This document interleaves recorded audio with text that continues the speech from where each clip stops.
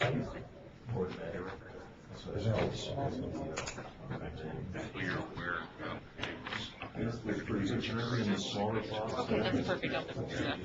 All right, I'm out of here. I think so.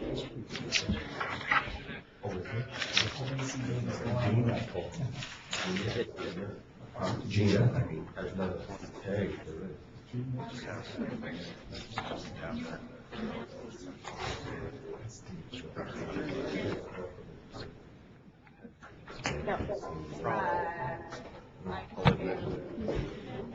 They're listed online, so. I know.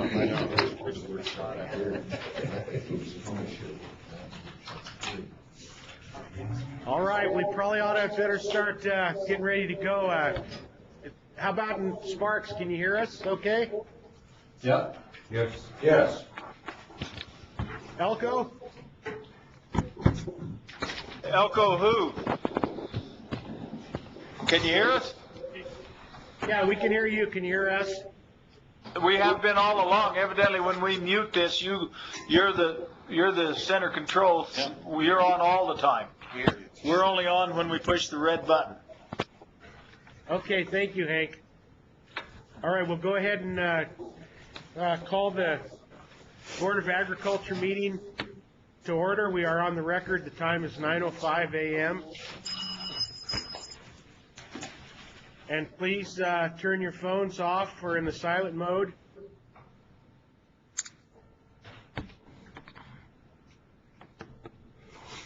And the date is the date is December 5th, 2013. First item on the agenda, Pledge of Allegiance. Can we go ahead and have everybody please stand?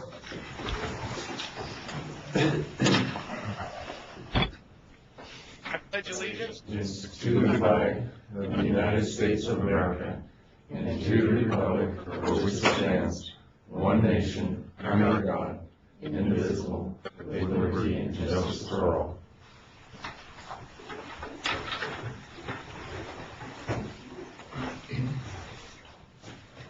Go ahead and the individual board members that are here today, and also, start here. Take it. Start over here. Right. Face.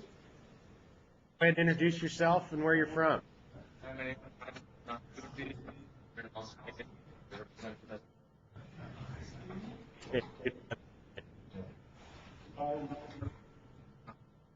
Industry from Las Vegas. Wood Spratling, Elko County, everything livestock. Good. Department of Agriculture. Tim Barr, Department of Ag. David Dick, Chairman, represent livestock. Ramona Morrison, General Agriculture, Nye County, and I think I'm in Palm Beach. Snyder, Van County, Road Crop. Sabrina, Humboldt County, County, representing patrol. Okay, how about Mark?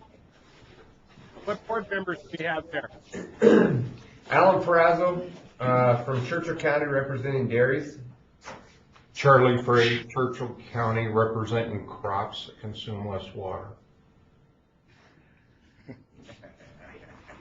Did you say we're going to have more water this year, Charlie? We're hoping. How was your trip? Chicago. Where they have one. It's dry back there. Yeah, I'm hoping. Is that all the board members in Sparks, Alan? Yes. Okay, and then Elko? Hank Vogler, sheep. And Hank, Mark who do you have Jensen's with you here. there today?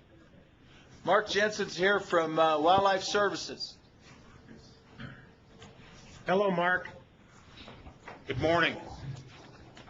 Go ahead, in Sparks, staff members that are joining us, go ahead and introduce yourselves. I'll start. Dave Jones, the Division of Consumer Equability. Tatiana Vukovic, Information and Education Officer. Jeff Sudich, Marketing Coordinator. Jamie Greer, weed-free forage and gravel certification. Ed Foster, plant industry, sitting in for Don Rafferty, who's ill today. And Jay Ludlow, Department of Agriculture. Dennis Belcourt, Deputy Attorney General.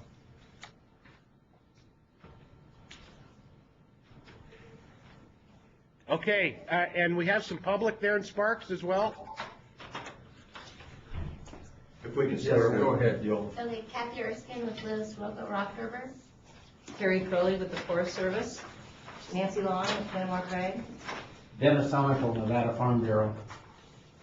Good morning, Dennis. Good morning, Dave. Okay, and we'll go ahead here in the Las Vegas area and have the staff behind me introduce themselves, starting over here in the corner. Bob Conrad, Public Information Officer, Department of Ag. Lynn Hetrick, Deputy Director, Department of Ag. Flint Wright, Animal Industry Administrator. Donnell Martin, Food Nutrition Administrator. Robert Levitt, Pest Control, Department of Ag. New employee. Okay. Bill Hanson, Fiscal Administrator. Damon Hernandez, ASO, Department of Agriculture, also.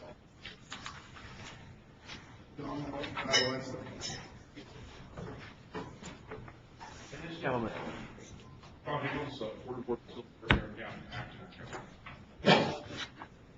Did we get everybody introduced?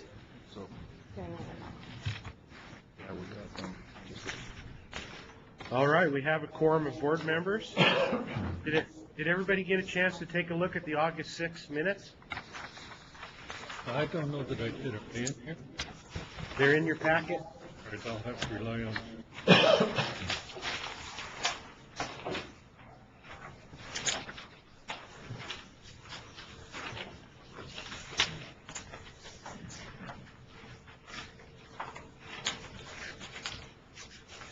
It's in the packet there.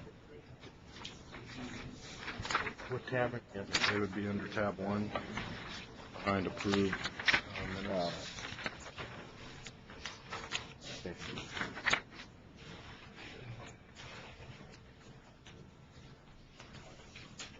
3 pages.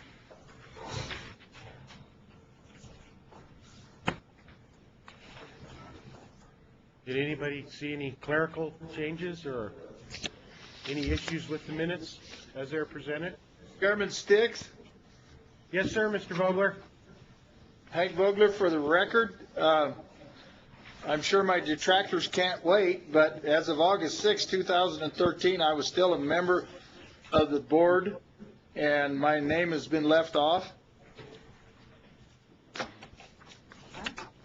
And I was present. Correct, I remember. Correct.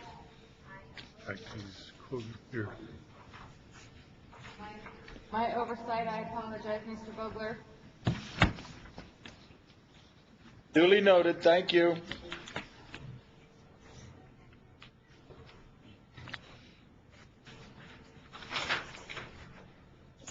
Any other corrections or defaults in the minutes? I'll entertain a motion to approve as amended. Is there a second? Second. Mr. Spratling made the motion. It's seconded by Ms. Morrison. Any discussion on the minutes? All of those in favor signify by saying aye. Aye. Those opposed, nay. Any abstentions? Motion approves unanimous. Item 2 is public comment. Does anybody have anything they would like to discuss to the board that's not on the agenda? Now's the time to do so under public input. Hank Vogler, is this the correct time to do this? This is something that's not in your minutes that will dramatically affect agriculture?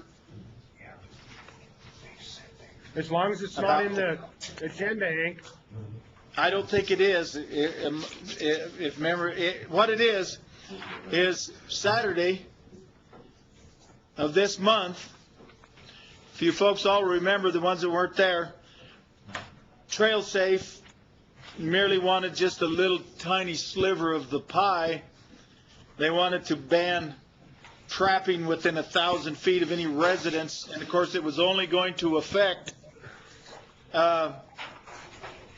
counties that had over 100,000 population, and it seemed laughable that they would ask for any more, but Saturday there will be a meeting of the Nevada Department of Wildlife, for your information, and there will be some new trapping visitation restrictions that are proposed that, unless something's happened, I don't believe Dayton, Fernley, Fallon, Yerington, Hawthorne, Tonopah, Winnemucca, Battle Mountain, Carlin, Elko, West Wendover, Eureka, Ely, Pahrump, Laughlin, Moapa, Glendale, Logandale, Overton, and Mesquite have populations of over 100,000. But they will be scrutinized under these new trapping laws that are being proposed by, guess who? Same folks. Also, management units, there will also be further trapping restrictions, which are authorized hunting units for wildlife. Those units that will be under scrutiny and changes if this thing passes Saturday. Unit 262, 269, 286, 192, 194, 196, portions of 268, 263, and 195, which are hunt units. So accumulatively, this is going to affect a heck of a lot more of agriculture than giving them the little tiny taste that they wanted. These things are not set in cement yet, but if you have any interest in that, it has the potential of being very damaging, I believe, to agriculture. And by the way, these are the same folks that wanted you to get your mouse traps registered and licensed. And it did get stopped, but nonetheless, these people don't quit. Thank you. Thank you, Hank. Any other public comment? Boyd. As a point of interest, I think we passed policy, on that a few years back regarding what, from this department, or from this board rather, what our policy was, and it was with any agriculturally zoned lands were exempt from both trapping regulations, was the stance that we took, which seems very legitimate to me. Yeah. And even if those agriculturally zoned lands were sitting within the city limits of Reno, it's exempt. So, for what it's worth, I think maybe it's something to reassert as the commission. Okay. The wildlife commission. Yes. And Are you going to be there, Jim? I won't be there, but we can take the initial letter. Actually, it was a letter that we put together representing the board and just send them a copy of it again, reasserting that this is the position of the board. Okay. For the record, Hank Vogler, would that also include, Mr. Barbie, for those of us who have permits on the public graze that may be affected by this, would that cover that, or are we just talking about private land?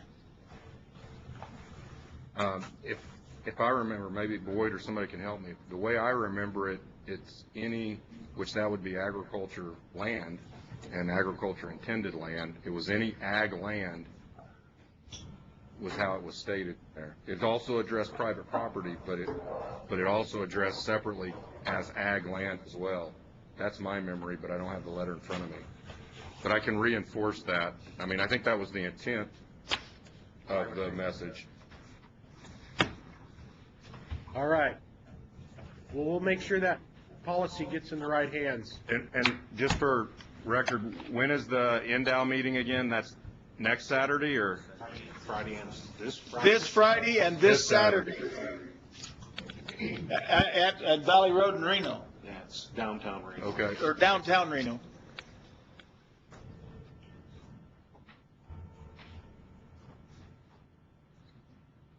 And then one more question. Mark, will you be back in Reno by Saturday?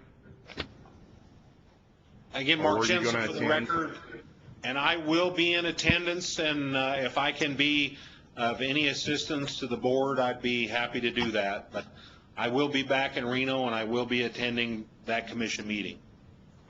I'll call you after the meeting today, and we'll coordinate making sure that we can get a copy of the letter over there, and that maybe you represent the agency, since I'll still be driving back to Reno at that point.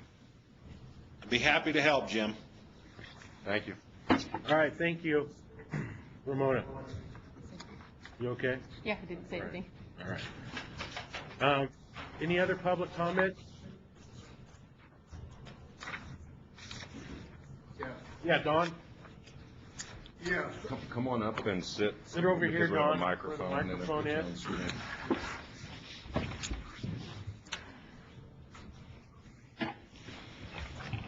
Yes, I'm Don Alton, Nevada Livestock Association. I'm on the mailing list from BLM. And I'm getting, on the average, of 4 letters a week on full effect and forced closures on rangeland. And from all over the state. Some of them are for reseeding or treatment of fire areas where they're only doing 5 acres a year, and they got 350 acres, something like that, they're treating. So they're stretching it out into all these years, which is going to be closing somebody's range for, 10, 15 years, virtually putting them out of business. And I've gone out with some of the ranchers when the monitoring is being done on this drought, and they go out in an area, do their monitoring where nothing has ever grown, where the soil's no good. And they say, well, there's no growth grass.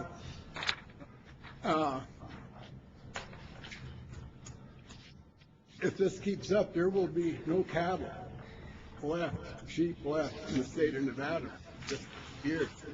It is just mind-boggling. The amount of places that are getting shut down. And if we're going to have a Department of Agriculture, the resources have to be protected by the state. It's just mind-boggling what's happening out there. Thank you. Thank you, Don. Any other public comment?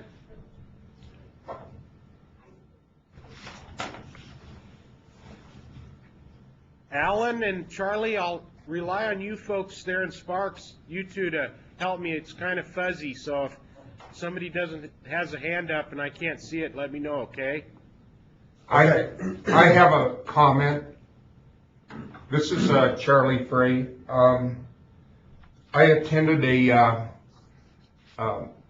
meeting at the University of Nevada, and the governor and the president appointed a special advisory committee to control and help the University of Nevada Cooperative Extension, and I was on it. And the president, Johnson, dissolved that committee, or attempted to dissolve it, and I think he did, and I just wanted to put that out for public comment. The board of directors and everybody that we set on together, we're really concerned about cooperative extension getting the necessary funding to do outreach programs to help people in the field, like all the farmers, and do cooperative extension type advisory work to help the farmers and ranchers economy. And we're all really concerned about the University of Nevada and its status in agriculture, because the Department of Agriculture is being cut substantially at the University of Nevada. The president, and we all agree that the president has a really important role to fill the student classrooms, but he also has an important role to help educate and keep the shareholders, stakeholders that they call them, in the field, people that have already been maybe through the classroom and now are out in the field, to help them and help increase the economic stability of the state of Nevada. And as you know, I was a really big recipient of that, trying to create a vineyard and then a winery and now a distillery. And this is going to have a very big economic impact on our state if we don't have funding, enough funding to help the people in the field. So the bottom line is the president is right, and we think we're right. He wants to fill the classrooms up, which is admirable, but we want to get the funding necessary to help the farmers and ranchers in the field. And I want everybody to be aware of that, and if they can call the president and encourage him, because they're a land-grant college, and they are bound to do that under the land-grant rules, is to help people in the field, the state stakeholders in the field. So I just want the board members to know that if they can contact the president and encourage him, he's open to discussion, but of course he's got a very difficult job because he's got to cut funding, but the cooperative extension has been cut more than 70%, where the students have been cut around 30. So just so you know. Thank you. Thank you, Charlie. Mr. Sproutley. I think another concern with cooperative extension is their mission and their focus has changed dramatically from what it was 15 years ago, 20 years ago. From an agricultural, from a land grant college to a whole variety of other, more urban type situation. Now, I have nothing against, urban extension from the university, but the intent of that particular organization has been dramatically diminished. Yes, sir. Yes, Ramona. Well, and when Dave and I were in school, all they were, basically, it was a college think out bureaucrats. And so, frankly, if those classrooms are empty, it'd probably help the industry. Sorry. Yeah. All right. Any more public comment? Politically incorrect. You stamped out bureaucrats. They closed it down and probably. I know you're all looking at me. Yeah. I'm talking federal, sorry. And end out. All right. Well, with that, we'll go ahead and move on with the director's report, number 3. Jim? Yes, sir. So it's going to be really short and it's kind of vague, but during our administrative update, a lot of the folks that are working on these projects are actually going to update you. But to give you kind of an idea of my activities, I provided, like I have in the past, basically a list of the meetings and activities that I've been involved in since our past board meeting. I've spent a fair amount of time working with Northern Nevada Development Authority and GoEd relative to economic development opportunities, and there's a diverse bunch of those, and some of them are startup businesses, so we're sworn to secrecy until stuff begins to happen, but there's a lot of interest and there's a lot of activity around agriculture and startup businesses in agriculture, and so that's news.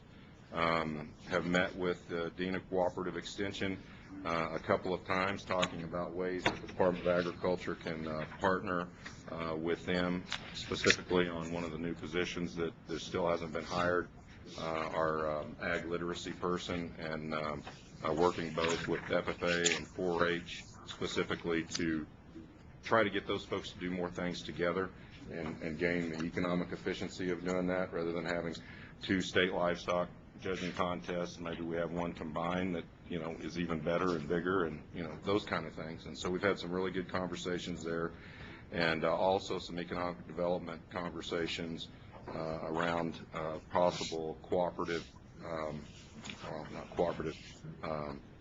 food processing co-op model, where basically in a smaller community, using some rural development USDA funds to look at a building that could process maybe nut products or salsa type products, or change equipment out and basically give small business people an opportunity under a cooperative setting or a co-op setting to be able to bring more Nevada product to market. Additionally, I've spent a lot of time working in conversations with the food bank relative to the food security, with the director of Department of Health, Mike Wilden. Have met with the First Lady a couple of times on those issues, and they're going to be forming that Food Security Council very soon, in the coming time period. One thing significantly regulatorily since we last met, we did do the hearings and make the decision on the pesticide registration fee increase that moved from $100 to $125 in the state, and then took that to LCB, and the commission, and they approved that change. Additionally, we did get letters of support for that from Farm Bureau, from cattlemen's, and from the Sage Grouse Council, in that we're looking at that money being roughly $250,000, with $50,000 covering the cost of the salary position that we have on the technical team for sage grouse, and then roughly $200,000 that we would put towards projects dealing with invasive species around the sage grouse issue, and that money will be collected this month, is being collected this month, so we hope to be able to do a budget amendment and be able to get some funding on the ground this spring. So getting things turned around pretty quick, where hopefully we can have some kind of impact. What we do there will be a result of our invasive noxious weed folks working with the technical team to come up with a plan, and then will be presented to the Sage Grouse Council and have them flush it out as well. We'll include you, obviously, the board, on those communications. We did have a very successful Department of Agriculture Southern Ag Conference down here in Las Vegas 2 weeks ago, in conjunction with the Farm Bureau Conference.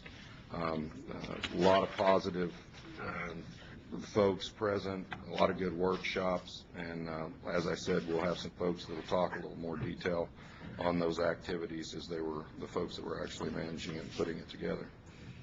And with that, we just look forward to the tour of Star Nursery today, and then tomorrow morning we'll be at Anderson Dairy, followed by the Clark County Centralized Kitchen tour after we get done at Anderson Dairy. Yes. I didn't follow you on the sage grouse money. So the pesticide registration is $100. Yeah. And we put forward regs that came before the director. It's a director decision, to increase it from $100 to $125, which there's roughly right now at $100 it produces $1 million in revenue, and so with 125 will produce roughly $1.25 million, and so an additional $250,000.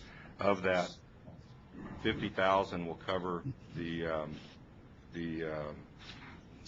salary, our salary portion of the position that we have on the technical team for the sage grouse. That's how you're funding it? Right, right. Because it's through the invasive, which is basically our connection to that whole issue, is the invasive noxious weed plant stuff. And so it'll fund that, and then it'll give us $200,000 roughly that we can use for projects. We want to do some kind of there could be anything around. It has to be tied to invasive plant control, reclamation activities that are controlling invasive plant, and that being the first or second listed threat issue for the sage grouse, the importance that goes along. It's not going to make a huge difference. It's not that much money, but at least it's something where we've not had anything engaged there up until now.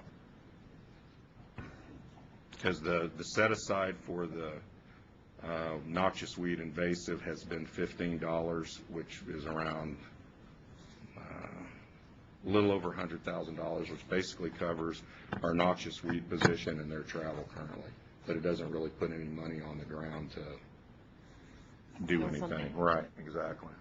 So that's what that money would do. We did screw up, and when we did the reg change, we didn't include the increase in the set-aside, so the set-aside's still $15, so I gotta go back through and hold hearing, and then change the set-aside from $15 to, what would that be, $40? Or the combined 15 and 25, and then that'll have to go, if approved, it'll have to go to the commission for their final approval, and then away we go.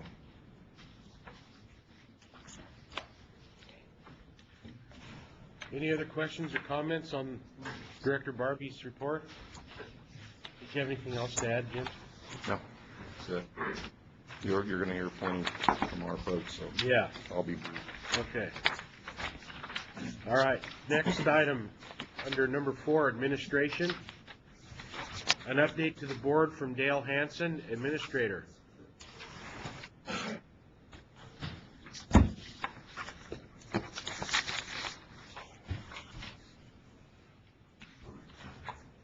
Dale Hansen, for the record. I'm fiscal administrator, Department of Agriculture. For those that are here, I handed out 2 fiscal reports. One is a high-level report of our expenditures to date as of December 3rd. And the other one is a high-level report on our revenues as of December 3rd. For those of you in the outlying areas, when I get back to the hotel, I will email these back out to you so everyone has a copy.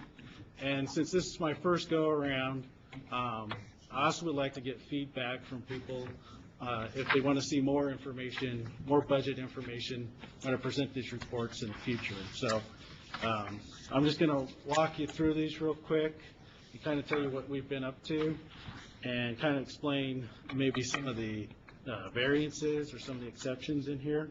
Our budget went from approximately $18 million to $162 million with the 3 new programs that we inherited on July 1st. So that was the food commodity program, the nutrition program, and the dairy commission. And most of that, obviously, a huge portion of that is the child food and nutrition program, which is a budget of $129 million. And that basically, those 3 programs actually now make up 90% of our budget. And so that's actually where a lot of my activity has been since I've come on here, has been trying to understand these programs, try to understand, well, actually dealing with our federal counterparts at the USDA, trying to make sure that we're in compliance with their fiscal requirements and so forth. And then with food commodity, trying to learn that program as well, and dairy commission. I'm going to explain that there is a little variance here on the expenditure report. The bottom number is $157 million. On the revenue report, the bottom number is $162 million. The difference is that this is kind of I took this from a report that I've been using to kind of manage the budget, and I tracked the reserve on a separate report. So the difference is actually the reserve totals were included under the expenditure categories. So that's roughly $4.866 million. So on the next reports, actually I'll resend an updated report, a corrected report that would have the reserve categories back in there. You can see that the revenues and expenditures actually match as far as the budgeted part. Okay. Just going through the expenditure report real quickly for you guys. The first one I want to touch upon is budget account 2691. This is the child food and nutrition program. And if you look at this point in time, we're almost halfway through the year, and we've only spent 15% of the budget. And mostly that is due to the fact that school didn't really start till September, or end of August, September. So a lot of these groups have 60 days to submit their claims, and so there's just a little lag time as far as reimbursing them for their claims. And with the child food and nutrition program, you also see that the revenues are $17 million and the expenditures are $19 million. this is an entitlement program, so basically we can't ask the feds for money until we actually spend it. So we're always just a little bit behind on doing our federal draws. And you'll see that also from time to time with the food commodity program too, is that we can't really get reimbursement from the federal government until we actually spend the money. So we'll always be a little bit ahead of that. Those are the only programs that you could ever really see negative balance on. Some of the 45, 52 and 45, sometimes we have negative balances there as well because they have grants in them as well.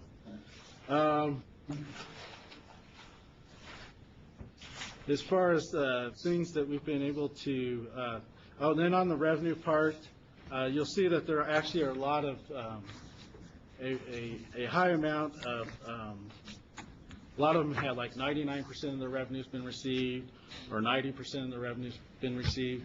And in those cases, in most of those cases, it's not that we've got, most of those cases, it's just been the balance forward or a general fund appropriation that is accounting for that. So if you look at, like, for example, the veterinary and medical services budget count, 4550, they've gotten $950,000. Well, $924,000 of that money is general fund revenue. So just to explain a little, some of the variances there in the budget part. It's been a wild ride since I've been here.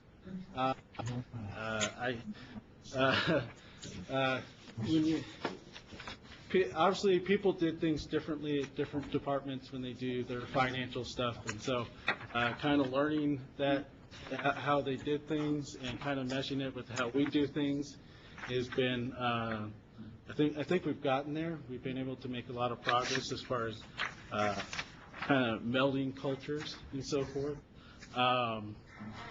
We've also had the government shutdowns for a little bit, so we had to answer a lot of questions about how we were going to deal with the government shutdown if it had extended for several months. And so that took up a lot of our time as well. We just got fully staffed. December 2nd, we actually got fully staffed with fiscal people, and so we're not trying to match people and make sure we got them in the right place. We've been able to pretty much obligate all our legislatively approved equipment, and we've made most of our computer purchases, so we're happy to get that done before the first half of the year. And then right now, we're working on getting credit cards at our counters, and that will pretty much within the next couple of weeks we should have that set up. We're doing some pretty heavy testing so that, you know, when people come to the counters, we can actually take care of problems with their credit cards if there's issues and so forth. So we've been testing that pretty heavily. And in fact, I've got the little device here for the Las Vegas office, and we'll be going through some training on that. And then I also have internal auditors here. Yeah. And so they're from the Department of Administration, so we've been dealing with them as well. So it's been a pretty busy first half of the year for us so far. Just to let you know, in December 9th, we'll have the Interim Finance Committee, and that allows us to make budget adjustments and so forth. And we will have a couple of budget adjustments there. We'll have one that has to do with the Child Food and Nutrition Program. We'll have one that will allow us to buy equipment. We're going to buy over $100,000 in equipment for our dairy lab, and we'll actually be putting that to use for the first time since we've occupied that building. And we have, since we've hired the Dairy Commission staff, we have several people that are qualified to perform those tests, and so we'll be able to do that. And then, of course, we have the specialty block grant, which, because it's a block grant, has to have a public meeting in order for us to be able to start spending it, so that will be there too. So that's pretty much all I have for you guys. I encourage you to look at the report. If you want more detail, we can give you more detail, kind of look at things you want to see. And if you have any questions, feel free to ask them now or yes. Where does your funding come from for the equipment in the dairy lab? In the dairy lab, the dairy has fees that they charge. So it's a fee generation? Yeah, it's a fee generation, and they have, basically this $100,000 is coming from the reserve that they have, so we'll be able to use that money to pay for the dairy equipment. And one thing to note on that that I would also add, in that when the Dairy Commission came into the Department of Agriculture initially, we were looking at a 2-year delay or period before they were going to move into the main headquarters building, and that wound up happening within a couple of weeks of the transfer of the program, which then created a revenue savings in their budget because they were expending so many $1,000s on a lease property in Reno that basically when they came into the Department of Ag went to like, and they're not in the cost allocation yet, we've got to put that in, but went from roughly 40,000 down to 2015. So it was roughly $70,000 lease that went down to about $3,000 when they get into the cost allocation is roughly what they pay. So that was a revenue uptick, and historically the legislature's been on them to ensure that their reserve doesn't get too high, so they're right around $500,000. So we saw this as a way to basically utilize those funds roughly to pay for the equipment to get the dairy lab up and running at full efficiency, and then that also creates a revenue savings because currently they're in a contract with the UNR Health Lab to do that work for roughly $30,000 a year. So in the first year, because of the savings on facilities and then not paying out and having that work done in contract, it's basically going to be a break. And so every year after that, it's a clear revenue uptick. They're also looking at their fees that they're currently charging and trying to see if we may need to pull back and reduce those fees to keep that reserve in check where it needs to be and still meet all the needs and requirements. So that may result in overall, which is what they're looking at now, ultimately a fee reduction to the industry. Yeah. Any more questions for Dale? Thank you, sir. All right, thank you. Thanks, Dale. Item number B, public information request policy and fee schedule. Bob Conrad. Bob, come on up. This is for possible approval. So just briefly, the public records request policy and fee schedule basically allows, or I should say streamlines, the process for members of the public to request records that are public, as well as for NDA to charge a reasonable fee for staff time and copy costs and so on. Be happy to answer any questions. So you'll see that under section 4B.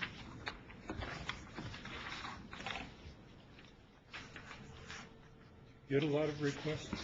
Yeah, since I've been on in July, and I was going to cover that under section 4D, my update for marketing and communications. The level of requests that we have is such that if we were to not charge for staff time, it could feasibly, or could reasonably mean that a good portion of my time and other staff time is devoted to tracking down requests, which then would take from other duties that we would also be responsible for. And I'll just give one example. We had for about the past 4 months a pretty significant public records request that amounted to nearly $800 from the news station here in Las Vegas regarding our fuel pump inspections. And that did consume a lot of my time, which is fine, it's not a big deal. But the amount of documentation requested was pretty significant and did take a lot of staff time from our consumer equitability division.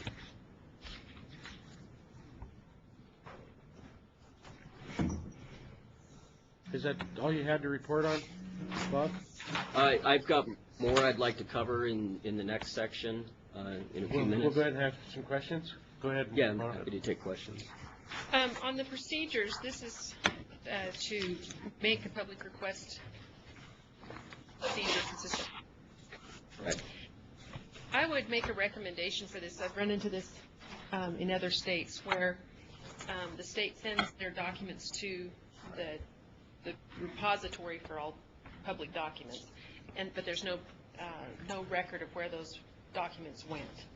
Okay. And I would recommend or amend this, some sort of language that has a record of transmittal for documents that are sent outside of the possession and control of the Department of Agriculture. I think you guys will appreciate having that in there too. So you can find your records 5 years later. So maybe we would add a number 7 Yeah. to that, Bob? Sure. And we'll, the intent being that we'll have, maintain a record of dispersal of records. Of transmittal. Yeah, So if it transmittal. goes to the archives or if it goes to the repository for all the public documents. Okay. And then the only thing I was going to add is, Bob, you've been at 3 other agencies prior to this. Is this pretty standard? Correct. For what they did at the other ones? Dennis Belcourt, I believe, is in Sparks, and he may be able to add to this, but I believe there were some changes to statute regarding public records in the last legislative session, which took hold in October. So we did modify this document to some degree, but I'm not familiar with why those changes were made or what the changes were. Mr. Chairman, Dennis Belcourt, Deputy Attorney General. Yeah, yes, there were legal changes. And in addition, there may be some regulatory changes because the legislature passed some regulations about the public records process that our office and the Archives and Historical Preservation need to get together and to do some regs. So there will be more to come on this too, but it's not a static area. Mona? Mona Morrison for the record. Dennis, what was the nature of those changes? Well, the changes, the regulations are still in the process of, they're under development. The new so I don't know what the changes will be in that regard. I can put together a summary of the changes that were actually implemented through. One of the changes that is notable is there's a limitation on how much money that the agency can recover for extraordinary, records requests. There's a 50-cent per page limitation. That's the one that stands out in my mind. There were others that I can't recall off the top of my head. Okay. And can I add, yes, Mr. Chairman? This policy was actually a version that was drafted in conjunction with the Deputy Attorney General for the Governor's Office of Energy when I was there. And when I came to Ag, I took it and modified it, worked with Dennis, so this is up to date and current with requirements.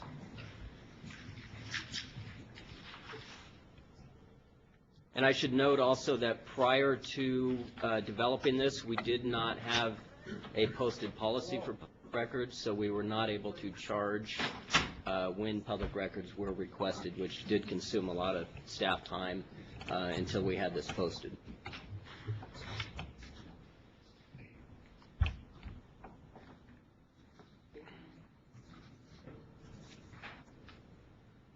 Any other comments, or? Yeah, any more comments? Do we have a motion? I move that we adopt the policy as written for policy number AG2ADM-1. Mr. Chairman, clarification, as amended? As adding amended. seven. As amended. Okay. Sorry. Second. That was We have a first from Ramon. Jim Snyder seconds. Jim Snyder second, correct. And Any public comment?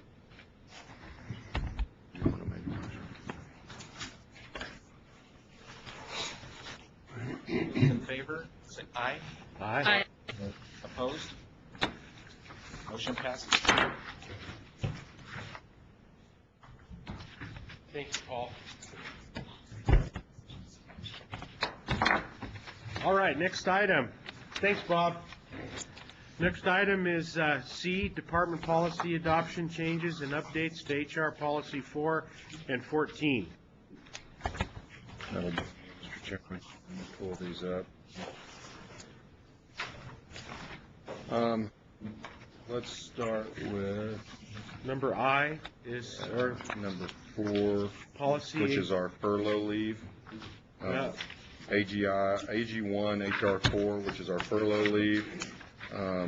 This is basically, we hadn't submitted this one prior to, so this is our new one, I believe. Is that correct?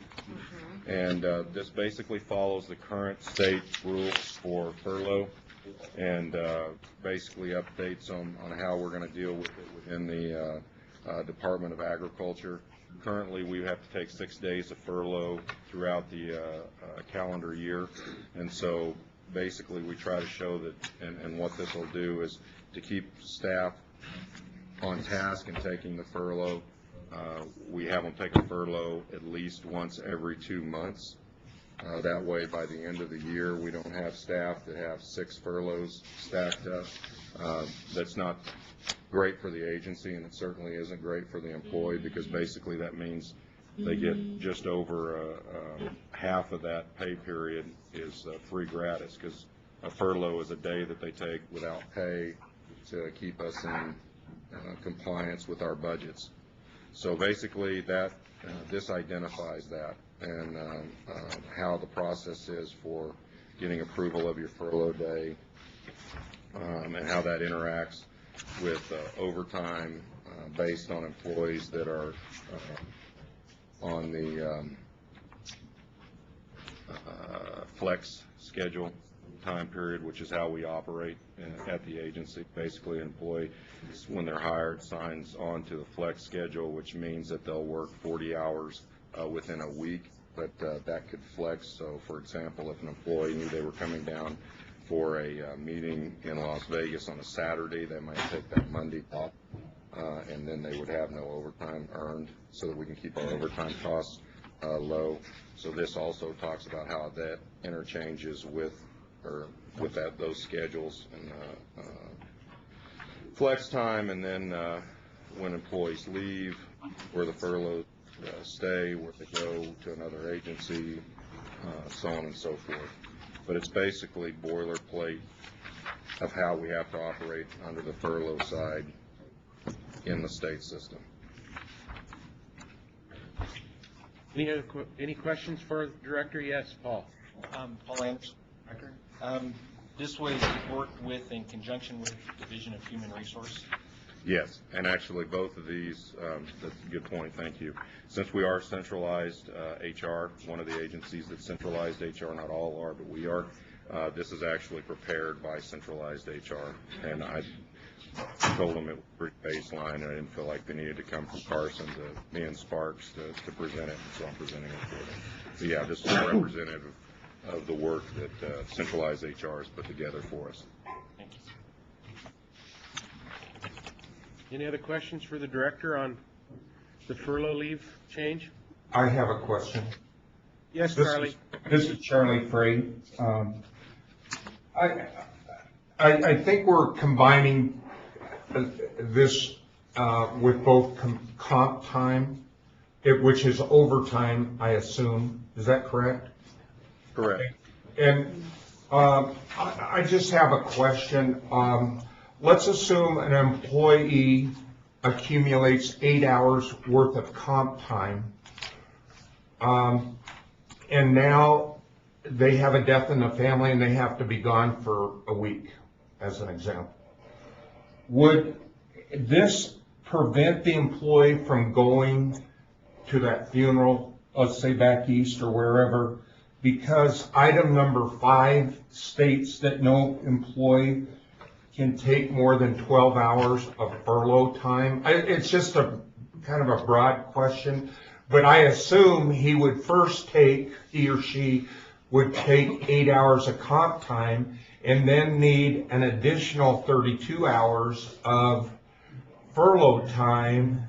Am I reading this correctly or not? Does that make sense? Yes, you're reading it relative to this singular policy. We have another separate policy that is focused completely on overtime or overtime comp. And so basically the 12 hours is to keep the employee from stacking up a bunch of furlough, which we've had an issue with, and then having to basically be gone. It's not so much for the convenience of the employee, but they don't take the furloughs throughout the year, and then at the end of the year, maybe when we have some work that has to be done that we have to accomplish, that employee hasn't kept up on their furlough leave, and so they have to take 6 days of furlough. So right in the time where we need this employee to do something, for an example, they have to take 6 days of furloughs. They're off for 6 days of work because of the state rules and state. So this is to keep that from happening.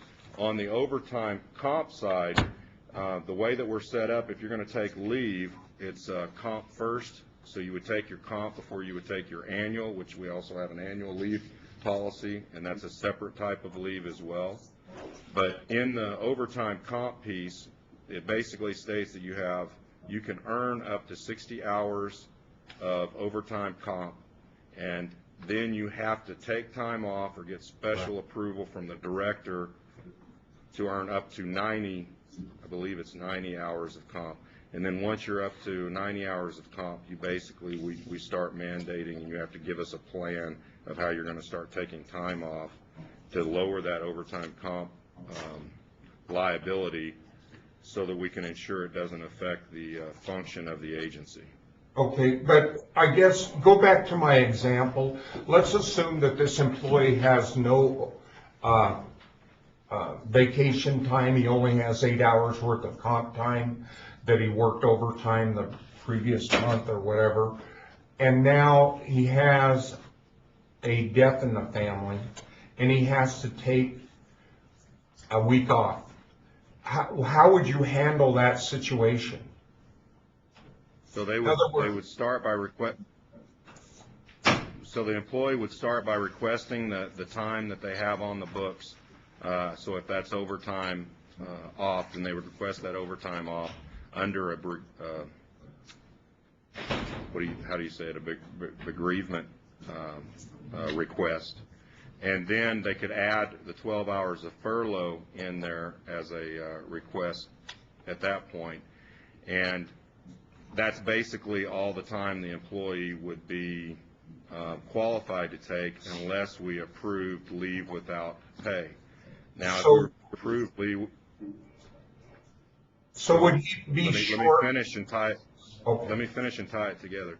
So if they were going to take leave without pay, and I was going to approve that, then I would approve it as furlough anyway, so that they could get the furlough commitment off, because that would be the same thing, relatively speaking. I mean, there were two technical different claims. One is claiming the furlough time. One would be claiming leave without pay. And then that, of course, would depend on the workload and what issues are happening at the same time. So it would really depend on the individual, the job requirements, and how we would have to deal. But we're very sensitive, obviously, to you know, people have personal needs and things come up, and you know, in an employee's life over the long haul, you know, if that's not an ongoing issue, then we're pretty receptive to working with them. So you have wiggle room in here to give him another 20 hours? Okay. Yeah, correct. Thank you. Thank you, Charlie. Any other questions for the director? Okay, we'll move on to the HR 14, volunteer services. Let's do them individually. Individually? Okay. Fine. I motion we approve or vote to approve the furlough leave. I have a motion on the floor. Is there a second? Second. Motion's been made and seconded. Mr. Anderson made the motion. The second was by Mr. No. Is there any more discussion on this item? All of those in favor signify by saying aye. Aye. Opposed, nay. Any abstentions? Motion passes unanimous. Okay. Okay, policy AG1 HR 14. Again, another proposal put forward by centralized HR. This is amending what you've already passed and already exists. And basically, the rundown of what the changes are under page 1 and page 2, section responsibility. Under number 1, we added a B in there, which states reading, understanding, and applying with the department policies. And this is basically to ensure that the volunteers identify, yes, we've read this and agree to it. Under number 2, modified so that the supervisor is responsible for keeping the documents and tracking and documenting the time worked. This is part of centralized HR is located in Carson City. We're located in Sparks. We're the only one, I believe, that's under centralized that's not in Carson City. So they don't have everyday interaction with us. They come up once a week. So to make this work, we felt like we needed to have that responsibility on the supervisor of that program that they're utilizing volunteers for. And then under number 3, removed HR services along the same lines would complete the forms and agreements. The supervisor would actually do that work because they're having the direct interaction with the volunteers. Then under page 2, procedures, number 2, the screening and selection. Under A, they added language to require volunteers to sign an essential functions form to ensure they can perform the essential functions of the job. In other words, whatever the job they're performing for, that ensures and provides safety on the state side, that they haven't got some pre-existing condition that they maybe can afterwards, if we didn't do this, could say the job of volunteering caused. It's a liability protection for the state. Excuse me, Jim, on that section, this would include things like lifting, climbing, such like that. That's what we mean by essential functions. Okay. Whatever the essential functions of the job that they're volunteering for. And, you know, these are things that we utilize in our other regular positions, like weights and measures is a good example because they're lifting weights, and so they have to show and take a test that they can perform those essential functions. Where that would be appropriate in this volunteer piece, they would also do that as well. And then there's some minor grammatical editing that they did throughout the document to update it. But that's the meat of the changes that were made. Any other questions or comments? Yes, Ramona? No? Any other questions or comments on that item? Sparks, you okay? Good. Yes. Elko, you all right? Okay, I'll entertain a motion.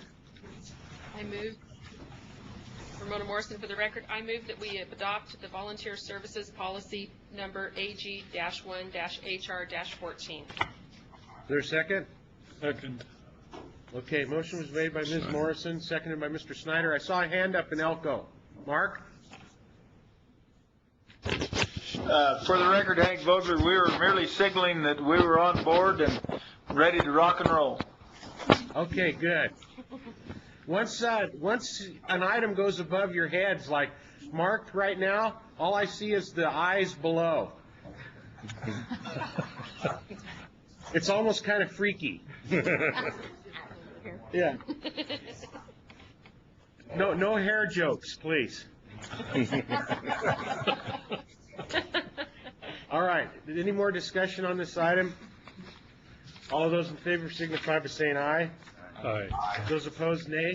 Any abstentions? Motion passes unanimous. Item D, marketing and communications update. Mr. Conrad. Yeah. Perfect.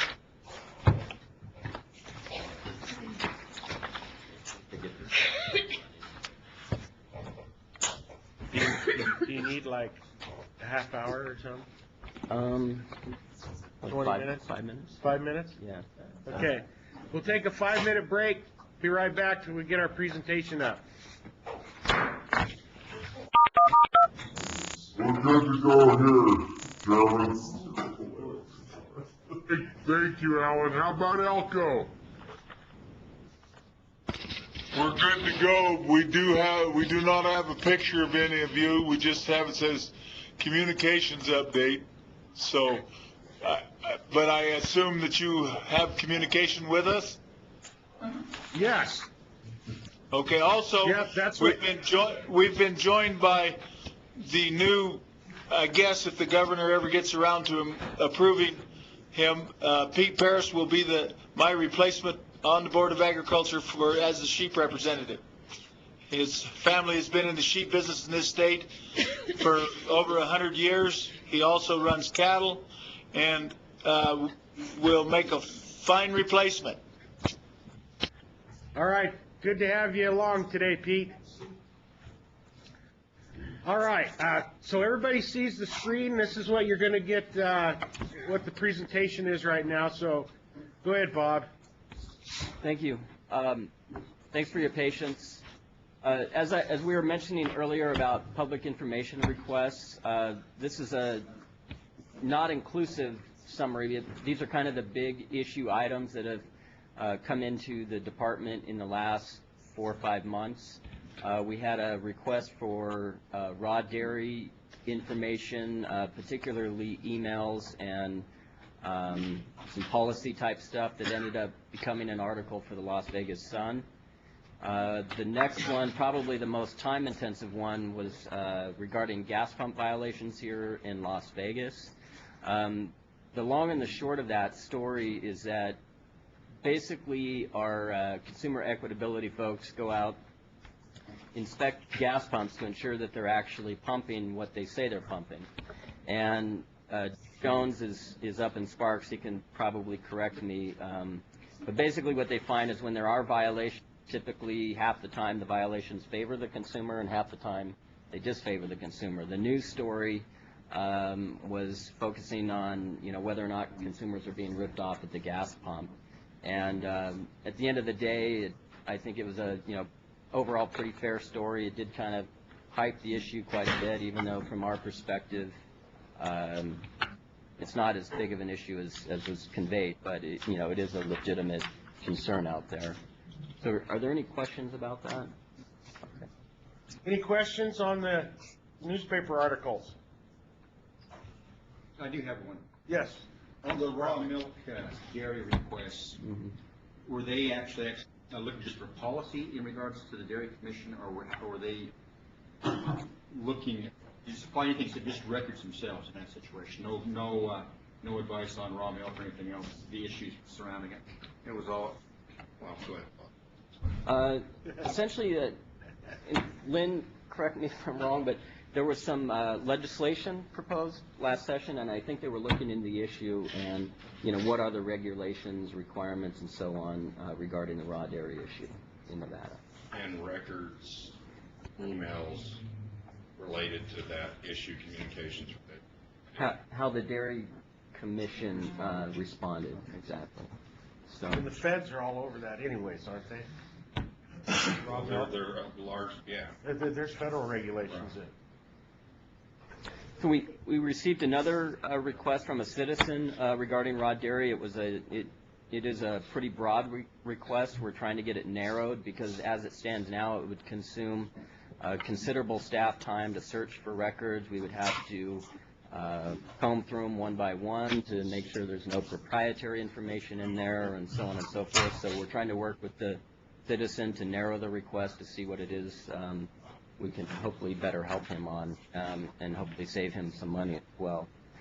We've received 2 nearly identical requests regarding the Predator and Rodent Control Board requesting meeting minutes, and it came to my understanding that meeting minutes are basically only have a shelf life of 1 year for the state, so there are no meeting minutes for this particular board.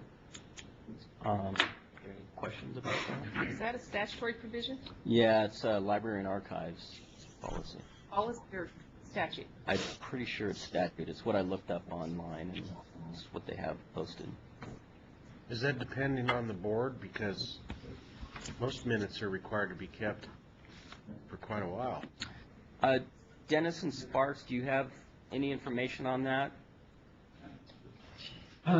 I think in Chapter 241 there's a requirement, and I can get that up.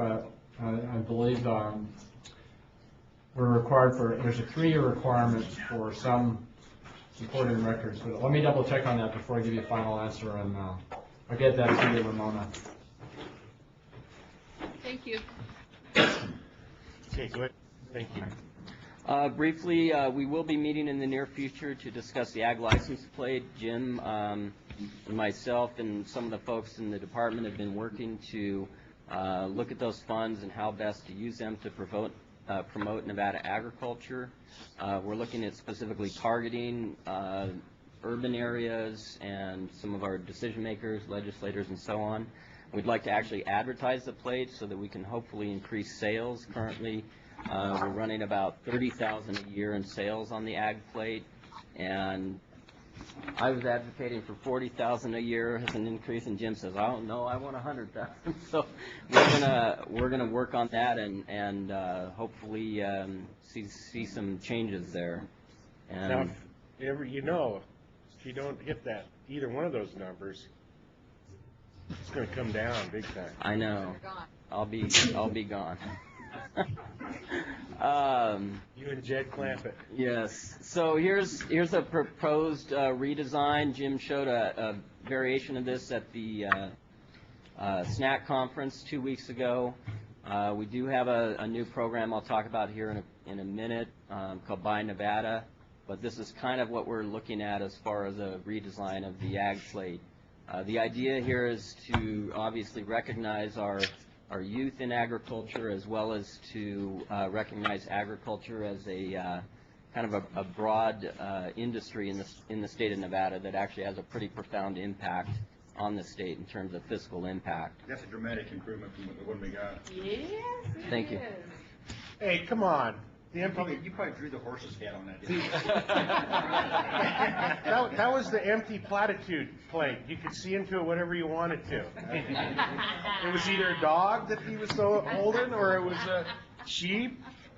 The method to the madness here is we want to appeal to both, the urban consumer as well as, the conventional and traditional agriculturalists in the state. So some of the feedback we've gotten is that the existing ag plate doesn't quite appeal to the urban folks as much as those involved with the ag industry. So we're trying to find a happy medium here to hopefully, increase sales down the road and better promote. And just as an FYI, this hasn't gone to the FFA Foundation Board, which has the authority on the final, what it's going to look like. But we're hopeful that they'll either choose this one, or there's one where the FFA and the 4-H emblem are down in the corner. And so it depends on if DMV will allow us to blow up the FFA emblem in the back or not, which is a highway patrol call. But I basically have to start all over with the director of DMV because, and he's going to be pretty annoyed with me, and so it's going to cost me a steak dinner or something, which is still well worth it. But we transitioned from the Nevada grown to where we are today, and so a lot of that's changed. And Bob, on his own, with some of our other folks, took the initiative to say, it looks like crud on a blue background. What if we did this? And they're really to be commended. I think this is the most attractive version yet that we've seen, in my opinion. On your computer and then red on the screen. It's Buy Nevada. the large type is dark blue, consistent with most Nevada plates, and then the background is a light brown. The emblem, the Buy Nevada emblem, is 2 different shades of brown with some green highlighting. Okay, it looks like on your computer. What does it say underneath that? What are the words? Agriculture, people grow things here, is what it says on the bottom. Which It's by statute. By statute. By statute, the FFA emblem has to be on there, and the statement, agriculture and people grow things here. Underneath the Buy Nevada. I'm sorry. Right. Food and agriculture products made and grown in Nevada. I thank you. So along with that, the Buy Nevada program, newly launched, Jim charged us with basically trying to develop a program similar to most other states in the country that encompasses both the food and ag sector in Nevada and promotes businesses that are either growing or selling Nevada products. So we came up with the name Buy Nevada. We have it registered through the state Secretary of State's office. We have a website. We're offering memberships starting at a very high price of $2,000, and we also have free memberships, and it's entirely voluntary, it's optional, basically free promotion if you're a grower, you're a seller, you're a distributor, you're a processor. Basically the amount of membership, or the level of membership that you want to be a part of, you get different kinds of benefits, and right now we're pretty wide open. We're including everybody who wants to be listed on the website.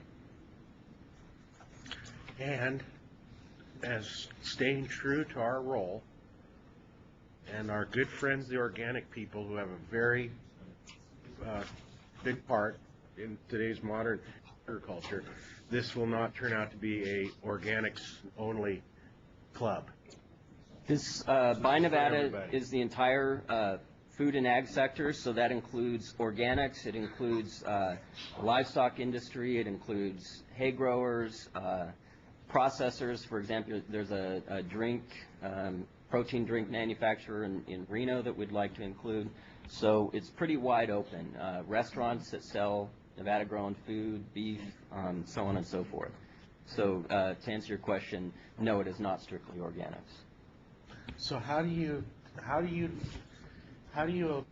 cross that gray area? Like you said, there's a drink. So this could market like a Monster type outfit? No, it's a water base. Oh. But basically, by putting food and agriculture on there, we can market this as a label that can be attached to either, hopefully maybe we get killer sauce on board for those of us that they identify the Nevada product through the use of the Buy Nevada agriculture label. In addition to, if Jeff Sudich is working with someone to market hay internationally that's going to China, the Asian population is very attuned with wanting to know where the product that's purchasing is coming from.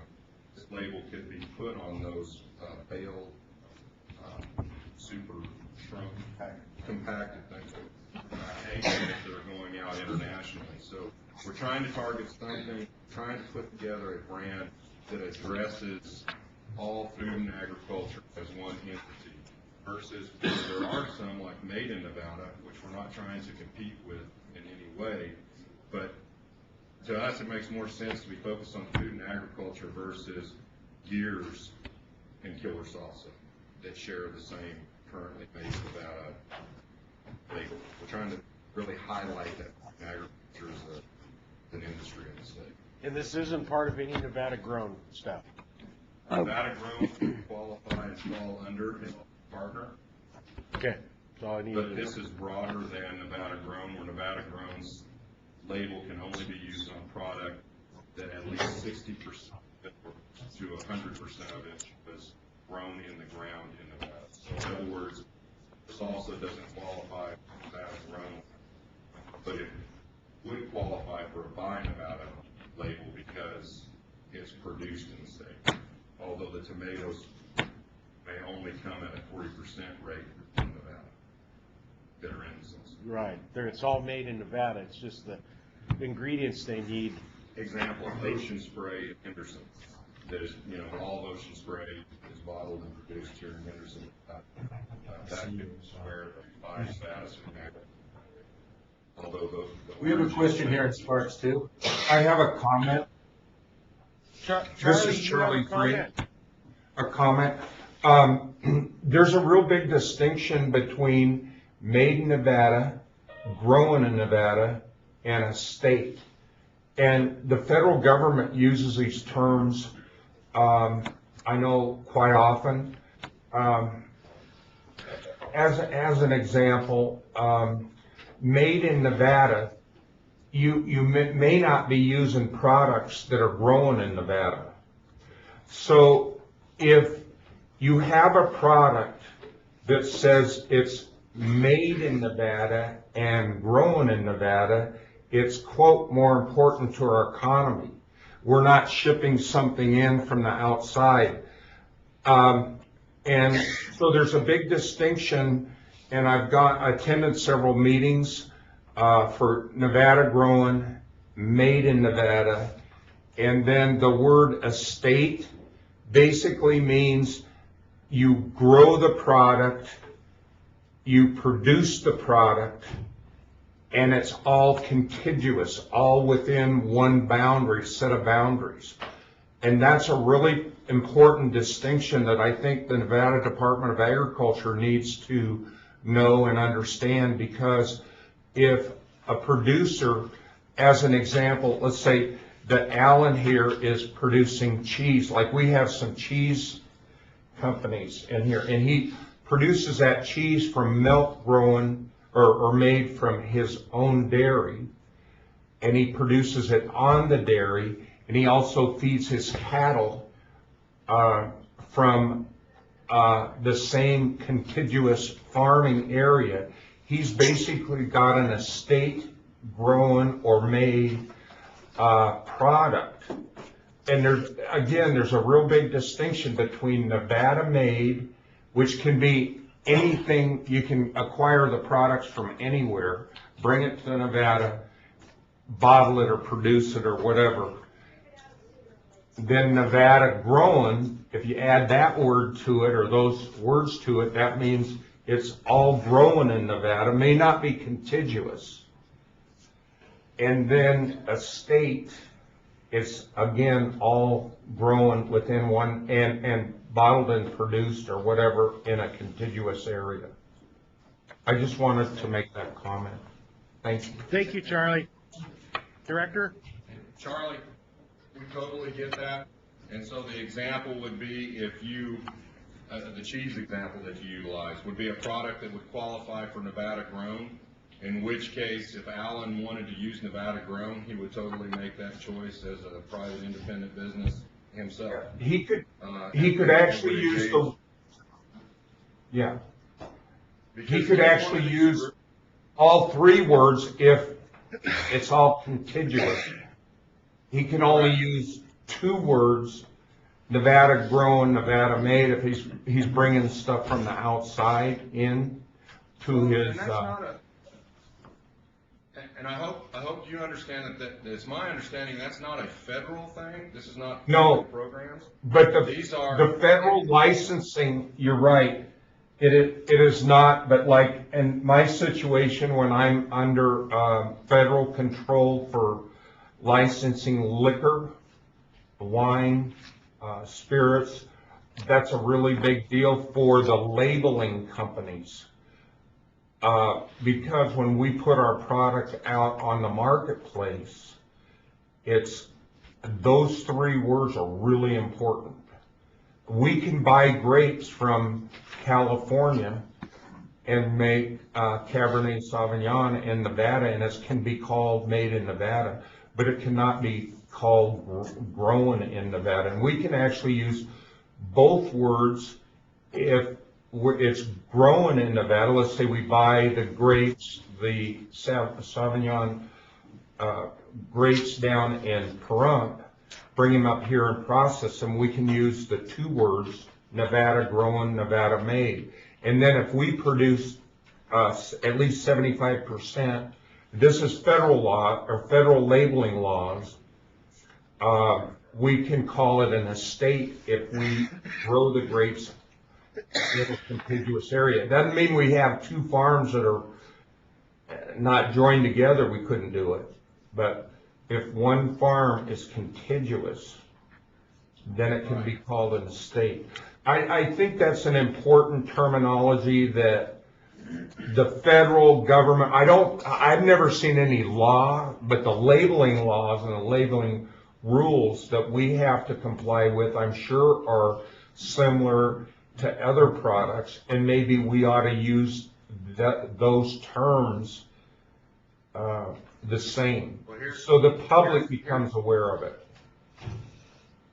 Here's what we're trying to do, though, Charlie. We have two different labels that use those words. Nevada Grown, which is a private nonprofit incorporated board label that we do not have ownership of. We have Made in Nevada, again, a private nonprofit, used to be managed by the state, no longer managed by the state, that we do not have control of, and we do not own those terms. So in the state of Nevada, we can't use those terms or those labels under that, because it would be an infringement on their term, it's not the right word, but they're basically the terms that they're using. So in lieu of that, and we're not talking labeling laws, we're talking promoting of agriculture product. We're using this label, Buy Nevada Food and Agriculture Products, to promote. So in other words, under that label, and that's what Bob's next ta-da is going to be, we're showing you how we will promote those that sign up per our statutory requirement for promoting and marketing the agriculture industry in the state of Nevada, which is what we're addressing with this labeling program. But it's not under labeling laws, it's simply a branding. Branding is probably we should use more than labeling. And if I can add too, we deliberately structured this program not to be regulatory, to be strictly voluntary, and to, again, have a free option. So anyone who grows or creates food and ag products in the state of Nevada, we are more than happy to have you on the website and to help promote your business as part of this program. If you do have the ability to sign up as a paid member, you'd get extra features and benefits, but it's not a requirement. So, are there any other questions? Any questions? Okay, next item, Bob. Sure. So real quick, here's the logo. Every county in the state is listed. Again, we wanted to have a logo that was both modern but also kind of embrace, Nevada's traditional ag roots, and we think this visually captures that idea. I was just playing around on the website, showed you a little bit of that. And just moving along, I want to show you a couple things, some just general ag promotion stuff that we've been working on. We have set up a Flickr site, which anyone can go and download images that we've uploaded here. I don't know why they're... So as we go out and about in the state and take pictures of different operations, things that we're doing, for example, the Smith Valley School, we visited there, and anyone who wants to learn a little bit about what they're doing there can go on our site or go on theirs, and basically we're just continuing to try to promote Nevada agriculture visually. In addition to that, we've been doing some video. I'd like to play this briefly for you. It's just a minute 32. Sorry about the audio if you can't hear. This is Pagundis Dairy. We're currently milking just shy of 3,000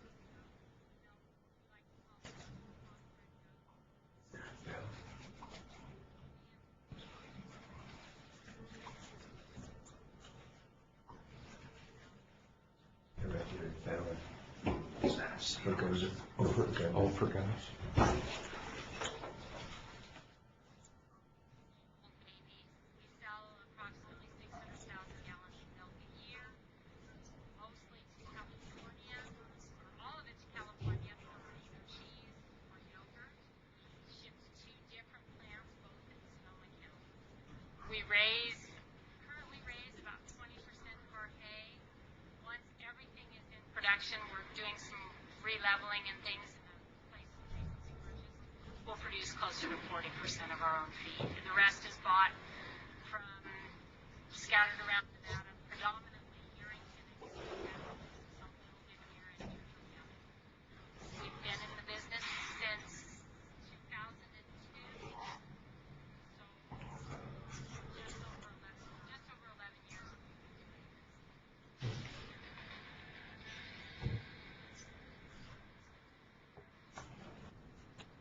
That's all that I have. Cool. So if you get a request from us to come out and shoot some video, that can give you an idea of what we're trying to do. We're trying to expose the industry producers in Nevada as much as possible. Then we see the benefit if you have your own website, then that's a video about your program that you can link to via your website through ours. So just more promotion, trying to get more things out there. We're also going to utilize some of these guys' skills and talents across some of our licensing and registration programs as we have new programs come online. Let's say it's the new electronic brand inspection, paperless brand inspection, and we would highlight kind of a how-to videos and things like that on those issues, animal health, so on and so forth. Great, thank you, Bob. Thank you. All right, good presentation. Our next item is item E, an ag report from Tatiana Vukovic. For the record, this is Hank Vogler for the record in Alco. Is Mr. Conrad still present? No, he left. Hi, Hank. Well, they had those other pictures. We didn't see him. Mr. Conrad. Sir. Whether you know it or not, Nevada has the most sought after wool clip in the United States of America. It has the same qualities, fineness, comfort index as New Zealand and Australian wool. It is now on par with those wools. We control weeds, we control noxious weeds, and we can do some real work with cheatgrass. Might not hurt to have us thrown in. I realize we no longer have 1 million head of sheep in the state, but we still do have 70,000 animals that contribute to this state and to this nation, and they have the smallest carbon footprint of any agriculture endeavor in this state. Thank you. I'd love to come out and visit you again, Hank. Thanks, Hank. Okay. Item E, Tatiana. Good morning, everybody. Tatiana Vukovic for the record, and this report is going to be really brief. I have been assigned the task to work on Nevada Agriculture Report, and we will be looking basically at economic contribution of food and agriculture clusters. So that means we will be including food and agriculture production, and we will be including all the related industry, looking into full value chain. We will be looking into food processing and packaging industries. We will be looking into distribution and support services that will include some research and include financial services and other services that are related to agriculture and food industry.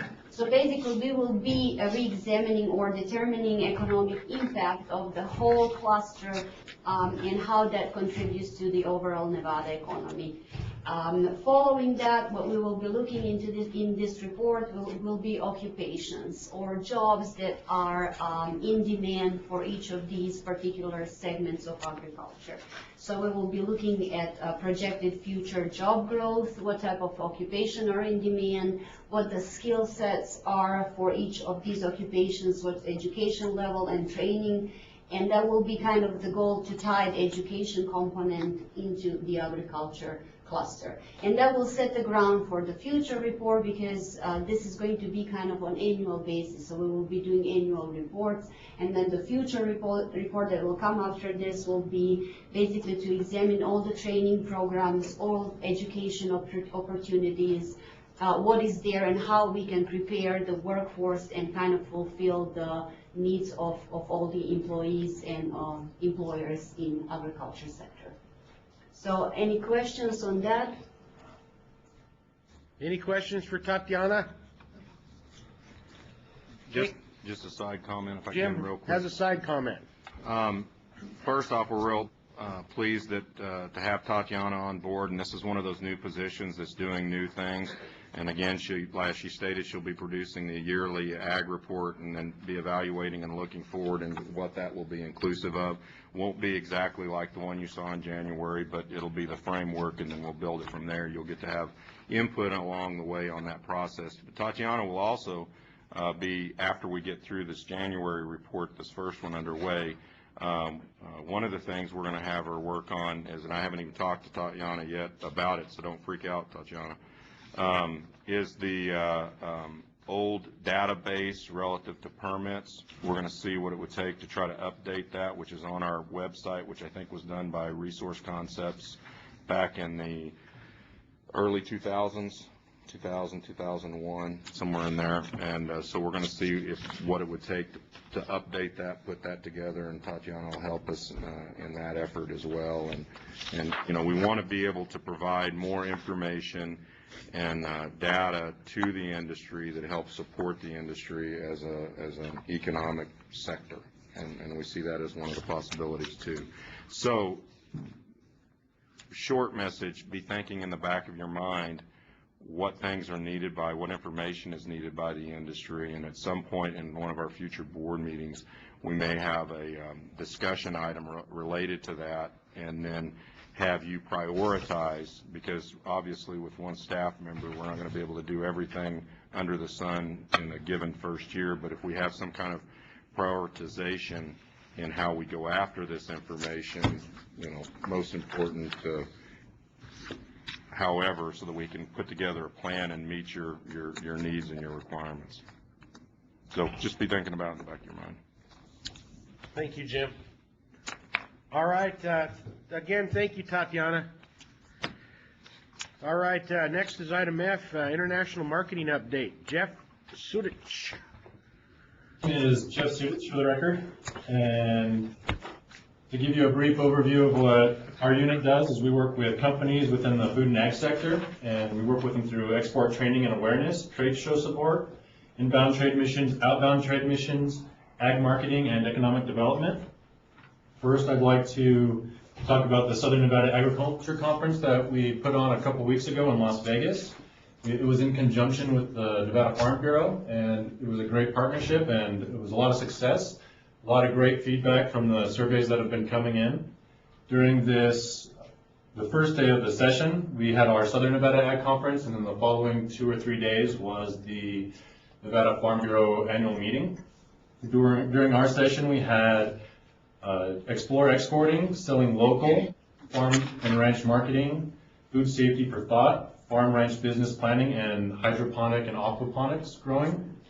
And we had a guest speaker that was funded through the Foreign Ag Service via the Western United States Agricultural Trade Association. His name was John Spears, and he's a professor out of Seattle. And he's been in the international arena for over 40 years. So we were appreciative of USADA, the Western United States Agricultural Trade Association, for funding him to come and speak with us. We also had sponsors from Kimmy Candy. They're our local chocolate company. They provided candy for us, and then NDA Ag Inc. is a local sand hydroponics company that participated as well. So next I'd like to talk about different projects with companies that I've worked with, and I'm going to briefly go through them. If anyone wants to hear more in depth about them, please let me know. First is Nevada Vines and Wines. EDON and GoEd approached us, and we worked with them initially to help find grants to help promote their project. They're here to try to help develop the wine industry in Nevada. They were able to get a specialty crop grant award of $40,000. Next is Nature's Bakery. We've been working with them to try to source their product. They are looking for figs, wheat, and oats. And we're working with them mainly on the fig side of things. They're growing so fast that they're outgrowing the California market to the figs that they get. So they want to produce that here in Nevada. We've learned that figs don't grow very well in the north, so unless you do it indoor, and that's not very cost effective. So we're looking at Moapa Valley and some other areas down south, and some companies are working to do test plots for them. They're also interested in exporting, and they're doing a little bit to Canada. Nevada Ag Inc. is one of the sponsors of the Southern Nevada Ag Conference, and they have a sand hydroponics facility about 30 minutes east of here. And they also are interested in exporting. They're interested in selling their technology, selling their product to local markets, and then also growing different types of melons to export to islands in the Caribbean. The DFA dairy plant Worked with them on international market data and then export support. We've gotten a couple trade leads from China, Indonesia, and Thailand for the dry dairy milk product. So sent that their way, and they also participated on one of the WUSADA trade shows, and it's Food Ingredients Asia, and that was in Bangkok this year in September. M2 Ingredients is a company out of San Diego that is growing pretty rapidly, and due to restrictions there, they are 90% sure they want to come and set up operations here in Washoe County. And so working with them and Edon on that.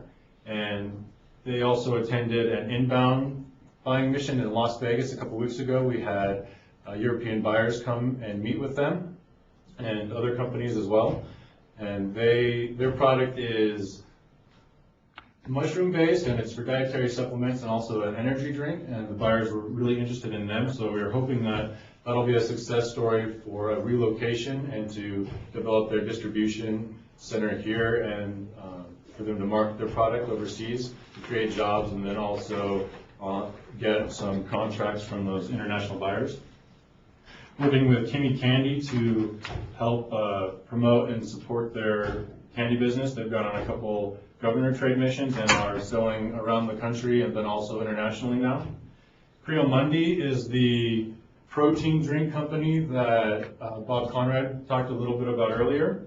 They have their corporate is here in Sparks, but their manufacturing is in Las Vegas. Palms to You is a pomegranate company in down south in Wapa Valley. They do a lot of pomegranates and are looking into the fig side of things, so we've been working with them to try to work with them to get their product exported. I've worked with Palm Wonderful in the past to help them get their pomegranate drink into China and Indonesia.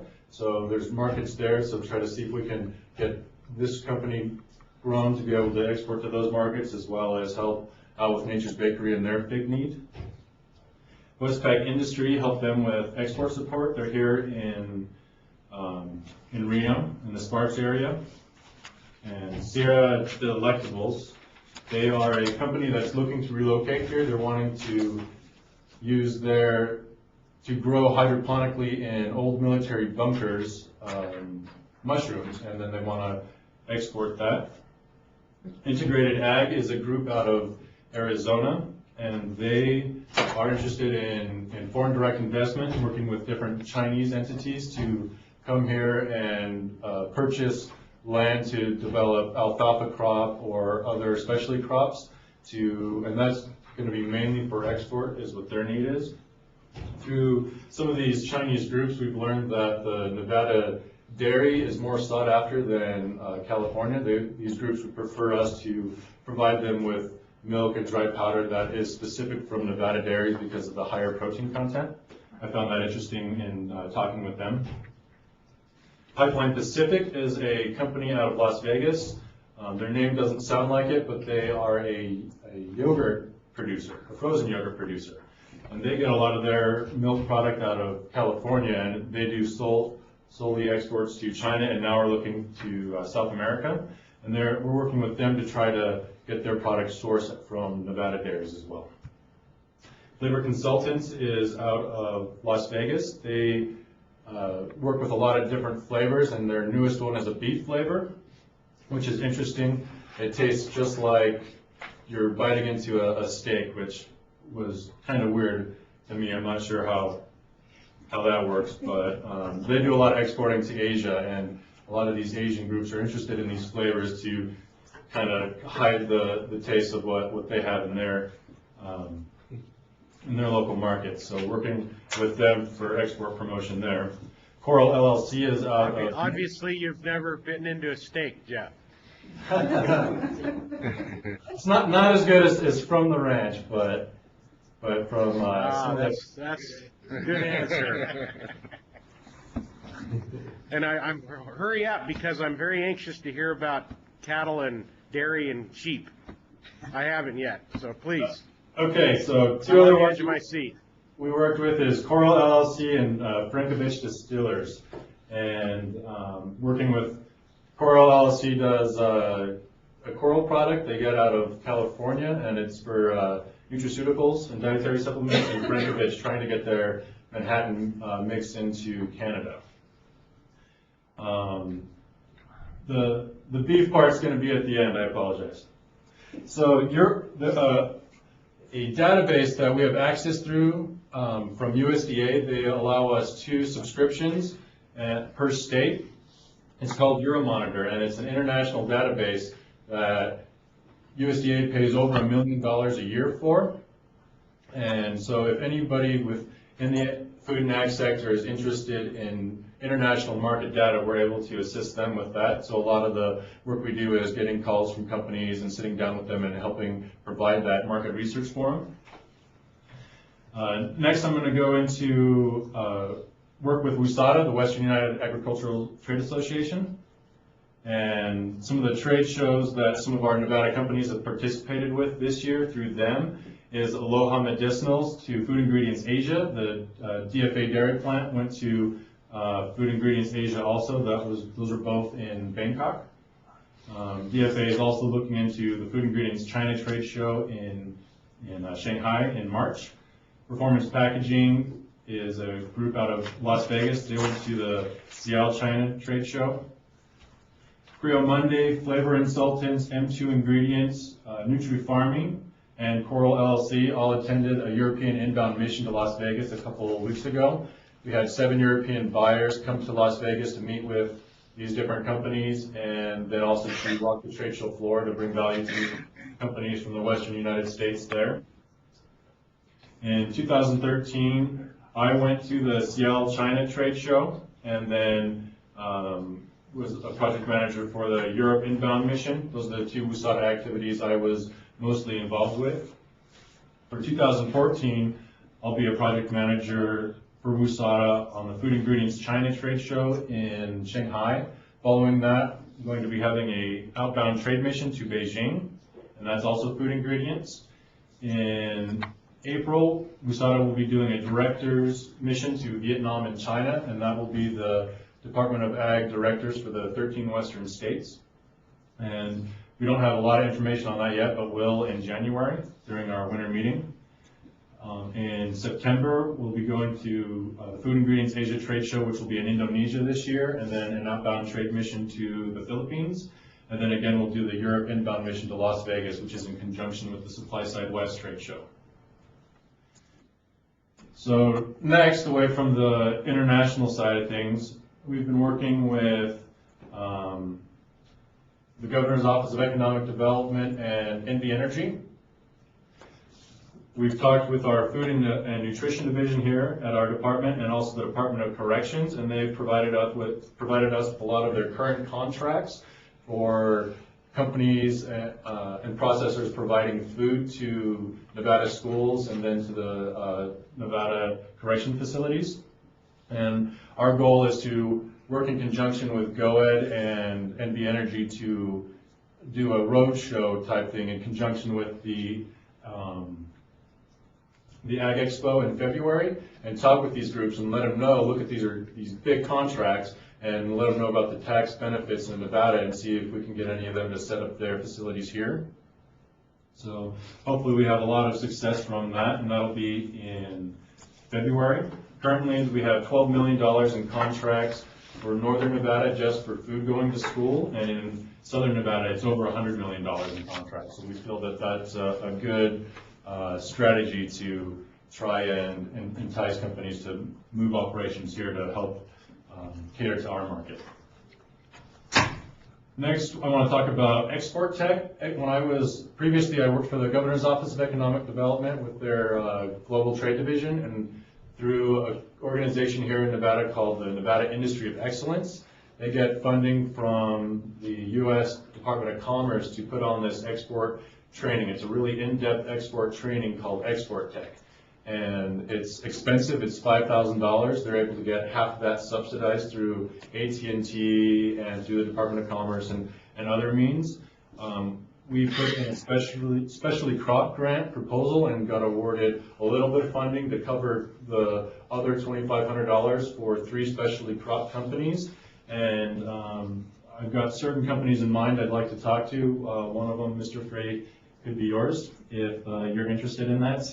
If you're to do this export training, and what they do is for 3 days out of 3 months, for the whole day, they'll just do in-depth training. They'll look at your product. They'll go through your entire international business plan and do the market research. They provide interns from the university, and they work with the Foreign Ag Service and U.S. Department of Commerce to see what is your product and how can we get it to the market that best fits with you initially. And the goal is 6 months after the courses are over, you are exporting your product to that market. So since it is expensive and a lot of times it's harder to find specially cropped companies to be able to fund that, they'll pay for that up front, but once they finish the course, we'll reimburse them that $2,500. And if this is successful and we can prove success and that it's increasing exports, creating jobs, then we may be able to get more funding for that in the future.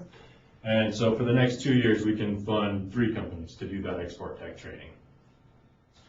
Next, we've worked with, had some meetings with Walmart with our Buy Nevada brand to work with them on setting up maybe a couple times a year initially a Buy Nevada day. So we can have a Buy Nevada pavilion within certain Walmarts and have Nevada produced goods like the Kimi candies, the killer salsas, the potatoes, the onions, whatever we need, or whatever companies are interested in getting into Walmart and having it showcased there. Then from there, the consumers can see what's available, and then if it's sold, maybe we can get some contracts with Walmart for some of these local companies. When I first came on, we started working with Cabner through NDA to develop an internship program. It fell by the wayside a little bit as July hit and our office expanded, but we're working with them again on that to try to develop an internship program within our different divisions, so for on credit, so that the students that have a criteria within the Cabner degree, they need an internship, and we can provide that within their different studies and provide hands-on experience and help us work with the community and then also fill some of our needs to get some projects accomplished, and then they can get credits for their work as well. And working with the Governor's Workforce Investment Board, there's a possibility we might be able to at some point get funding for helping those internships out as well. We've also worked with Nature's Bakery on a trial internship where they're going to have a college branded manager working on campus to help promote the Nature's Bakery brand within groups, and then also tie that in with a current internship we have within the Global Marketing Division.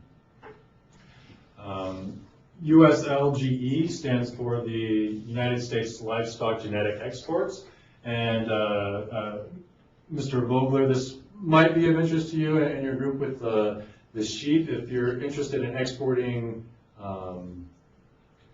the genetics of the livestock there, this program is like USADA, where it can help cover a lot of the marketing costs for the genetics overseas.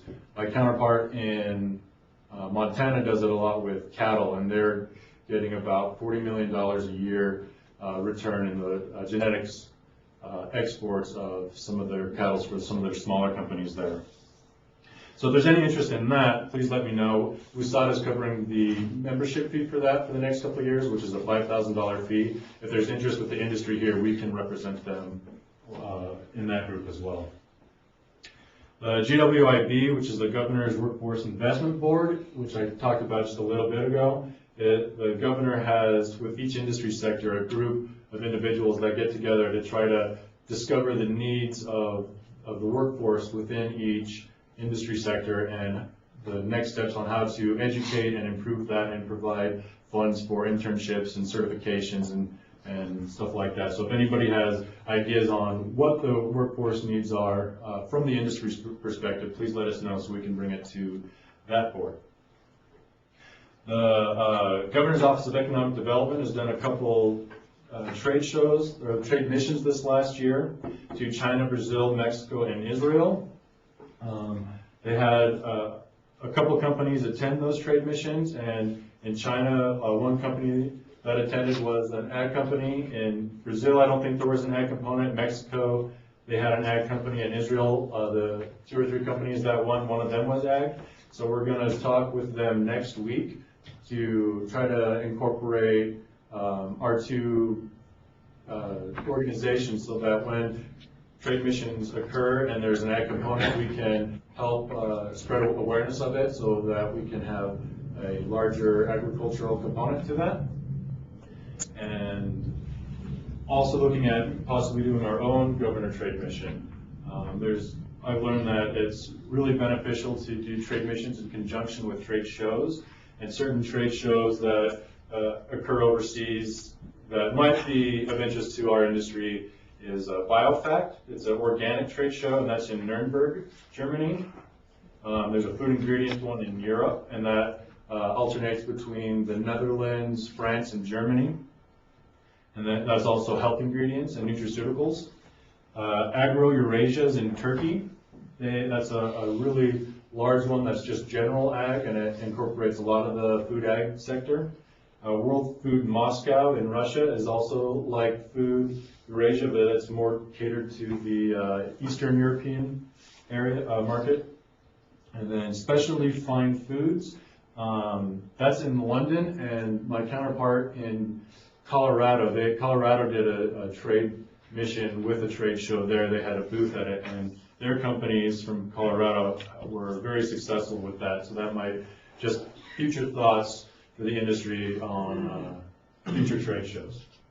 Now with the beef side of things, a couple days ago, I was contacted by 3 to 5, or by a representative we used to work with at GoEd, and he's got 3 to 5 Chinese buyers looking for food for the Chinese New Year, which is in February.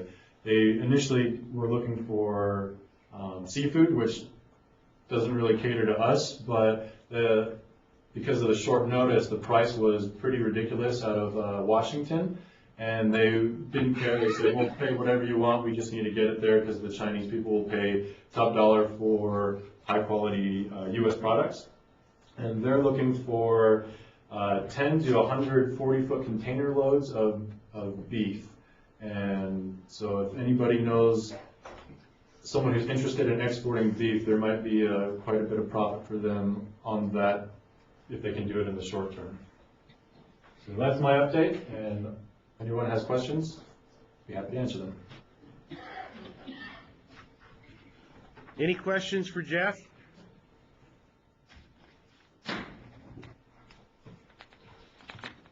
Come on, somebody make a remark. It would be nice to have these reports in summary form in writing if we could in the future, because you toss out a lot of interesting things that that we don't have a name of, so it's a little hard to follow after the fact. Okay. Summary form though, not a novel.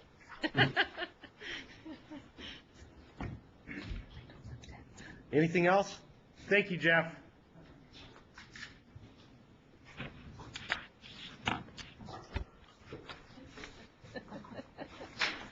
Number 5, plant industry. An update to the board from Don Rafferty, Administrator. Thank you, Chairman Sticks. Don Rafferty is ill today, and I will be presenting the program update from plant industry. Entomology, in the last 6 months, has surveyed for gypsy moth, light brown apple moth, brown Mammaray distinct bug, emerald ash borer, Asian citrus psyllid, Japanese beetle, and imported fire ants were completed for the year. None of these target pests were found, which is good.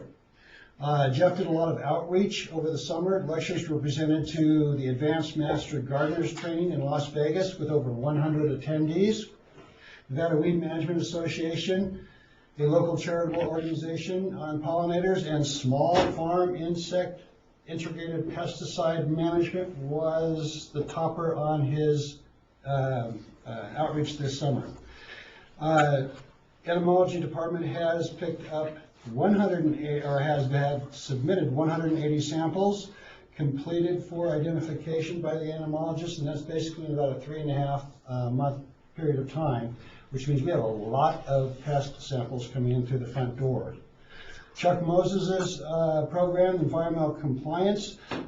We lost John Carpenter to retirement this year after 30 years of service to the Nevada Department of Agriculture.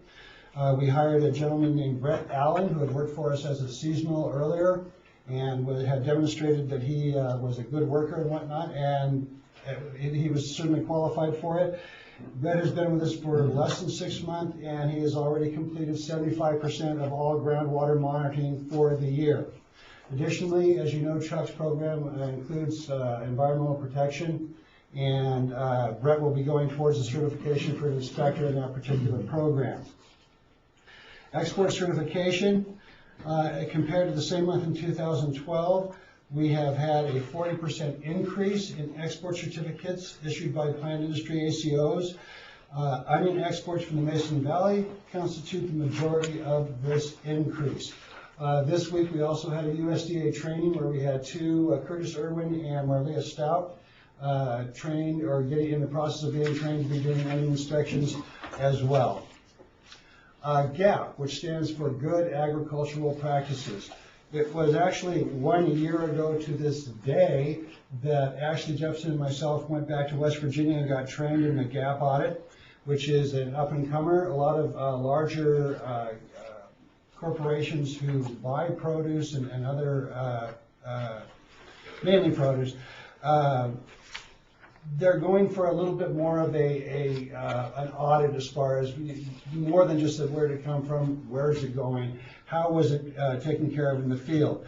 We did an outreach on GAP training to over 150 producers, and to date, this is a pretty good sign. 4 producers, Nevada producers, have received on-farm outreach to GAP, and we did perform 1 GAP audit here in Nevada. So we're looking for that to develop over the next year or two as far as a better tool to get Nevada products out to larger corporations. The next subject on this is noxious weeds, and since we have Jamie in the room, if she could take that over and just do the noxious weeds quickly, since you are the noxious weed person. Sure. For noxious weeds, it's both Robert Little and myself. I haven't been to a board meeting, but I have been with the Department of Ag for it'll be my 5th year. And I was underneath Tina Mudd, which a lot of you probably knew. So I was her background paperwork gal for a while, and now I've taken over her position. So the big things for our noxious weed program was the pesticide fee increase that Jim talked about, and that was approved and we'll be collecting on. Then there's also been an issue that we've been dealing with over the past year on mayweed chamomile. This is an invasive plant that's on our noxious weed list that seed companies out of the Northwest, mainly Washington and, well, mainly Washington really, have proposed or asked us to remove from the noxious weed list in Nevada. And so we went through hearing, and now we'll be having, or we went through workshop and we're having another hearing December 11th on that issue. Already we've negated taking it off our noxious weed list, but they're still going through the process of wanting us to take it off the prohibited seed list. And so we expect a lot of weed folks to be at this hearing, and already we know there's a lot of public, members of the public and ag producers that will be at the hearing to back up not taking it off that list. The next thing is that we will be doing a review and changes to the noxious weed statutes. Thanks for Lynn coming on board, Lynn Hetrick. We've really sat down and looked at the noxious weed statutes since they haven't been revised or clarified in over a decade. So we're going through just making sure that there's clarification and that we can have a better basis to use abatement funds if the regulatory program gets a little more active, which with Robert in there, it already has over the last year. Another portion of what I do, we did get grant funds from the Forest Service State and Private Forestry Program again. It's been a lot less each year, but we still did get some, so that goes to on-the-ground projects on private lands, or basically any lands that are non-federal, and I put that money out to our CWMAs or any other local conservation districts that are doing weed work. And then for the weed-free certification program, we've seen a big increase and I'll be talking about that and what we want to do to formalize some of those policies in the next item on the agenda. Thanks, Jamie. Thank you, Robert. You guys have done a great job. The nursery update for Plant Industry. We have a new hire in there, Marlia Stout. She previously worked for us in the Elementary Knowledge program about 2 years ago. She has a great background in nursery. She's worked at Fallon for the last 8 or 9 years. And she will be primarily focused on nursery inspections, and she will also be trained to do phytosanitary certificates. Down south, the nursery program manager and our inspector, Zina Duranovich, who we now have one dedicated person in the north and to the south for nursery inspections, currently are working with a string of big box stores down there to get them compliant with Nevada laws as far as their labeling of nursery stock. Their store's corporate headquarters is cooperating fully. I wanted me to make sure to say that. Under organic, we've had 12 annual on-site inspections conducted. We've had 16 annual on-site inspection reports reviewed. We have 3 new client applications reviewed, and we have 2 enforcement actions undertaken. Other grants? Let me interrupt if I could. Sure. We're running a little bit long. Sorry, Ed. That's okay. So if you can try to highlight at a little quicker pace, we need to wrap this one up and get into the actual action items that we have coming up, and I don't want to run out of time on this deal. So not just you, but all the folks that will be coming up to update behind you. We need to move it along. Sorry. Thank you, sir. Okay, grants are going good with Ashley Jepson in PCO licensing. Lee Lawrence retired. You have Dr. Levitt down there, Robert Levitt, who took his job after Lee left, and we put the position down in Las Vegas because that's where 70% of the action is going on.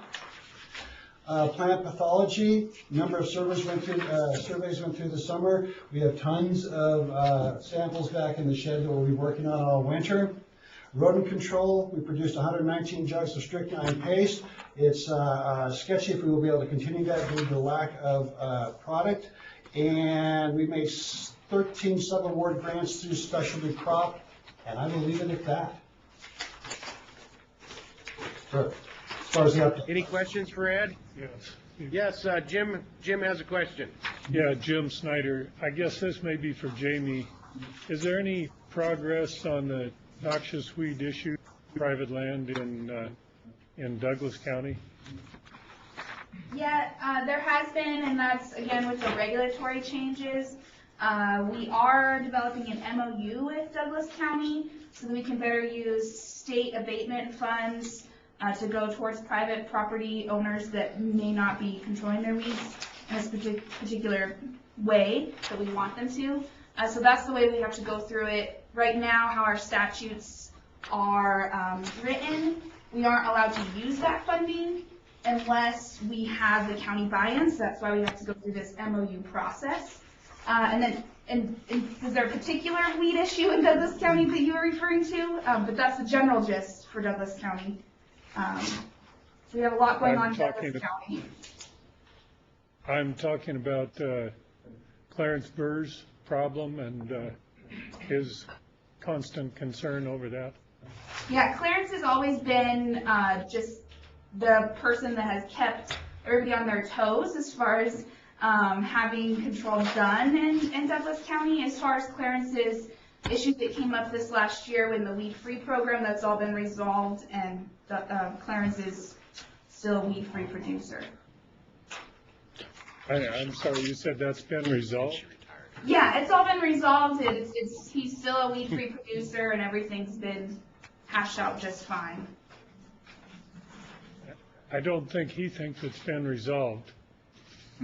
Well, as of the last, let's see, I talked to him about 3 weeks ago. He has all of his twine that he needs, and he got his certification for his last cutting. So unless there's some other issue that he's brought up, I'm not aware of. I think you need to be in touch with him on that. Okay. Follow up. It's not as far as certification, it's neighboring properties and weed infestation coming from them. Jim, and if I can make comment to that, when she was referencing the Deputy Director, Lynn Hetrick, and his engagement on that issue, we're very engaged in his concerns and his issues. Can we satisfy all his concerns and issues under current state law? I'm not sure we can. And so there may be some changes that we have to propose for state law relative to statutes, and correct me if I misstate this, Lynn, but Lynn is actually the person as a legislator that introduced that initial law and what the department can and can't do, and not all of the intent translated directly through the regs. And so that's where the reference to the memorandum of understanding between the agency and the county would allow us to use the abatement funds, which is around $100,000 that are sitting there, to engage on private property to fix some of the weed issues, but we currently do not have the authorities to do that. That authority lies at the county level, and the county is very concerned in engaging in that, and who would pay for that initial cost of applying product that could address the weed issue. So we see the MOU as a possible short-term fix. Again, I'm not sure that we're going to always be able to completely address Clarence's needs, but we're definitely engaged in trying to within the limits of the laws that currently exist, and then we'll be evaluating if we need to make tweaks to that law, and that will come in front of you as the board as to get your recommendation as we move forward with proposed bill drafts that would come from the agency. Would you follow up any more on that, Lynn? Well, Lynn Hetrick for the record. In addition, Clarence brought a lot of these concerns about weeds on private land, and actually had a meeting with the Weed Advisory Board. Jamie and Rob went and addressed that board. From there, Jamie and Rob both went to the Douglas County Commission, did almost an hour presentation showing the amount of money that has been spent either on private land, public land, in cooperation with Douglas County. It's a huge amount of money, and they're doing a tremendous program there. I think they were all truly surprised at the amount of money that's gone there. Can we control every weed on every piece of property that joins Clarence or anybody? We cannot. But we're gaining on that, and they've actually got maps showing where we have eradicated or treated, and we're in the process. But as you well know, weed seed ends up in the soil. It takes years. You can't do this by coming out there one time, making an application and walking away. It's not that simple. So they're in the process of doing this. I think Douglas County has a much greater appreciation. And I think Clarence also got a lot of information, didn't have an understanding of the total amount of money that's really been put into that process. How long ago was that meeting? That meeting was about a month ago. Okay. Yeah. Mr. Chairman? I talked to Clarence about 2 weeks ago, and he seemed to be happy when I talked to him. He talked to me within the last 2 weeks, and he was not necessarily happy. So. Well, we'll follow up with Clarence. We're in constant communication with Clarence. Mr. Chairman? Yes, we are. Yes, Hank, just 1 second. Jim, are you okay? Excuse me. Yes, thank I you. thought you were. Okay, go ahead, Hank. Mr. Hetrick, Yes, along with private land, in our side of the world, we have an 800-pound gorilla called the state of Nevada, which is, in my opinion, is one of the biggest offenders of noxious weeds in the state. We have these au naturel, let nature take its course places like the Kirsch Wildlife Refuge that is solid knapweed and other noxious weeds. Now they've taken over the 3C Ranch, and they are turning it into nothing but a weed bowl. What authority does the Department of Agriculture have over influencing these people in their whatever their idea is of managing weeds or lack of? Do we have any control over it? Because they're going to be the seed source for the entire eastern Nevada. And now they feel that they are entitled to all the properties that Southern Nevada Water Authority has taken over and turning them into weed patches also. So, I mean, it's a tremendous problem in our side of the world. I would like your comments, please. Well, and Mr. Vogler, I can't directly answer the question as regard to what authority we have. Jamie may be able to address it directly. But to the extent that we can control the weeds, we are aware of them, and we're doing work on public land, state and federal, as well, and Indian land for that matter. So we're doing everything we can do where we can do it, but a lot of times it takes cooperation, and sometimes we don't get cooperation. And then also, Mr. Vogler, as far as the first step that to go through the regulatory process is that we need you to file, or actually I can do it now that you put out the name, file an official complaint with the regulatory specialist, which would be Robert Little. There's an online complaint form. That starts his process to then send them a notice that these are the statutes. In statute, it says every landowner, regardless if it's private or federal, must be trying to control their weeds. That's the first step. He sends out that letter of notice, and then from there, depending on what their reaction is, if they're going to start spraying for next season or not, Robert in the regulatory has different steps that he must go through. The part that we're getting held up with is right now we're not capable to just go into the land, spray it, and give them a ticket, which I know a lot of ag producers would like to see happen, but in statute, that's why we have to revise and look at the authority in that sense. But we do have the process, and it is in statute that they must be trying to control their weeds. So we've had a similar problem with the Stillwater Refuge, the Fish and Wildlife Service in Fallon, where we've done multiple notices to them, and we've actually helped them develop their weed plan for the next season. So I would think that that would be similar. Well, and my point exactly. I mean, it is a bit of an oxymoron that these are supposed to be conservation or preservation or whatever their lot is. They are a state agency, and they're the seed source for the rest of the state, it looks like to me, for noxious weeds. And somebody within the state should get their mouth washed out with soap. Yeah, we definitely, with our noxious weed program, we are at NDA with the regulatory. We do have the authority to serve them those notices. And so I know within the last year they haven't gotten a notice, probably just because we haven't gotten a complaint. So I'll take your comment as an official complaint and go talk to Robert, who does serve those notices after this meeting. And hopefully for next 2014 you'll see something done. Thank you. Okay, moving on to some decision items. Item B, request permission to go to workshop and hearing to change temporary regulation to permanent regulation. Fee for certificate of origin. Thank you, Chairman Sticks. For the record, Ed Foster. This is the second time that we've been through there with this. Request for the workshop and hearing to charge $25 for the certificate of origin was approved at the spring board meeting. Because it was during session, apparently it was a temporary reg. Temporary regs expired in November, and we are requesting to go through workshop and hearing process again to have this become a permanent charge. Okay. Any comments by the board or any members of the public? Ed, have you had, in time that we've had this in as a temporary reg, have we had any issues or pushback in general on this particular item? We have not, sir. We have not charged any fee for it because it was temporary, and we realized that we were going to wait until hopefully we can get it into permanent. The only pushback we had is, and we're looking into this in Oregon and Idaho, what they have as far as their COOs go. We have two applications, one for a commodity, one for equipment. We have been giving them out for 30 days. We're leaning towards giving the equipment people 30 days on a COO, and the commodities a regular one shipment at a time. So that's the only thing we're trying to fish out right now.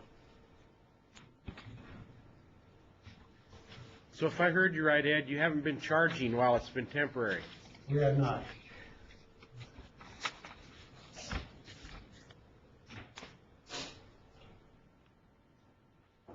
Any other comments? So you're just entertain a motion. Workshop and hearing to make it official. Correct. I'll entertain a motion. I'll make a motion to go to workshop. We got one, Alan. Okay, I'll second it then. Okay, when we have it, we'll give it to you. We have a little lapse in communication. Paul, no. We approve the permanent status of this fee for the certificate. or the workshop. Go to workshop. Go to workshop. And hearing.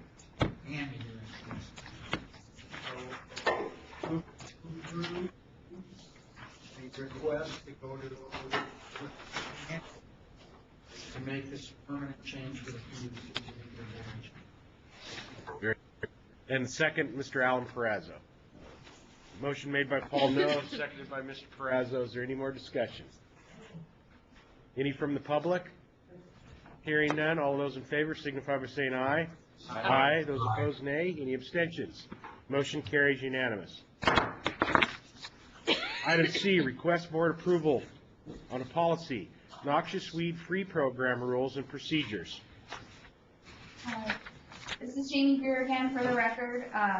So what we're asking, or I'm asking for your approval today, is that we can officially readopt, that we follow the North American Invasive Species Management Association's, which is NISMA's minimum standards. The weed-free certification program remains voluntary, and as you guys probably know, the certified weed-free products are required on Forest Service lands right now across Nevada, and then sometimes on a project-by-project basis on BLM permits for people going into special uses. Since over the last decade, or I guess 15 years since we've had this program, it's been very informal. And we've had anywhere from a dozen to maybe 20 producers statewide. And over this last 2 years, I've had an increase. We were almost up to 30 producers this last year for forage products. A lot of straw, certified weed-free straw that's been needed just because of reclamation projects from fires. And then we've also started the weed-free gravel and earth material certification, which again is because the feds have requested that we do these certifications because on Forest Service lands, particularly a lot around Tahoe, if there's any development that goes in, they want to use products that they know didn't come from a big weed patch. And then also NISMA, they're a regional agency that developed these standards that are in your guys' packet. That basically tell how we will do these inspections and what they must meet to get this weed-free certification. These are the same standards that we've been operating under, but we want you guys to reapprove that we're following these standards and that we'll be giving our producers a guidelines document that they'll be able to follow. The reason why we're changing it a little bit is because these standards, if you read through them, they're a little bit vague. I mean, they cover the basis, but we've had requests from producers to have more clarification as far as exactly what's required if you're going to participate in the weed-free program. So we're going to do that, and I need your approval that that's okay with you. And then also, once I get your approval, we will be re-signing the MOU with the North American Invasive Species Management Association. Over this last year, they've changed their names, so they're now all invasive species and not just weeds. And so they've asked all the states that participate, which is all the western states, plus some Canada provinces, Alabama, and I think Missouri also, participate underneath these same standards for the weed-free. They've asked all the states to re-sign the MOUs, which I looked at ours, and ours was signed, I think it was in 2000. And it still has, old program coordinator names on there and our old address, that sort of thing. So we just need to do some updating. So does anybody have any questions on what else? Yeah, Jamie, I have I don't know if it's a question, but I think the board and everybody needs some clarification, and it comes along where Jim was talking about clearance. And when you talk about the aggregate program, yep. The problem with private land and not having the ability to enforce the rules is the private land could be contaminating the people that are trying to get the certification.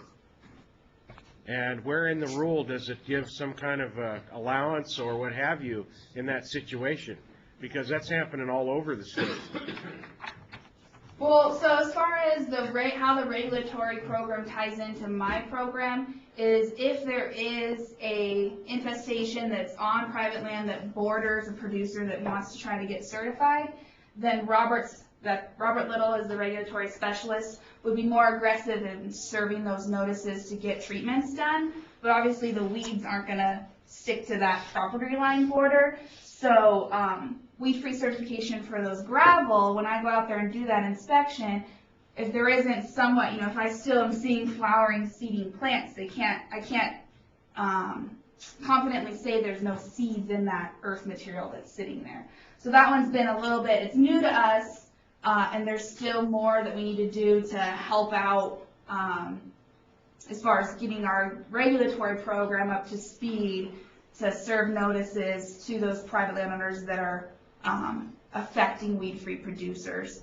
As far as the standards go, I still, because we are participating in a regional program, I still have to go by these minimum standards that do allow a minimum certification if things are treated. So that's the route that we want to go if it's treated before propagating plant parts have been developed. So before seed of those weeds have established, then they can get a minimum certification. But again, that just requires us to work with those neighboring properties. And then the only other leeway that we do have is just that it's still a voluntary program. So it's not going to impact the gravel pit. If they have a neighboring private parcel that has weeds on it, at this time we aren't saying, nope, you can't operate. It's just that they wouldn't get their A+ grading of weed-free certification. So, I don't know, did that answer your question? Well, it does, and that's the problem. And it's not just the gravel pits, it's the certification of the hay. You mentioned the Forest Service. Anybody that goes hunting on Forest Service land, especially if it's close to motorized vehicles, takes a horse, they've got to get certified hay to haul with them. I mean, I'm trying to figure out how you can have a certification program and require this, and you got people surrounded that have a weed problem and you can't get certified. Well, it just seems to me like... So far, as far as people that haven't passed certifications, there was only one gravel area that was in the heart of the Mahi's perennial pepperweed infestation that we didn't certify, and one field that wasn't certified just because treatments were applied a little too late and there were already flowers that had bloomed out and seed was there near the field. So thus far, we haven't had any certified producers that have lost certification. And all the new producers that have came in, they've received their certifications. So we haven't gotten to the point where we're denying people certification left and right. Again, maybe if the program continues to the demand continues to increase, we might run into that. But thus far, I haven't denied any certifications of folks that have historically gotten them. Okay, thank you. Any more discussion from the board? Any public comment?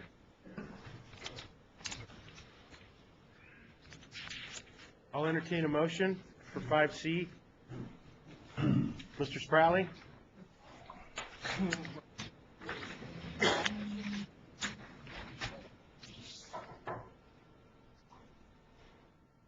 Okay, I move that we accept approval policy on noxious weed-free program rules and procedures. Second. Motion's been made and seconded. Mr. Spratly made the motion. Mr. Snyder the second. Any more discussion? All those in favor signify by saying aye. Aye. Aye. Opposed, nay. Any abstentions? Motion carries unanimous.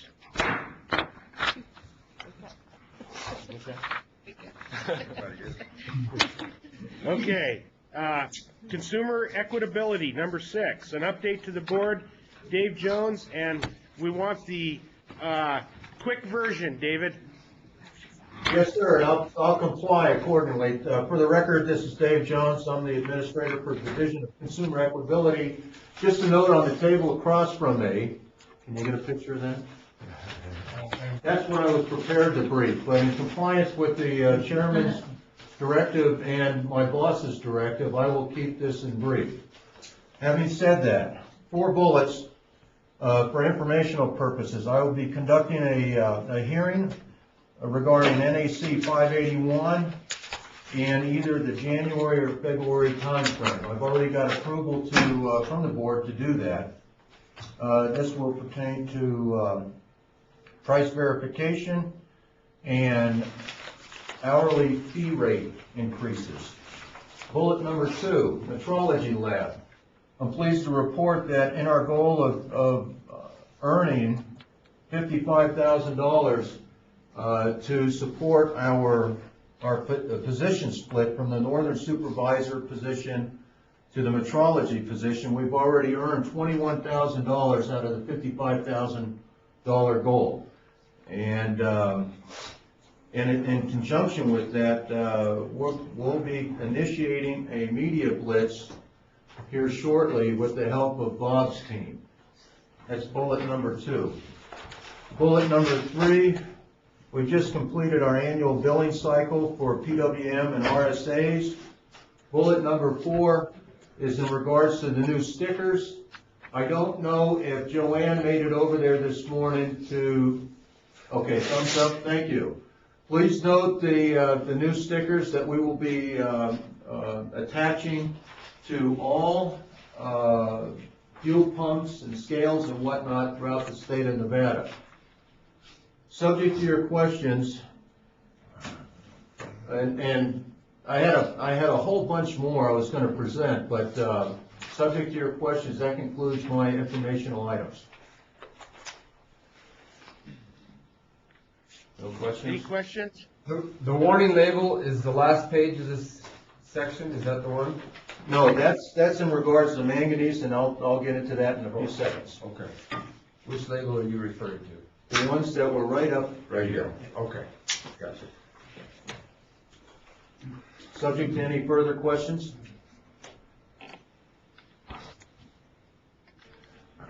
No further questions. We'll go to 6B, manganese, for possible action. Mr. Chairman, Mr. Chairman, I recommend that the Board of Agriculture adopt a proposed regulation, which is the revised LCB file number R189-12, which is in your packet at tab 6, sub-tab B. Note that the manganese labels, which Mr. Perazzo identified earlier, we will have those on board on January 3, so we'll be able to make those available. Subject to your questions, again, I recommend that the board adopts the proposed regulation. Dave, can you give us a quick overview of what got us to this point? Yes, I can. Bottom line is we took some initiatives earlier in regards to manganese labeling.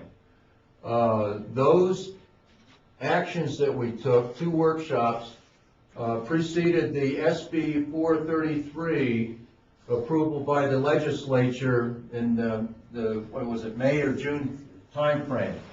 That SB 433 basically trumped all the actions we took up to that point. Therefore, we had to initiate another workshop and another hearing, another workshop and then the hearing, put off the hearing regarding the new requirements. The salient, I guess the delta between what we were working on initially and what came out from SB 433 were the labeling language itself, the transfer documentation, and then the requirement to have the labels posted for 6 months. Those were the salient points that helped, I guess, expand the regulation requirements. October 2, we conducted the workshop. November 4th, we conducted a hearing, and that brings us up to today in regards to the proposed adoption. The salient issues that were brought up from the industries, the chemical industry, the fuel industry, the auto industry, the local marketers industry, the retailers industry, those salient points, there were 6 of them, are all in your packets and were addressed accordingly. A lot of those we vetted through both the legislature council and through the DAG's council as to how to proceed. And we do not, anyway, it's all right there in your notes. Again, subject to your questions, Thank you, Dave. Any questions from the board? Go ahead, Paul. Paul Anderson for the record.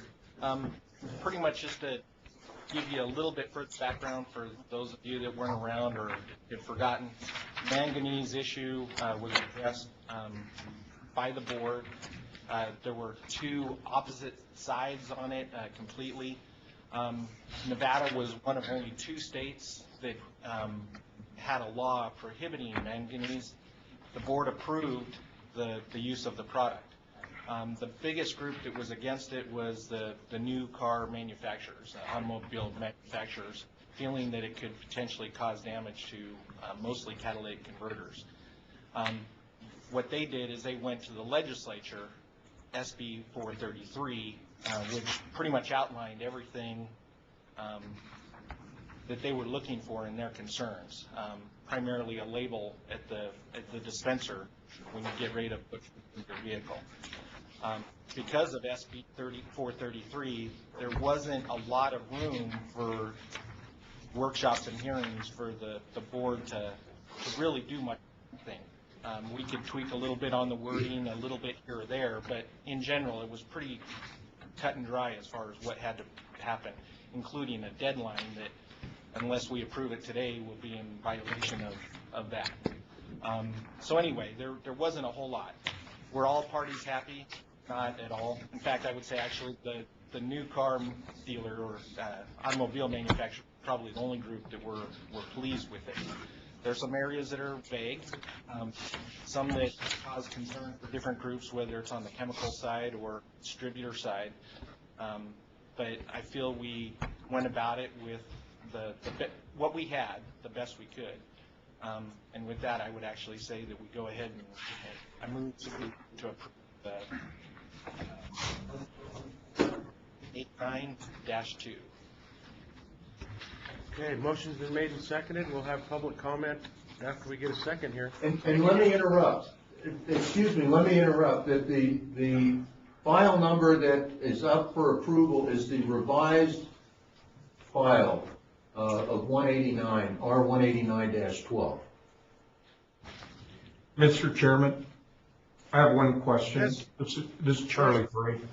Is there an amount of manganese that is above and beyond? Like it says there's no or could be manganese in it, but is there amount like such a percentage that if you go over, it'll start hurting the catalytic converters? Are we considering that? I don't have a good answer to that question. Well, You don't? Actually, this is when you Paul Anderson. Yes. Hold on, Charlie, we got an answer. Again, if you recall going back to the original approval of manganese, what we saw was a stack of documents from both parties. One that said, yes, it causes damage. The other one that says, no, it doesn't. They both had a great amount of evidence backing up their points of view. And again, what the chemical company is saying is that it does not cause any damage with the amount of manganese that's being put into it. One of the gray areas that we were talking about, though, was this label must remain on for 6 months. And if we could get clarification, Dennis, I just want to make sure that we're understanding this correctly, that it has to have gone in there within 6 months, and likewise, it still has to be in the product coming out of that tank. Is that correct? Dennis Belcourt, Deputy Attorney General. Excuse me. The statute speaks to 2 requirements. You have to put a label up if 2 conditions are met. One is that the fuel contains manganese and the fuel has been delivered within the preceding 6 months. So if one of those is absent, my reading of the statute is you do not have to have a label up. And what this was in regard to is, again, say, for example, a station here brings in a load that contains manganese. They must put the labels on that station where it's been delivered up to 6 months, unless they've been receiving loads on a continual basis and now that product's flushed out. Then they can remove it. And that's what he was saying, that if you're continuing to bring in loads, But again, the burden is a little gray on how you're going to prove whether or not the manganese is there. Okay. May I ask a question for the record, please? Yes. Gina Breslow for the record. Dennis Belcourt? Yes. Does this need to read that Paul is moving to approve the revised LCB R189-2 and then the NAC after that?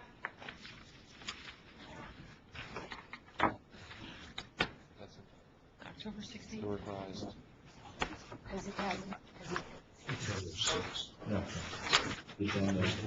Dave Jones for the record, that is correct. It must be the revised file number R189-12. Yeah. And the logic behind that was that the original R189-12 was the file number that we were working on before SB 433 was approved. So it will be the revised R135 file number, and it says as much in the tabs, so there should not be any confusion with that. That being said, my motion that we approve the revised LCB R189-12. I second it. Okay, motion's been made and seconded. The motion was made by Mr. Anderson, seconded by Ms. Morrison. Any more discussion from the board? I'll go ahead and open it for the public. Yes. I just want to add a comment to this. I was involved. Who else was on this board when this thing was discussed? Anyway, this was lost at the legislative level, I believe. This law says 3 places that a warning label must be applied. And so I don't think we have any discretion to change the wording of the label from warning. Whatever agreements were made at the legislature didn't appear in the actual statute. So I think we are tied to that language. I personally don't agree with this, but again, we don't have the authority to tell the legislature what to do. They have the authority to set the law. So. Thank you. Yes, sir. Your name for the record? Sean Higgins from Porter Gordon Silver here today on behalf of Afton Chemicals. My comments, and there was a letter attached to your file. Obviously, it has been cleared up on the record here that there are 2 requirements, and that's what my letter said. I still disagree that this proposed regulation reads properly. But I think the comment made here is that there are 2 requirements, that there's MMT or manganese in the fuel and it was delivered within 6 months. If one of those is missing, then you don't have to label. I disagree that that's what this regulation says, but you guys have said on the record that's the intent, so I'm going to back away from that comment. I would still say this is poorly written and does not read that way. It says you have to have it on for 6 months after delivery. So with that comment, I'll move on from that. With regard to the word warning, I would respectfully disagree as well. The fact is, this is not a label warning. This is an advisement label. It talks about advising the general public. At the hearings in the legislature, there was no finding that manganese or MMT damaged vehicles in any way. There was a discussion, but there was 0 finding. And the fact of the matter is, if you use the term warning rather than attention or other terms, you are putting the general public on what I would say notice that there is an issue with manganese or MMT, when the fact of the matter is there was no such finding at the legislative level. And I would disagree that because the word appears there that you have to have that word in the label. That is simply a generic term or a descriptive term as to what the label is, but it does want to say it's a notice which advises consumers. It's advising consumers, not warning them. While the word warning label is there, I would respectfully request that the word be withdrawn and replaced with attention, because this is more of an informational label, not a warning label that MMT or manganese causes damage. Those are my comments. I'm happy to answer any questions. Thank you for your time. Thank you. Any other comments from the public? This has already gone to workshop and hearing, so Correct. This was already discussed and hashed out, am I correct? That's correct. And the conclusion you came to was what is presented before us, right? Thank you, that's all I have. Good question on the, respect to the warning this gentleman was talking about. Is that something the legislature required? If you look at, under tab A, you have the actual bill that was passed. It's hard to tell, but there is a little older language. That's the new language under section 3.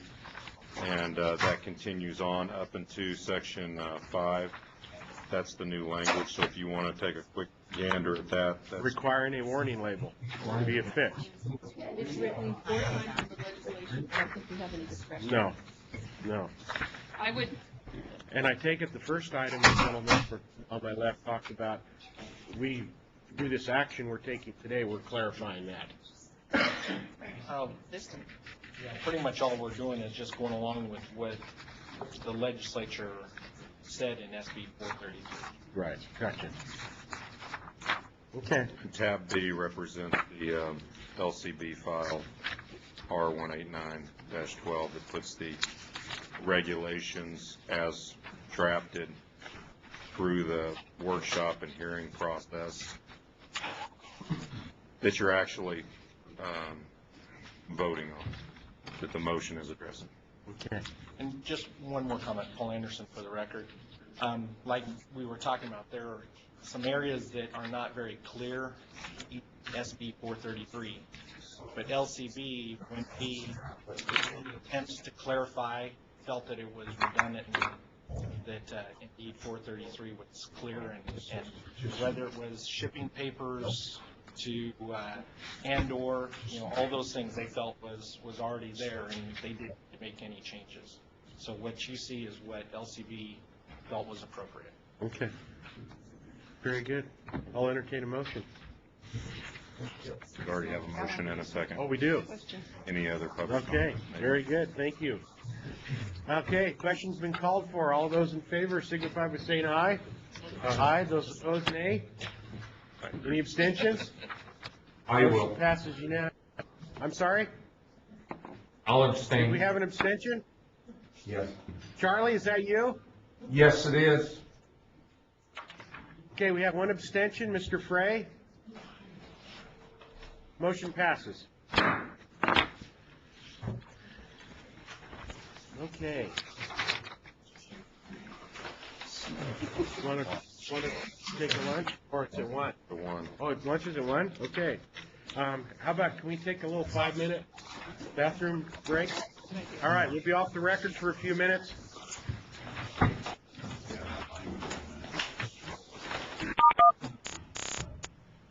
Okay, we're back on the record. It looks like we have Hank and we've got Alan and Charlie, and we're all here, so we'll go ahead and go to item 7, food and nutrition.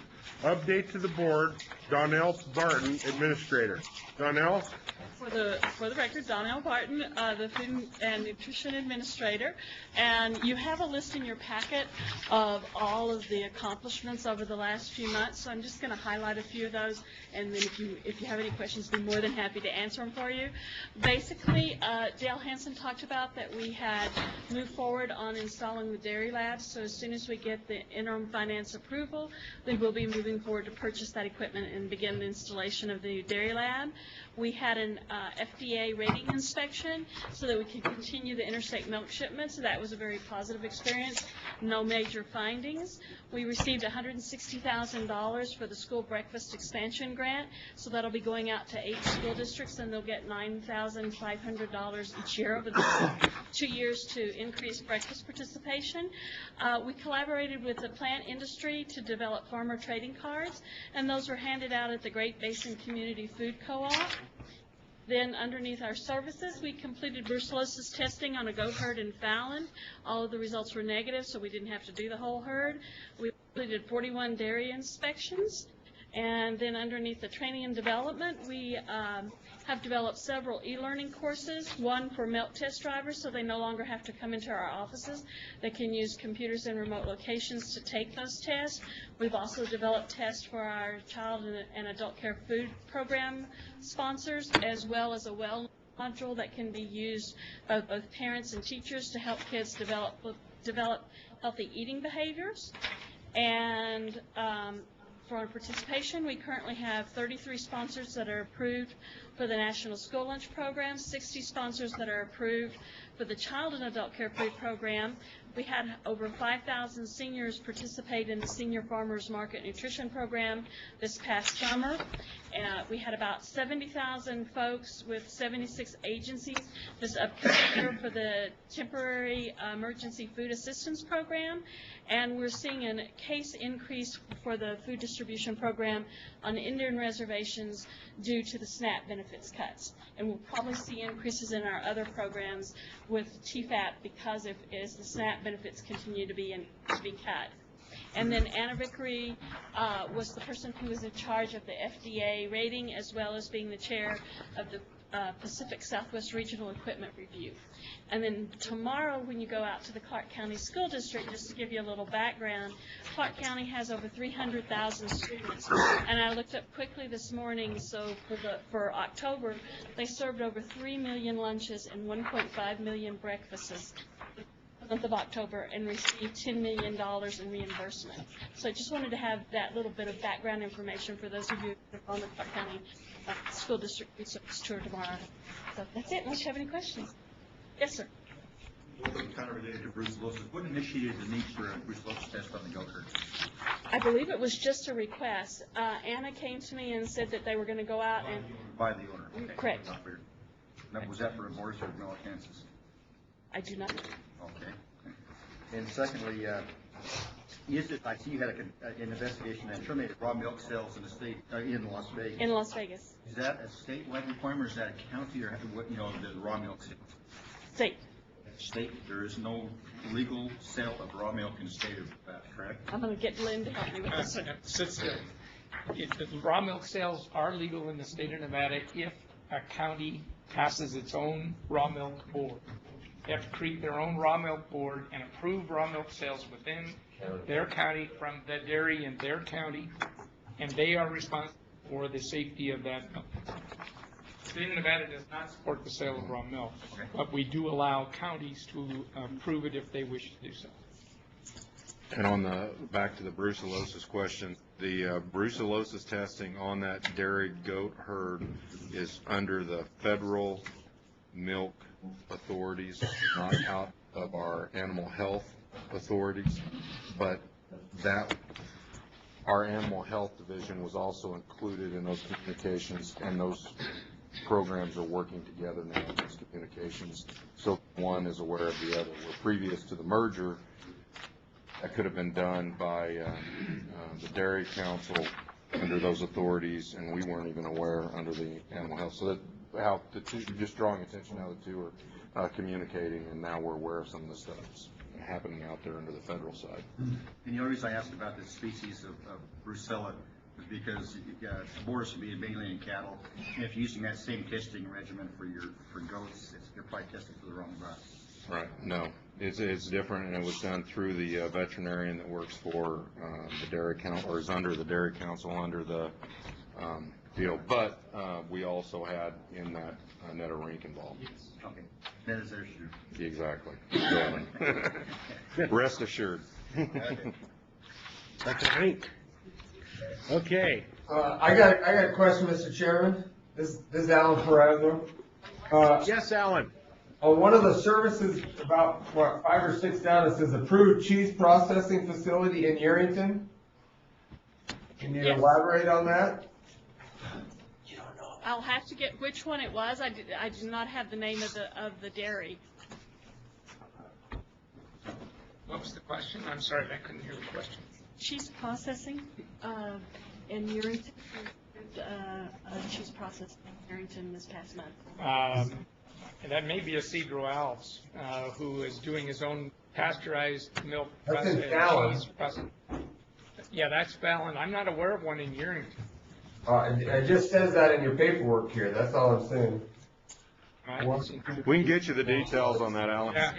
I don't know. That's six bullet points down on the services. Yes. Okay. Donnell can email Ann while we're going on with the meeting, and we'll have Ann come up and grab you there in Sparks and give you the 411 on one of the breaks. Oh, okay. Mr. Chairman, if I could insert, there is a cheese plant in Yerington now that is processing. The people are out of Florida. They're working with Desert Hills Dairy, and all of the product is shipped out of the state. It's an exporting business and stuff, so that's probably where you had to go in and inspect the facilities and stuff. They brought all the equipment in, built a cheese house, and they're working with Chad, but all the product, none of the product is sold locally, from my understanding. Thank you, Dennis. We got the 411. All right. Any other comments or questions for Donnell? Okay, we're going to move on. No action items. Animal Industries.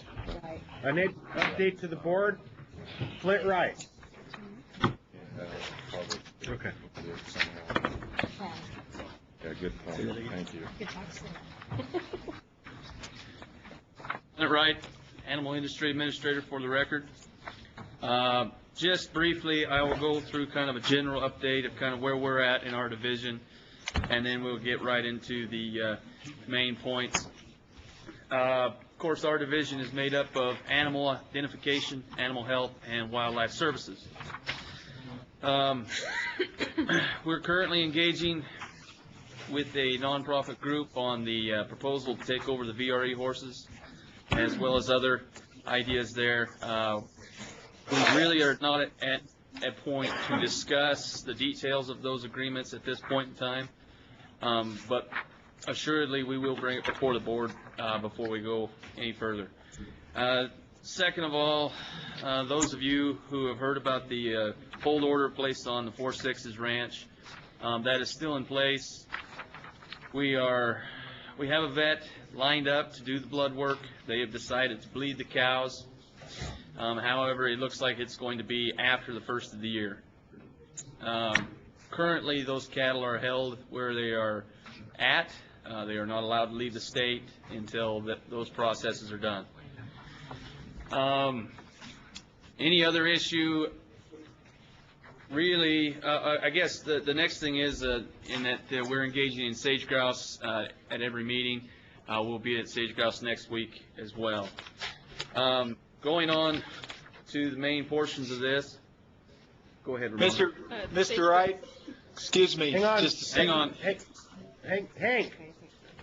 Yes. Go ahead, Hank. Go ahead, Hank. On the 4-6's, they're just down the street and 2 blocks on the right. Is there any indication that there will be further testing with cattle that they may have mixed with? Not at this point. We have to bleed them first, Hank. So, one step at a time. But the ramifications could be if they come up with some problems. It could expand your testing. Hank, we're not going to go into whether or not that's a possibility yet. We have to test those cows first before we're going to get into that. Please keep me in the loop. Yep. Just to clarify, there's an actual regulatory requirements in how we do that. It's very defined. So we have to see if there are any exposure issues, and that starts with testing the group that are suspect. After that's done, then the regulatory piece kicks in if there is or if there isn't. So it's very defined, and it's in our regs, and we can reference that to you offline. And that all has to be taken one step at a time, Hank. I mean, you can't get ahead of yourself. The neighborhood gossip is they've already been bled once. Not to my knowledge. Okay. All right. The cart is now before the horse. Thank you.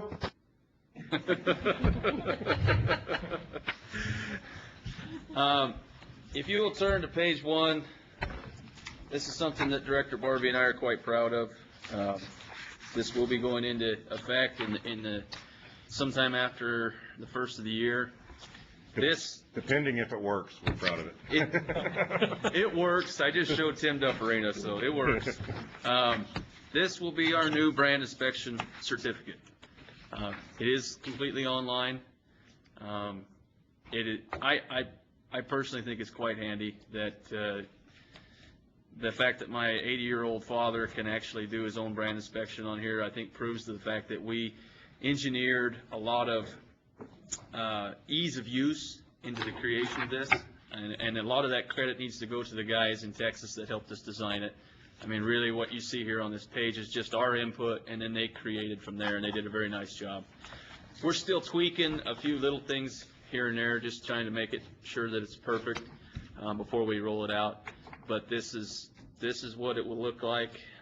We showed this to cattlemen's. We did present. We spoke about it at Farm Bureau. We didn't show it, but this is what it's going to look like. All of this saves us an immense amount of time and effort, especially this time of year. Currently in the Elko office, we have 2 to 3 folks every day handling between 20 to 30 different brand inspection packets every day. It's a lot of data entry, paperwork, time consuming. Just overall, it will probably save us in man hours anywhere between 200 to 300 hours a year, just in savings right there. All of this auto-populates, which is really important for us right now. When our folks in Elko, Billy and Kathy and Sydney, receive these packets, they have to go through each individual brand inspection and do the math on them again, even though the brand inspector did it once. That's just kind of ridiculous in this day and age. This brand inspection does an auto-populate and does the math for them. I mean, so we will reduce errors in our division based on that, and we'll reduce the amount of double checking and triple checking every brand inspection that comes through our doors. This is just the tip of the iceberg. If you want to go through the other forms that Director Barbie would like to take to an online format, you can ask him those questions. This is my specific area that I'm dealing with. There's other things down the road that we would like to take to the same type of format. And just to add on to the comments that Flint's done, and Flint and his folks are to really be commended in working with these guys to make sure that the information that they needed was there to get us to this point. To clarify, we're not in a contract with these folks yet. When we entered into this conversation, I told them if they could build something that we thought was usable and beneficial, then we would talk contract and funding. The way that we anticipate paying for this is we want to negotiate a revenue percentage. We're basically under the brands division. We currently have roughly a $500,000 revenue each year, roundabouts, and basically we'll negotiate some percentage that they would take of these funds. If I'm a really good negotiator, which we'll start those talks probably next week, I'd like to see us around 1%, 2%, somewhere in there. If we're 1%, you're talking about $10,000 yearly. The yearly piece of this would be ongoing as they would maintain the data. We would own the data. They would maintain the data. They would build the reports out as they're needed as we go along. And so they're constantly receiving revenue by keeping the system up and running. The agency would not have to buy servers. The agency would not have to buy or hire tech people. This would all be inclusive of the yearly fee. The way that we see that changing is it's going to probably change the role of some of the folks in the animal identification program. because we're not going to be dealing with a ton of paperwork that's arriving at Elko that then needs to be turned around and entered into individual database systems. Additionally, we see this as a huge move forward for customer service for producers, and the producers will be able to log into the system and they'll be able to retrieve documents or inspections, things that they've done with us through this system from the point when it starts to basically the system would go and continue on. And so if you had to retrieve those papers, this is focused on animal ID, and that's where we're starting. It will be translating into our other inspection programs. The nice thing is once we get one done, then that creates the model to move on to those new systems or those other systems, which would include an online pesticide registration program where companies that have to register their pesticides would be able to do so internally. Eventually, and Hank will be excited to hear this, we'll have the movement permits tied to this, where it'll be an online, simple system, no multiple fill out of papers as we've had in the past. So this will move across the agency, and then that percentage will be utilized ongoing by the company as they bring on new programs and maintain those new programs. But it's really going to reduce mistakes. We're going to be able to focus on our outcomes, our customer service, making sure things are appropriate. For the livestock side, where we have such an enforcement burden that we need to maintain, when an inspection's done in the field and submitted, an enforcement officer will immediately see that as happening on a monitoring screen that they're monitoring in their rigs. So they'll have a list of people they don't need to pull over, that they don't need to be concerned with because they're in the system and it happens real time. An inspection currently we may not get for 2 to 4 weeks from the field after it's happened. That's how far behind we are in the information by doing it hard paper-wise. This is instantaneous, and like I say, I think it's going to more than pay for itself. Also, it's going to start us in dealing with our traceability needs. It doesn't give us the answer, but it gets us well on the way of addressing traceability as required by the feds. So that's where we are right now. This printout is the printout of the actual website. When you complete it and you hit submit, the actual form comes up as a PDF, which is a cleaner form that looks exactly like our current inspection forms, except it'll all be typed out and have the signatures in the boxes and all that kind of good stuff. The other thing is, one of the ways that this is going to gain an efficiency, where currently brand inspectors fill out paperwork for their reimbursements and then submit them to the main office. This program will be able to build those reimbursements automatically based on the paperwork as it's submitted. Like every 2 weeks, we'll be able to basically go in, pull the mileage, pull the hours, and it'll create a reimbursement form that's automated, which it will reduce the paperwork that obviously that the inspectors are having to do. They can focus on inspecting in the field. Yep. Go ahead, Tim. Question there, so there'd be no paper? Yes. No, there'll be paper. There'll be paper. But they'll print you out. You'll be able to print it for the truck. Printer from the truck, yeah. Okay, so there will be a printer. Yes. Yeah. So each truck driver will get a paper, so he'll have. Yep. And then what we'll do is look at producers' emails, and so you'll also input your email. So then you'll get emailed a PDF copy as well at the same time. That was going to be my other question. Is this is going to be private? So as in, somebody can't get online and look back and see. All right, you shipped. We need to talk to you as a board on how you want to go there. We're not to that point, and that'll happen when we build the producer side of things. But ultimately, all of that information, even as it stands today, is public information. Yeah, but they would have to go to the Elko office to get. So basically, it'll be, do they request it off of us, and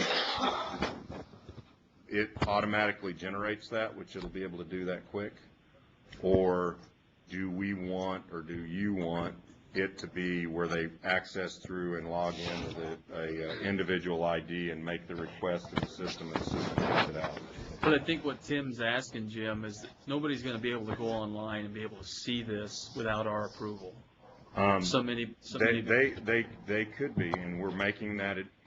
It depends on how we build it, and that's where we need your guidance on the producer or public side of the website. But ultimately, what I'm telling you is, we're not going to be able to. We can't say no, so there is no approval. Yeah. We can't say no. That just is pretty straightforward. And the difference is the amount of turnaround time it would take to get that. We're not going to be digging through a file in Elko to get that. It'll be the public information request comes in, we query the system, we're able to turn that around in probably a week versus, but ultimately the information is available right now. Exactly. But it's a little harder to get to. Yep. It's more timeful. Yeah. You gotta work at it. And the brand inspectors too, Tim, will have the old-fashioned books just in case our house fails. Low tech. Well, and in some cases, if we've got a brand inspector that is doing 10 inspections a year or something like that, a low amount of work, we may not give them a device to go do inspections. They may do the hard paper, but then they may go back to their duty station to their house, and we may provide them with one of our old computers, and they go online and they'll input it that evening.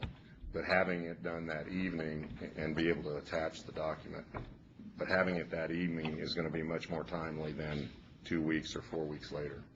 But you will provide a printer and all that too, I guess. Yeah. Right, that'll all be part of we're going to evaluate where the majority of our inspections are and how we allocate our resources to meet those needs. Go ahead. And you'll be able to do this even where cell service isn't available? Yes. Yeah. What we do is we create an starts? HTML file, which will be on their device, and they'll be able to fill all this out. They'll be able to print it off, give it to a truck, and then when they reach cell service or internet service, wherever it is, it'll automatically go to. Okay. The other issue that we'll have, I think, pushback from some of you guys and some of the folks in the field is this will be a non-cash operation once this goes into place, because we'll be able to run checks via routing numbers, and we'll be able to take Visa via an input screen that these guys are building right now.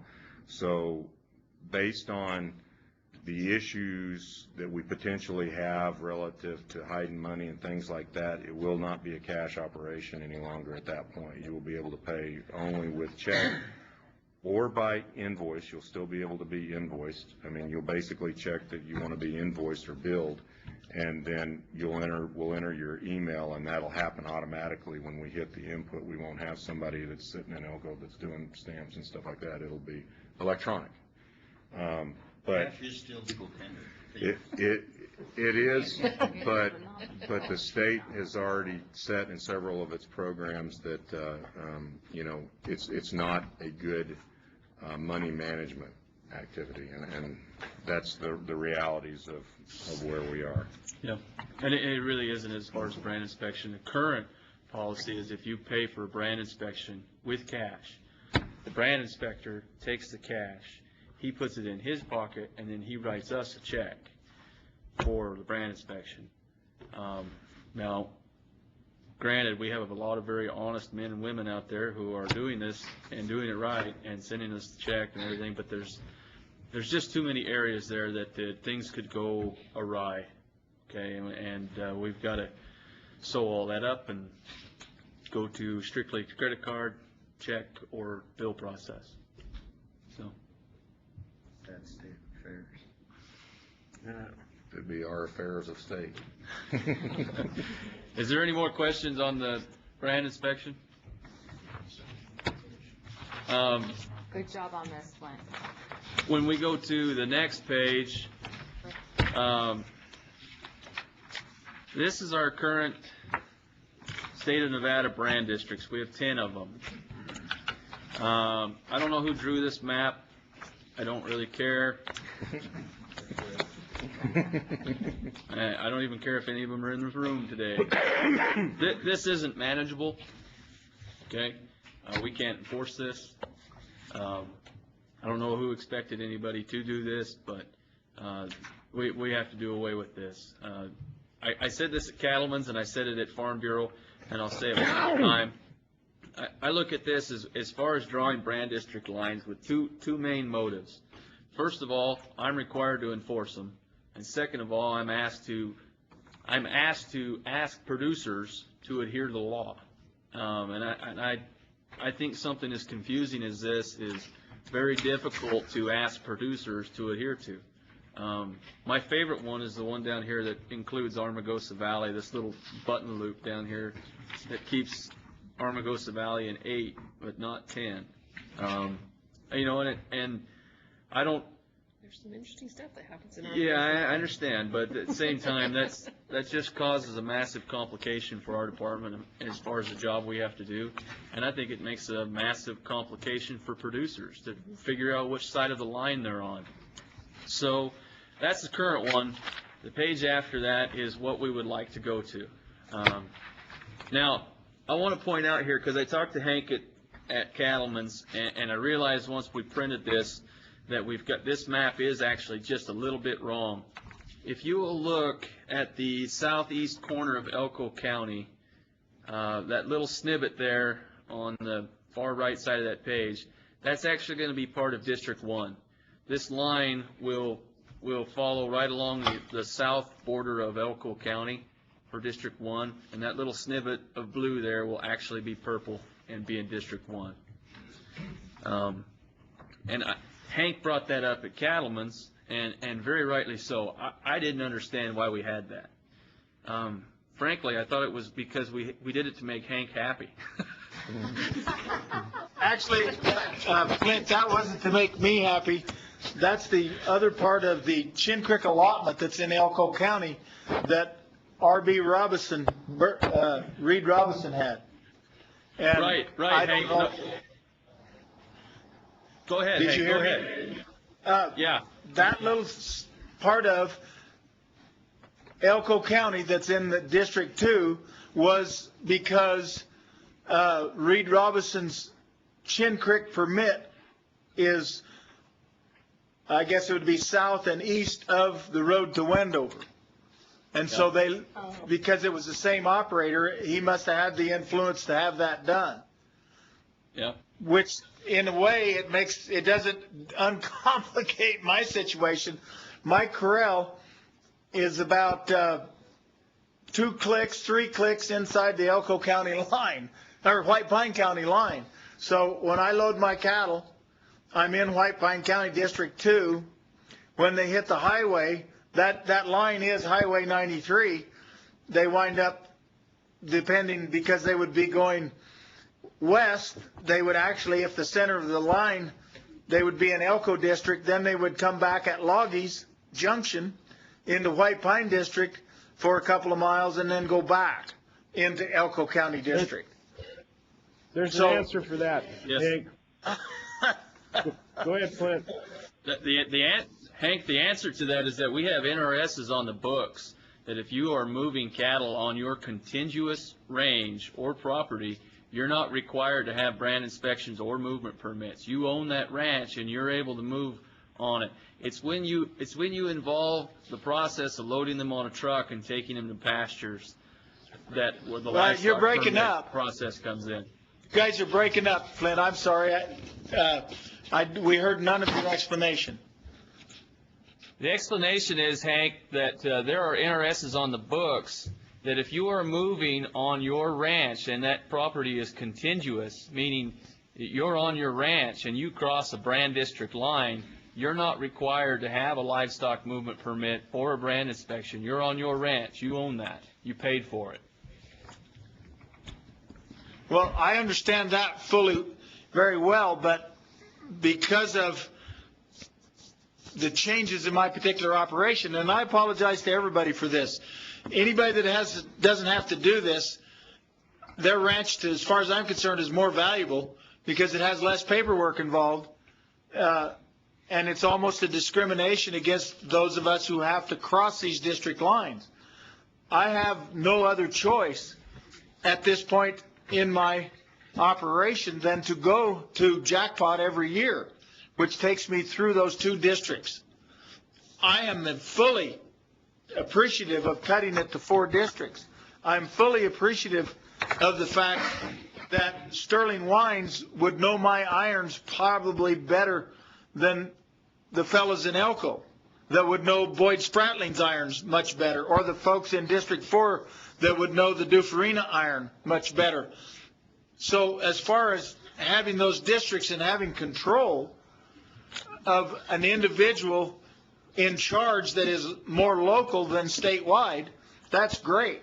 Because no matter where you draw those lines, when it comes to paying these extra fees and paying these extra problems to cross these lines, it tells me that because of the happenstance of how my operation now operates, that you're telling me that my paid for brand certificate is not as valid as somebody else's and is less valuable because I have to jump through hoops that nobody else has to. And that's my whole contention. As far as the district lines, it's great. Somebody, the day you draw these 4 lines, somebody will be in non-compliance. Somebody will be on the wrong side of the line. Somebody will have to cross that line. I just wonder, I would like to have the background on why it was felt necessary to have this program of filling out these papers, whether it's 1 paper or 3 papers as it now is, and I appreciate you concentrating it. But even if you look at your 1 paper here, it says number, age, in several different places. So 1 load of cows, say conceivably 45 head of cows, you could have 9 different groups of cows with 9 different ages on them and have to fill out every one of these blanks, and then you would have to go through Angus, Hereford, maybe Brangus Cross. You could conceivably spend a half an hour filling out 1 page. I would like to say, put in the district lines with 4 lines, 4 different groups for the individual inspectors' enforcement. But tell me 1 reasonable reason why my HV bar on the left ribs and a right ear crop is not as valid a transportation slip from District 2 to District 1 in a truck. That's my bone of contention. Thank you. And just to make comment, no one's telling you at the State Department of Agriculture it's more valuable or less valuable. You as the industry folks are determining that. If you as an industry think that we do not need district lines within the state of Nevada can be your district line. And we're okay, that seems to be the misunderstanding. The district is fine with me. The fact that I have everybody within that district too would have more familiarity with my cattle, with my neighbor's cattle, and if their enforcement jurisdiction is there, and when I call a brand inspector, he would more likely come out of District 2 than anywhere else, that's fine. But I wonder what the industry was thinking when I already pay, I don't know how much, $100, $200 to register an iron in the state of Nevada. My understanding is all unbranded livestock is basically at the discretion of the brand department anyhow. So if I've branded these cattle, you can trace them back to me anywhere within this state. And if I haul one of them out of state, or as in poor Dean Baker down there, he could get up in the morning and his cattle can be in another state every morning. Again, it is contiguous. But to charge me for any of this says that the state of Nevada, Cattlemen's Association or whoever, somebody, the industry, says my brand is not as valuable as theirs. If I have to cross the district line, I have to pay a penalty for crossing district lines in a truck. Well, this is like health care. We'll declare it's not a penalty, it's a tax. If that makes it better. Okay, if you hate what's going on now, you're going to hate it later. Is that what you're saying? Yeah, exactly, exactly. What would somebody in the industry? Somebody tell me, what was the thought process here to say that there would be, I don't alter my animals, it's a self-inspection, I got truck drivers lined up, whether I fill it out 1 time or 3 times, I have to buy it, then I have to remember to get it back into Billy, then I have to remember to do all these things, jump through all these hoops, and I bet you, as hard as I've tried to comply, I've probably never been in compliance once. So, what was the reason for it? Hank, from an industry standpoint, I'm going to answer it, and Boyd can help me. I think there's 2 parts to your question. The first one is I've had much of the same concern you have had, that do we really need district lines if you're taking your own cattle? There are those in the industry that feel and have a good point that if you transport your cattle from Elko or Spring Creek or Jiggs, Nevada, all the way down to Lyon County, you need to have some kind of traceability of those animals leaving. We can't come up with a magic idea or nobody's going to like how far you got to go before it's time to fill out the permit. Nobody's going to like that. We have to have some kind of criteria that says when you cross this line, you have to have a trip permit. That way, Elko has a list of people that are transporting cattle. It's a traceability issue. And number 2, Hank, as far as the triplicate, because your main issue at the last meeting in Elko dealt with the filling out the trip permits. The last set of trip permits that we received in Buck, which is almost 10 years ago, maybe more, were costing exactly $2 a page and going up in price. It seemed ridiculous to charge the producer $50 or $100 for these book of carbon copy slips, and they weren't even being adhered to by the rules that we're being asked to do. The reason we have those cards the way we do is they can be done in-house and it only costs $25 a year for as many permits as you want. That's why when you look at them, they're cheesy. They look like somebody, my kid did them off our computer. They're for a reason, to keep our costs down. But it's an answer, Hank. I don't know if you like it or not, but it's an answer. No, I'm on your side. I still have the same argument with your traceability. You can trace any one of my cows back to me anywhere in this state, and any state surrounding us. Merely call up because the bangs tag in the ears of those cattle would correspond with the Nevada number. They could get a Nevada brand book, and they could trace me and then you would have me if I took them out of state. See what I'm saying? The traceability thing doesn't wash to the folks out here in the trenches. No, They're you're already right. traceable. Boyd, real quick, please, and then Jim's going to... Okay, let me go the opposite side of the coin, Hank. And we've already had this discussion a lot, you and I. But if I send we all know that a number of cows in the state of Nevada, adult cows, will be packing more than 1 iron. If a cow of mine leaves Elko County and ends up in Smith Valley, she might as well be in California or beyond, because it doesn't take much to go ahead and put an iron on that cow, wait a year, and that brand inspector is going to look at that. What he's looking for is the brand of somebody in Smith Valley.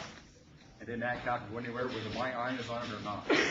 So, in reality and functionally, if you don't have some sort of trace or some sort of paper trail that the cow has gone from Elko County down there, I think you've lost a chance at ownership of that cow. I really don't.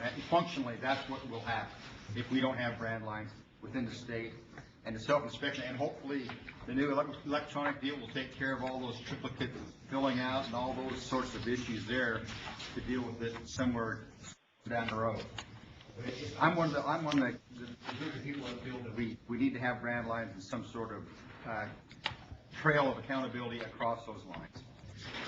And my only point would be that the crappy process is going to get better. We're going to fix that. That's on us. We can do that. But where we are today with this, so that you're aware and know where it's going, this is a director-approved NAC. Flint's adjusting this map as he talked about with that correction. Then it goes into LCB for their final approval, and this kind of matches where we've been with the manganese. It's all the same. It's a state bureaucracy. So once LCB comes back to Flint and says, okay, here's your language, here's your approved map, you're good to go. Flint will schedule a hearing in front of the director 30 days from that point or more, but it has to be at least 30 days.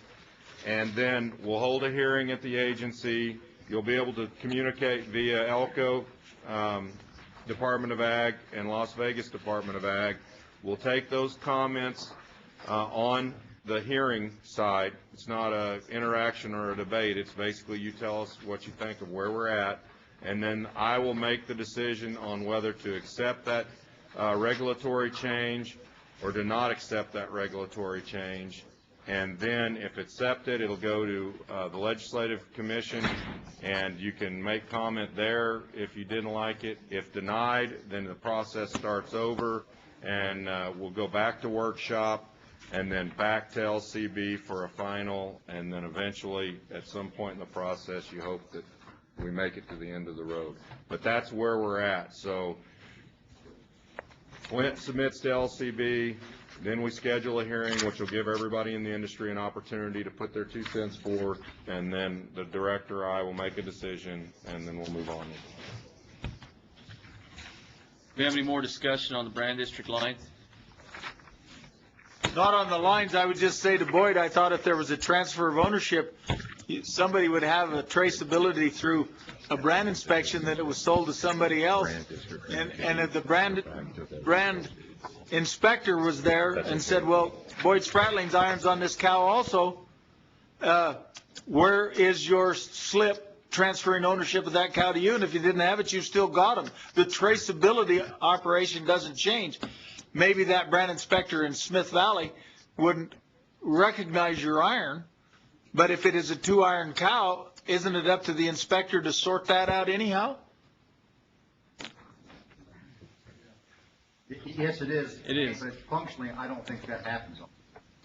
Well, and I don't think this is working functionally either. If they remove the line back, all I got to do is roll out of Krell in Elko County and go through Wendover. So does that make me any more legitimate than loading them to a mile and a half inside the White Pine County line and still going to Wendover? I don't know, it just seems terribly redundant and terribly, just because you cross a district line, they still are brand inspected when they're sold, no matter where they're at. We used to have to get brand inspections to go pasture to pasture. I know. And we're trying to keep that from happening again, Hank, and there may be a day someday when we can have no lines, but for right now to keep... We may not have lines anymore if this drought doesn't get over. How are we going to fund the department, the brand department, with fewer brand inspections? Because I don't know anybody that didn't get their cows wind up in town with a hook in them rather than going somewhere else. So... Okay, so the question here is, send this to, what's the language you guys want for the motion? I think it needs to be from the board, a motion to send this to for me to proceed to LCB. You don't need that. We don't need a motion for you guys. You've already approved it to go to workshop and hearing. So he's already approved that away, and basically it's already been submitted once, and he'll submit a change based on the workshop. What we need is probably, or what I need is the director who's responsible to make the decision, some kind of directive on where because I'm cognizant of the board, if you agree with this or disagree with where we're currently at. Go ahead, Ramona. Question for you. I'm looking at the brand lines, and we were doing fine before Hank. Now they've got to split down the middle. So we're going to be with you. But I haven't looked at the NRS on this. If you're in ownership of the operation, that's one thing. But what about a leasing situation where you're leasing cattle? It's the same thing. Same thing. Yeah. Okay. If you are in control of it, that's how they consider it. Cattle are leased in 3. Is it contiguous land? No. If you're going to haul them, then that's different. You're going to need a movement permit. See, Hank, I'll be with you. Yeah, but we're all in that boat. I know, I'm just teasing. We didn't politicize this at all, trust me. I know. There's no way to cut the baby in half. Yeah, there's no way to draw these lines and not make somebody upset. I mean, we didn't politicize it because we cut Gochillas in half, we cut Davy Sticks in half, and apparently we've cut Hank in half. So, I mean, Got the we Pine Creek and the RO cut in half. yeah, we got the Pine Creek and RO chopped in half. We did this just like I explained, first of all. We have to enforce these laws, we're required to enforce them. Right. And we ask you to adhere to them. And the idea that you got these 10 different districts, frankly, nobody complies to this. I mean, it's ridiculous. So this is a simpler way. Yes, it's still a hardship in some cases because in some places we've cut people in half and you're going to have to get a movement permit to cross district lines. But it's a simpler process, and at least you'll know now, okay, we are in District 4 and we are going to District 3. Before, I asked 5 cattlemen, they couldn't even tell me what district they were in. Yeah, I know. Okay. I know. So this is fine. I'm not complaining. I'm just asking the question. Mr. Chairman. Yes, sir. I move that this board convey to the director that we agree with moving from the current 10 districts to a updated, perhaps 4-district version. Will it go through workshop so that if this It'll go through hearing, because we've gone through workshop, got everybody's opinion, that's how we got to where we're at. We'll go then to the suggested changes from the first version that we started with, which is different than this. Then LCB will send that back to us and say, okay, that's recorded, here's the updated file, and then that will be presented and say, okay, we want to have a hearing in 30 days, whatever that date is. We'll send out that announcement.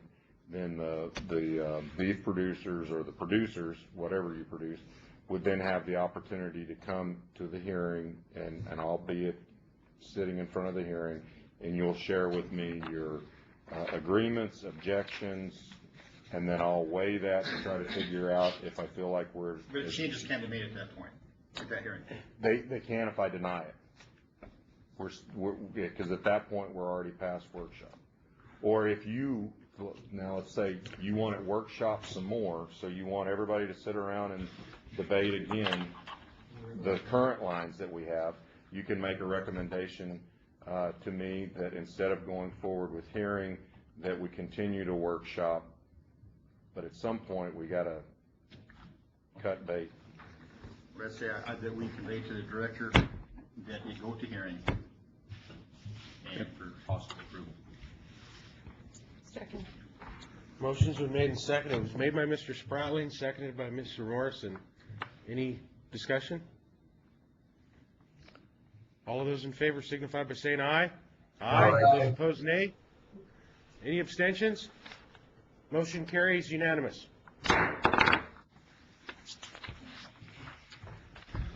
A note, don't forget the wooden block for the gavel to hit. It makes for a softer. 8C, resource management plan. Yeah, this, Glenn, if you don't mind, Go right ahead. I'll just run this because I think this has been discussed several times since I've been a member of the board. I know Ramona's brought it up. I'm sorry, I didn't mean to take over on you, but No, I just wanted to give a little background and go right ahead. And I think there's enough resource management plans out there that if it is something the board can do and it's enforceable and it has some meat to it, it shouldn't take very long. It's just, the plan was to have staff go ahead and work on it using resource management plans from around the state, Eureka, Elko County. Don't reinvent the wheel, put our own twist to it. Okay. And if we can, and it's got some meat to it, to do it. Okay. And you're going to have to help me with all the fancy words, but it gives us, with the BLM, Ramona? Forest Service. Forest Service, what does it give us?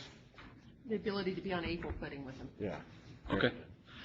I guess my only question, and I asked Jim this too, but before we even got down here, and it's kind of like 8C is kind of a mystery to me. I haven't even seen it, any of the language that you want in it. And I guess if you want us to do it, we're happy to do it. But I need to see where we're going. No, the intention wasn't to bring a bunch of documents here today, and we'd be here all day, and we'd miss our planes tomorrow. some of us, we'd be staying at Paul's house. But just to have the board direct staff to move forward. Okay. And report back to us. Utilizing examples that already exist. Using existing, putting the state of Nevada's own flavor on it. So if that's what you guys want, then give us a motion and a vote saying that, and we'll move on with all our lives. We're happy to do it. Yeah, we're game. I guess we just need you guys to tell us to do it. That's all today was intended to be. Okay. And then you guys go find that's why there's no paperwork. And we'll bring, and then at that time, we'll bring what we've got back and look for your final approval, because it's like a policy. I'm game.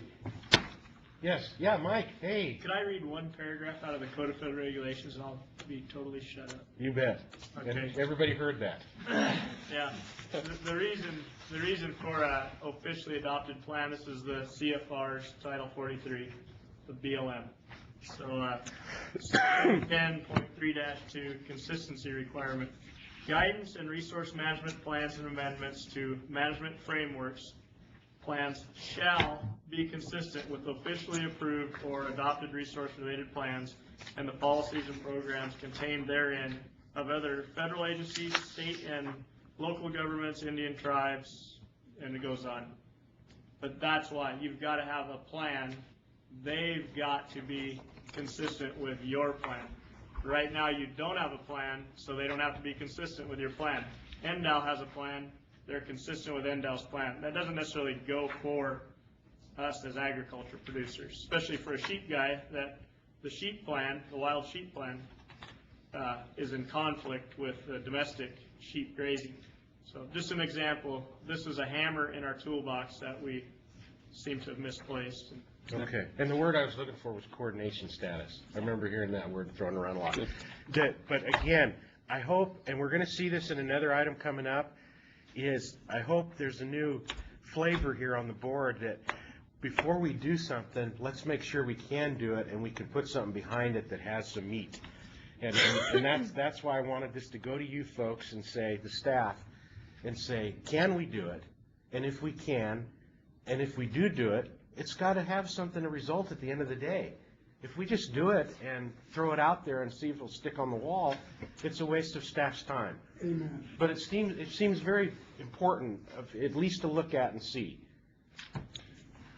And I guess my response would be, if any other state agency can do it, then we can do it. That's not an issue at all. That's not a problem. And basically, from what I've heard up to this date and from meetings different folks have had with me, is basically we can utilize pre-existing plans, we can engage our staff, and then putting together an ag version. And how I would foresee this playing out is like when I was at education, previously we had worked on state plans relative to other federal programs, and basically we'll put together a draft and come up with a staff's best first effort of that, and then we'll go through a workshop process, just like we do on any of this other stuff. It's not an official LCV document, it's not an NAC, so basically we wouldn't have to go through that portion of submitting, but we would go through a workshop process where we would advertise. We want to sit down, have folks look at what we put together, make comment, put input forward. Then from that, we would determine a final draft, and then we would hold a hearing, and that hearing would be in front of the board. You guys would be the hearing group. Where's the authority for that? Excuse me. The authority for a workshop. There's not, because it's not an LCB file. Right. But I think we would want to be open and transparent. We wouldn't want to do it behind closed doors. No, I agree with that. Because ultimately, it's going to come to the board as an approval. Right. You're going to say, yes, we agree with this, or no, we disagree with this. Let me go back a step. If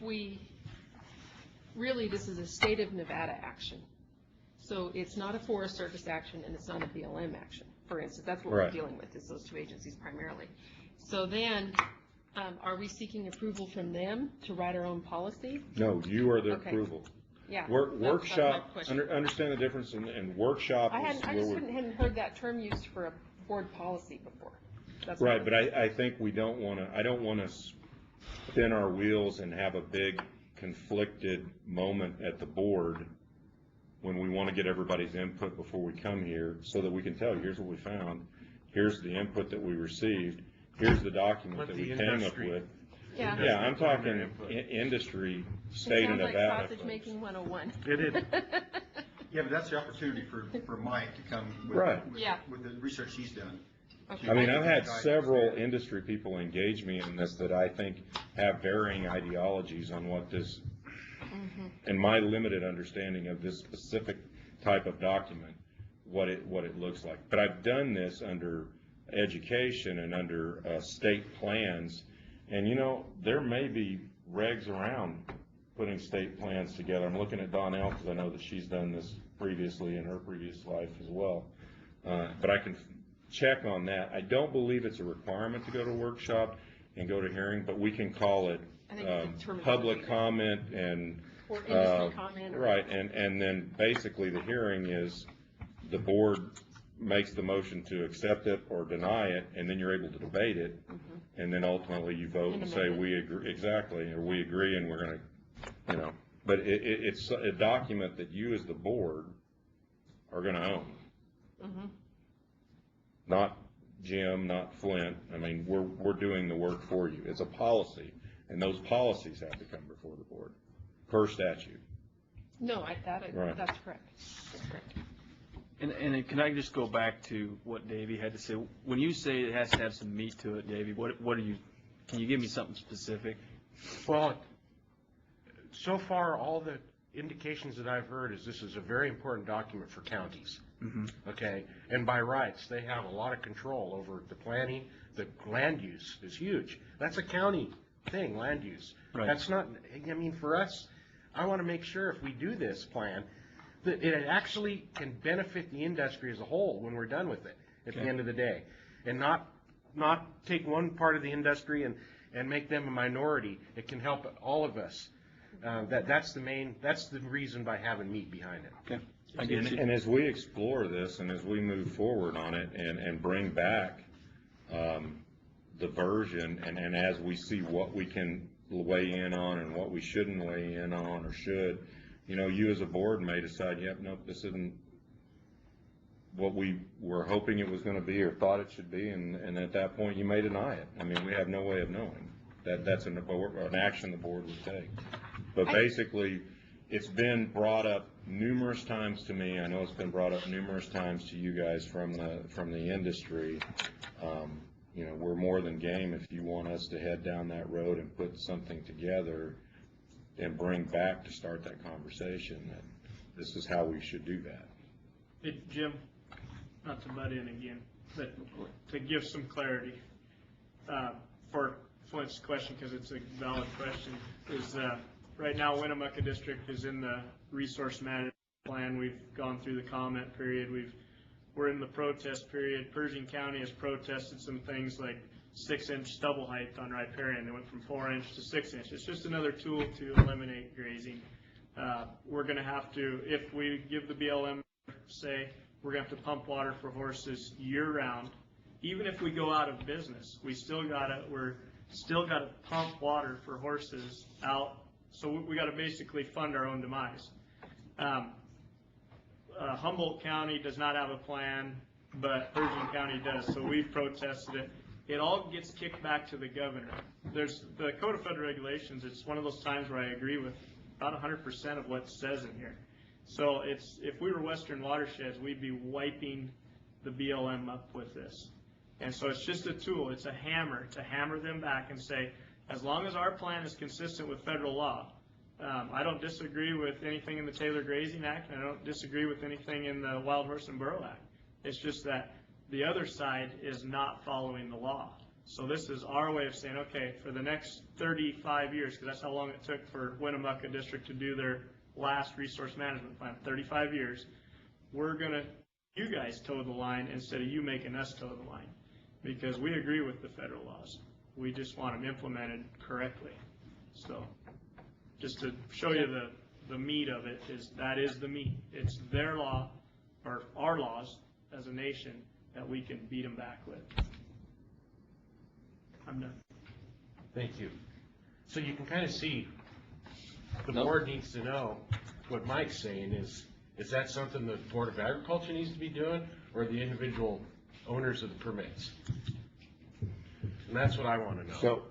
So do you want to start, we can start this numerous ways. You can, as a board, request Dennis as the AG to give us, as the DAG, to give us his opinion on whether we need one or not. I don't, is that what you're asking? Absolutely, it's got to be sound law. But you guys have to parse that. I use Ramona's family as an example. The many cases that you've been successful with were on good sound law. If we do something that isn't, and it doesn't have any meat to it, we're just wasting our time. That's all. Okay. And I'm not representing myself as a lawyer. I'm suggesting that we've done other state laws and or state plans and other state agencies, so that's my experience. It is state law right now to have a resource management plan, but they're watered down. That's what they are. But it is state law, so it's already been passed. Okay, to Mike's point, just to be clear, we're going to come up as an agency with a state resource management plan. If the board directs us to do that today. I understand. I know that all has to happen, but, so we got to come up with a state resource management plan. When does the board want that completed by?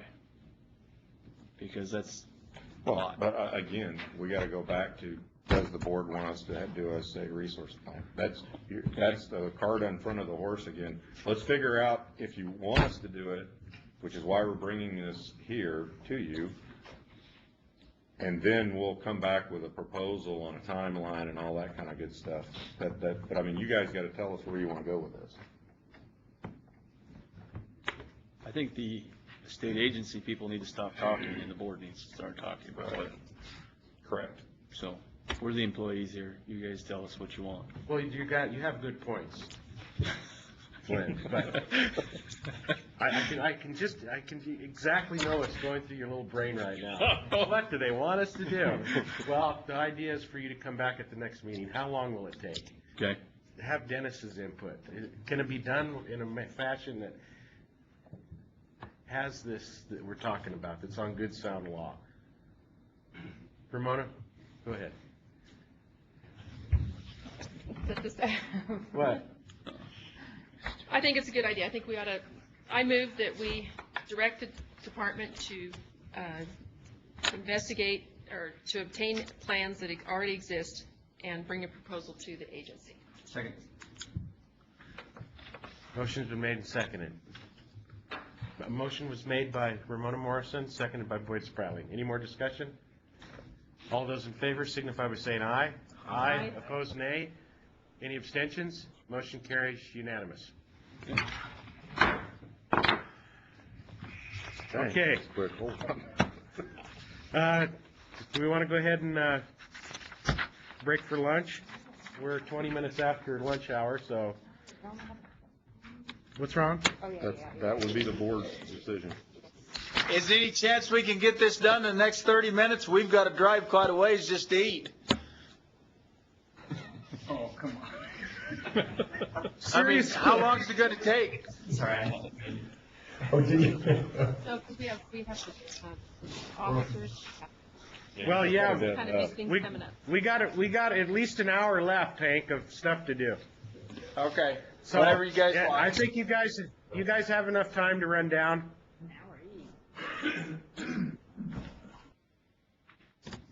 Okay, you want to take a break for lunch? Yeah, sounds good. Come back at 2 o'clock? All right, we'll be back at 2 o'clock. Say they were going to give them an hour or two. We're getting like something. Fast food employees, help, we're on. They're gonna bring an hour? Oh my God. So we have Yes, sandwiches and staff.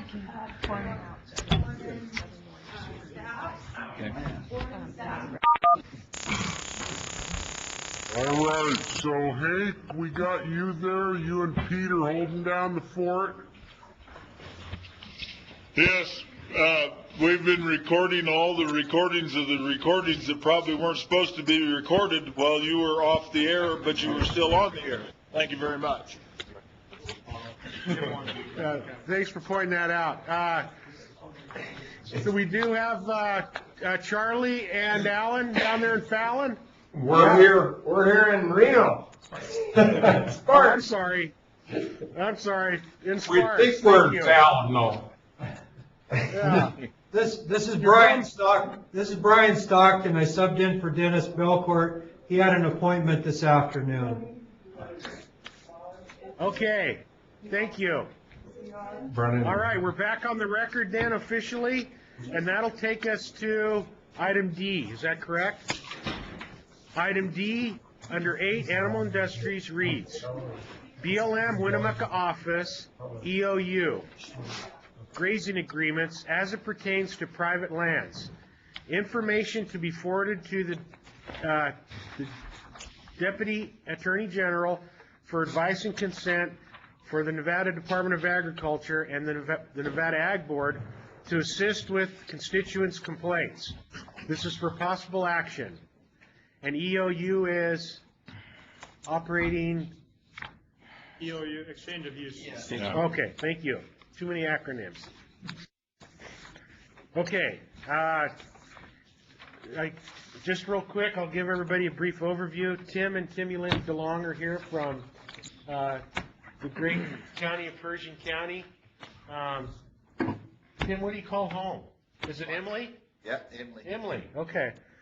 From Emily on the Humboldt River, and Tim's has an issue that's reared its ugly head, and basically what's happened is it involves a checkerboard railroad, BLM.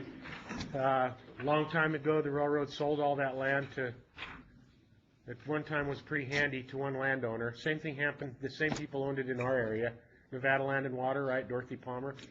And it was okay when you had an agreement with them for the EOUs, but then Dorothy decided to, and I shouldn't say Dorothy, Nevada Land decided to split them into 40s and sell them, and then that's when the whole barn door gets left open and we have an issue. But that's basically it, and we have some information. We have a letter, and basically the idea of this one is similar to the last one, is we wanted to take this information.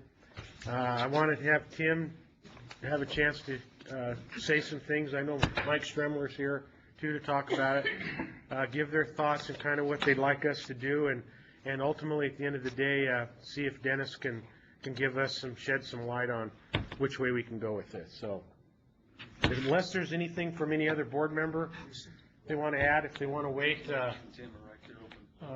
Mike, do you want to speak on behalf of Tim? He asked me to, and then you can ask him questions as well. But the reason I got involved, Mike Stremler for the record, I'm the Natural Resource Chairman for Pershing County. So at the Superior sale, some ranchers came to me and said, hey, we're having trouble with this exchange of use agreements, and the BLM is cutting our grazing.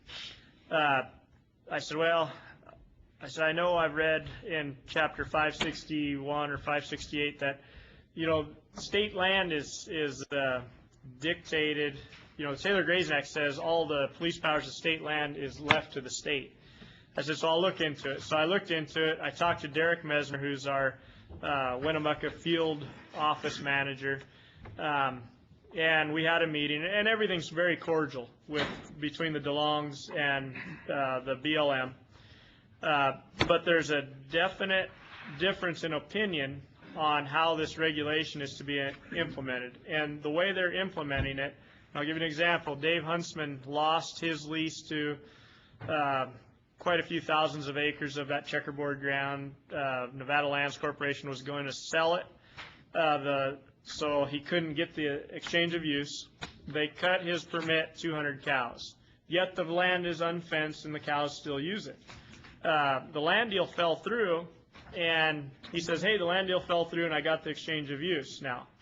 And they said, well, it's really hard to get that back, and so we're not going to reinstate it. So he had bought that ranch, Coyote Creek Ranch, which is in Unionville. He had paid Kirkendon and Mater just a little over $5 million. he lost 20% of his carrying capacity, which is basically these ranches sell as how many cows can you run. And so he lost roughly $1 million on that deal because of this exchange of use. That was the first time I'd ever heard about. I'm the type that I won't want to hear it from Tim. I want to hear it from Dave Huntsman. So I called Dave Huntsman. He said, "Yeah, this is what happened." And he says, I didn't even know we could fight it. So I wrote a letter on behalf of Tim. They signed it, and Tim's daughter is an attorney, as a litigator, Rita, and so she helped out with it, and the BLM responded. So that's, we got a letter to them, a response, and then Tim got some more outside help from other legal professionals, and wrote another letter, but leaves his letterhead on it. So the legalese is not me, Tim, but his daughter is an attorney. So anyways, and what we're trying to do is explain our position. And from Pershing County's perspective, we've got a lot of checkerboard. That Humboldt River follows the railroad tracks. And so if on Tim's ranch, he is 33% public land, 67% private land. Of the 67%, he owns a small percentage of that. If for some reason they said, okay, we're no longer going to give exchange of use to you, that could cut his numbers from a 1,000 cow outfit to a 330 cow outfit, which all of a sudden it becomes unsustainable to be a ranch. So then you look at Danny Duncan, who has the same situation, John Bell, Woody Bell, all the people that are in that checkerboard, Jim Estelle, and they're all having the same problems. And all I'm seeing is the BLM has figured out every which way to cut ranchers, whether it be stubble height, the riparian match, it doesn't matter, wild horses, it'll be wolves before long, but there's all these ways of cutting our grazing. So anyways, Pershing County has taken a stand and said, hey, here's how we interpret it. Our DA has read it. He agrees with our interpretation. What we're looking for is, this is a statewide issue. This isn't a Pershing County issue, a Tim DeLong issue. Tim's just got enough backbone to say, I'm not going to take it. So he says he's too old to run, so he's going to fight. So, but we'd like to stay out of a lawsuit. That's our goal, and I don't think we're trying to drag the state into a lawsuit either. But state law, and these letters outline state law, says the only way to deny consent is to fence it off. So consent is given to graze that private land as long as it's unfenced, and a legal fence, 4 strands, what a legal fence is. And the Taylor Grazing Act says that all the police powers are left to the state. It's all very simple. Jake Tibbetts, who's the natural resource guy for Eureka County, went to Washington, D.C. the day before they shut down, met with the BLM directors in Washington, D.C. They said, we don't know why they're taking this position when these letters seem to outline it clear enough to us that you should be getting exchange of use. And not only do they not give exchange of use, but at the end of a grazing period, you have to do an actual use report. And you cannot lie on those things. And what it says is, how much of the public land did you actually utilize? So if I turn out 1,000, or if Tim turns out 1,000 cows onto his grazing allotment, adjudicated allotments, but 67% of it is private, and they're only giving them a grazing permit for the other 33%, so they're not taking into consideration any of the forage being utilized by those cows on the private land. He would have to say that he utilized 2/3 less than he actually utilized, because he could only turn out 1/3 of the cows. So they got you, you're danged if you do and you're danged if you don't. And then going back to Pershing County. You don't really lose the AUMs. You lose the ability. You don't lose the feed. You lose the actual permitted turnout. So if he turns out, they're going to say, if you have the lease on all this land, we're going to give you 1,000 cow permit this year. But if you lose that 67%, even though your cows are still grazing it, then we're going to let you turn out 333 cows because you've got 33%. So what it does is the forage is still there. Pershing County last year paid a $200,000 fire suppression bill. because it burned private land. So the BLM charged them a bill for fire suppression. And the county's saying, well, you're not allowing our ranchers to utilize this feed. John Bell, which is right around Unionville there, we did some transects on his stuff where the BLM had old transects. There's available forage in a drought year this year. There's 200 pounds per acre of forage. He's got a 22,000 acre allotment. Because he doesn't have exchange of use agreements on it, he's allowed to turn out 32 cows for 6 months. Now, if we don't get any rain this year, which we already have, the available forage at just using 100 pounds per acre, so we're leaving 50% back for wildlife, he should be able to run 458 cows is what it comes out to for 6 months with no spring precipitation. So this is how so what did John Bell do this year? He shipped 200 cows down to Rachel to buy feed over there when he should be keeping those cows there. The BLM has said this is going to burn every 3 to 5 years, this country here, because it's a cheatgrass monoculture now. Now we've got Medusa head moving in because the Medusa head gets started in the cheatgrass thatch. It has to have thatch to get started, which is a noxious weed, worse than cheatgrass could ever think of being. It's not palatable to cattle or sheep. So basically what the BLM's doing is they're painting us into a corner and painting us into a corner so we can use less, and the less we use, the less we can use later because it's going to burn the less habitat we're going to have for sage grouse and wildlife, which is another reason to cut us. So I guess what I'm looking for, how I envision this, is kind of has to do with your natural resource plan too. Is part of that natural resource plan has got to have, here's our policy, our stated policy and plan on the checkerboard. When the land is unfenced, and there's water rights that Tim owns on this private land. He doesn't own the land, but he owns the water rights because we're a prior appropriation state. Whoever put it to use first had the right to it. So he's got 80 some vested water rights. A lot of those are on private land that he does not own. So he's got access to that water, but yet the BLM will not acknowledge that his cows are eating that feed and giving them exchange of use. Go ahead, Jim. And I want to be right there with you, but I want to point out a couple things that concern me, and I think from my position, I would request that the board look at getting an opinion or something from the AG on this, because if you look in it, and I'm not a lawyer and I don't pretend to be, but just being able to read what I'm understanding for it. You referenced the legal fence, and that's largely, that whole piece is directed towards liability. You know, in other words, the livestock producer is not liable unless you have a legal fence. And then you go to the 568.300, and as stated in the letter accurately, it shall be unlawful for any person to herd or graze any livestock upon the lands of another without having first obtained consent of the owner of the lands so to do.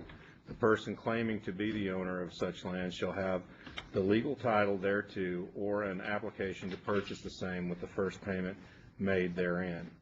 And then it refers to section 3 that says this section shall not apply to any livestock running at large on the ranges or commons. And at large, in just how I read that, it would mean, you know, loose, not claimed. No, in the allotment, within the allotment. At large in the commons. See, when that was done was in, I believe, 1921 or 25. With the act. The act was done in 21 or 25 before the Taylor Grazing Act.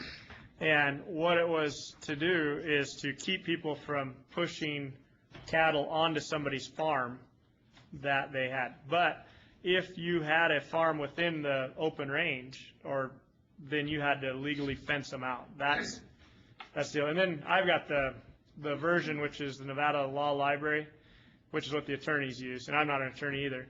But then they have the AG's opinion, which was quoted in 65, and I believe it's in the letter, that the only way consent can be denied is to put up a legal fence.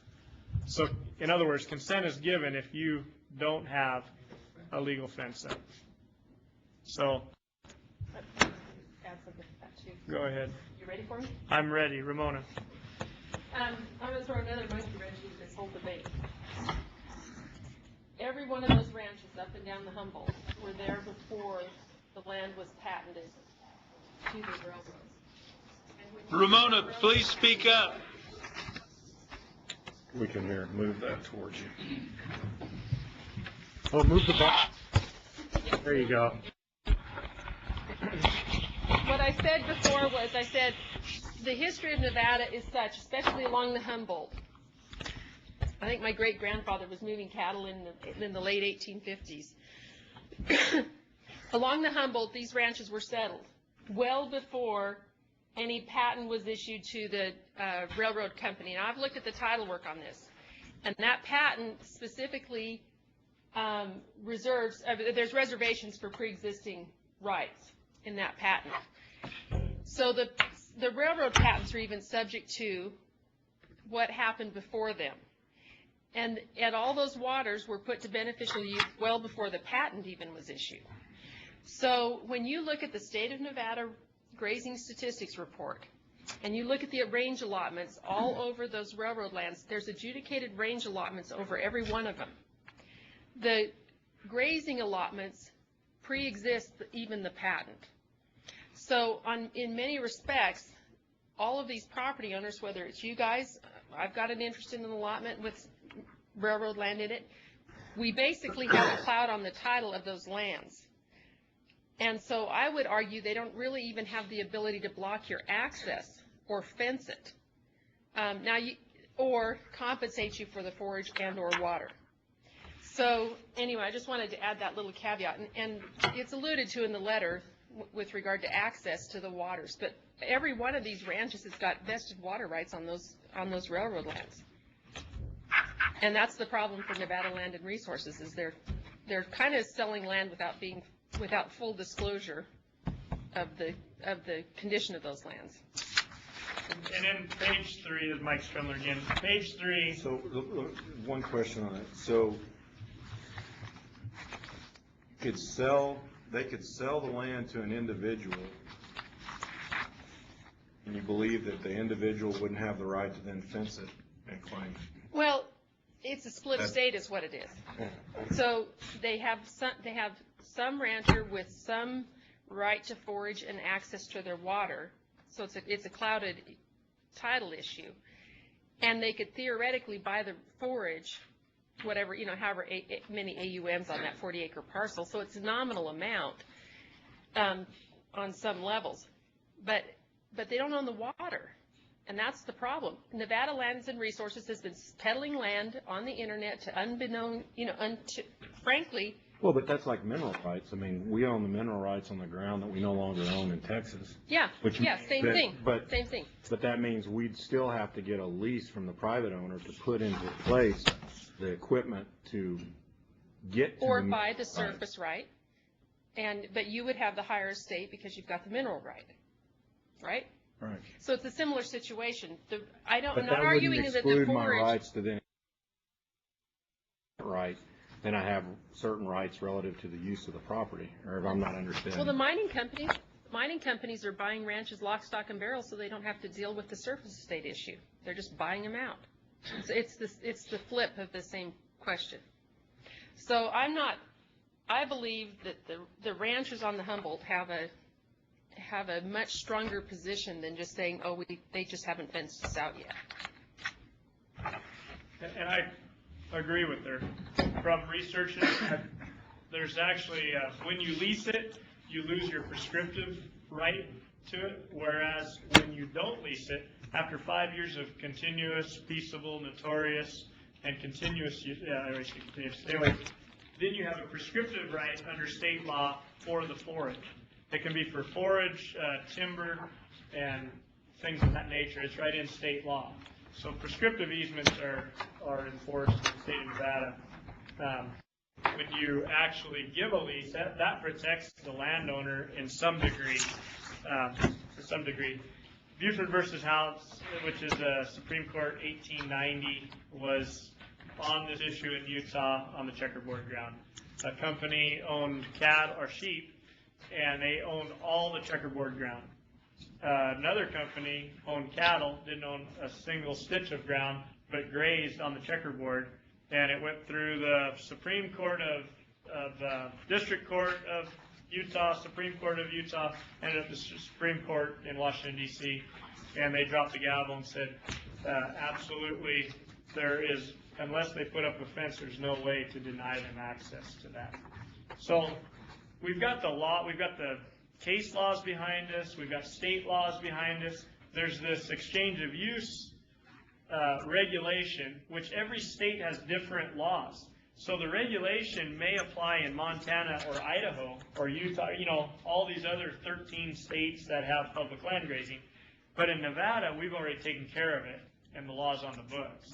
And so that's where, on page 3, I quote the Taylor Grazing Act, nothing in this subchapter shall be construed as restricting the respective states from enforcing any and all statutes enacted for police regulation that goes on with land. So it's we've got everything on our side. Even the Washington, D.C. people are saying, we don't understand why they're doing this, but we've got all these states that have different laws, and so we're going to leave it up to them to figure it out. This is somewhere where maybe the Department of Agriculture could work with Amy Lueders and without getting into a fist fight in court and saying, hey, we've already got the research, what's your side say? Without getting into court. Try to resolve this thing amicably. And if I was an environmentalist, which I am, but I'm not, as far as a radical, you know, somebody could buy the grazing rights on all this checkerboard ground and could eliminate all grazing on checkerboard. So you could go to Nevada Lands Corporation and say, hey, I'm John Marble, I want to buy your grazing rights. So you can no longer give a grazing right to these ranchers, which would eliminate exchange of use altogether. I mean, that's the dark cloud in the future. If we don't start playing offense on some of this stuff. Well, they would still have to fence it out.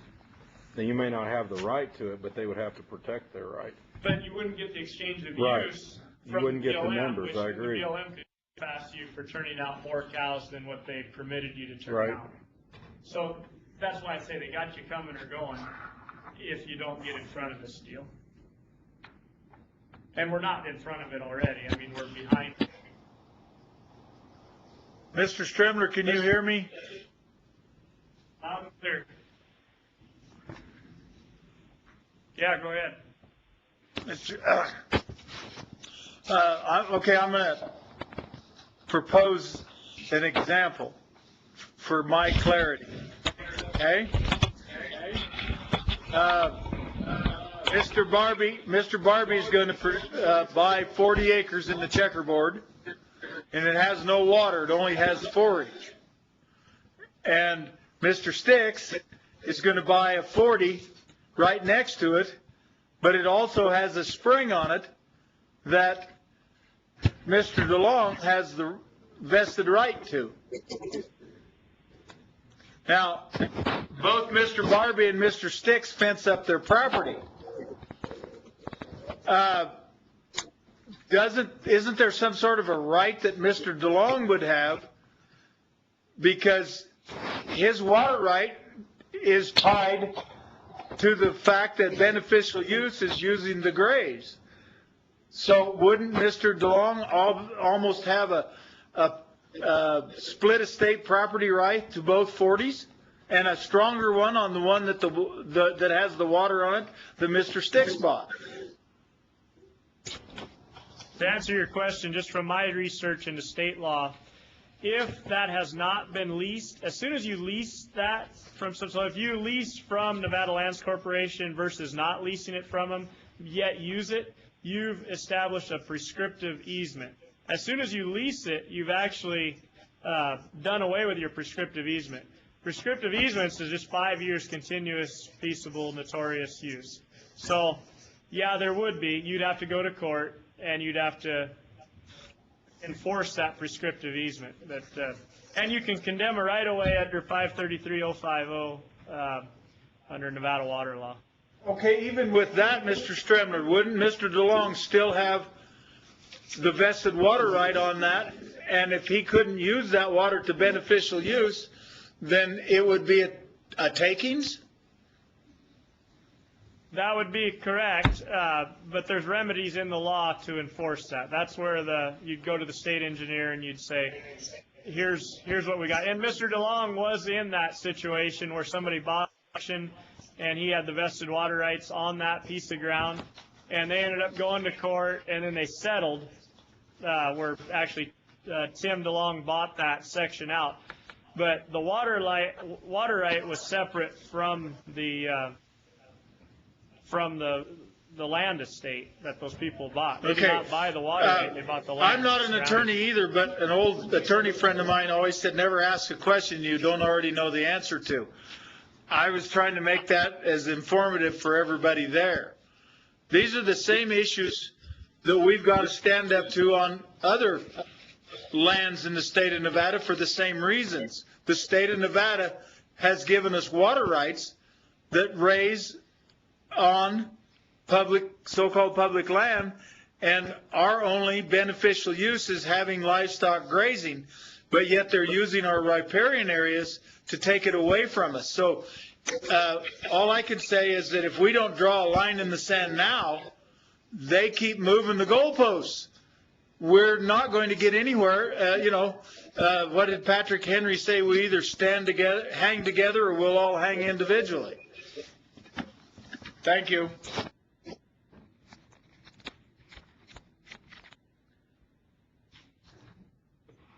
I agree with you, Hank, on that stuff.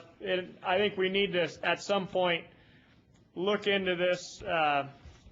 There's plenty of smarter people than me or Tim, and what we're looking for is we see this issue coming at us. This could come to, Pershing County's not very productive land compared to Elko County on their checkerboard. So you're going to lose a lot more AUMs if this starts happening in Elko County, which 60% of agriculture in Nevada, I think, is the livestock industry.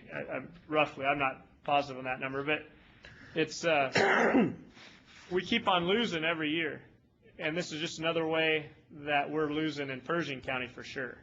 Clarification question as well. So is Winnemucca District doing this, but the Elko District is not?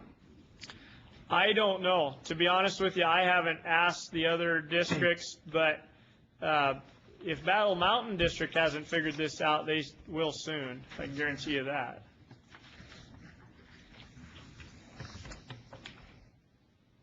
That's why I say it's important to get in front of this before it becomes a trend, because once you lose those, it's harder to get them back. If we can get in front of this and say, here's our interpretation, without going to court, can we come to a reasonable solution?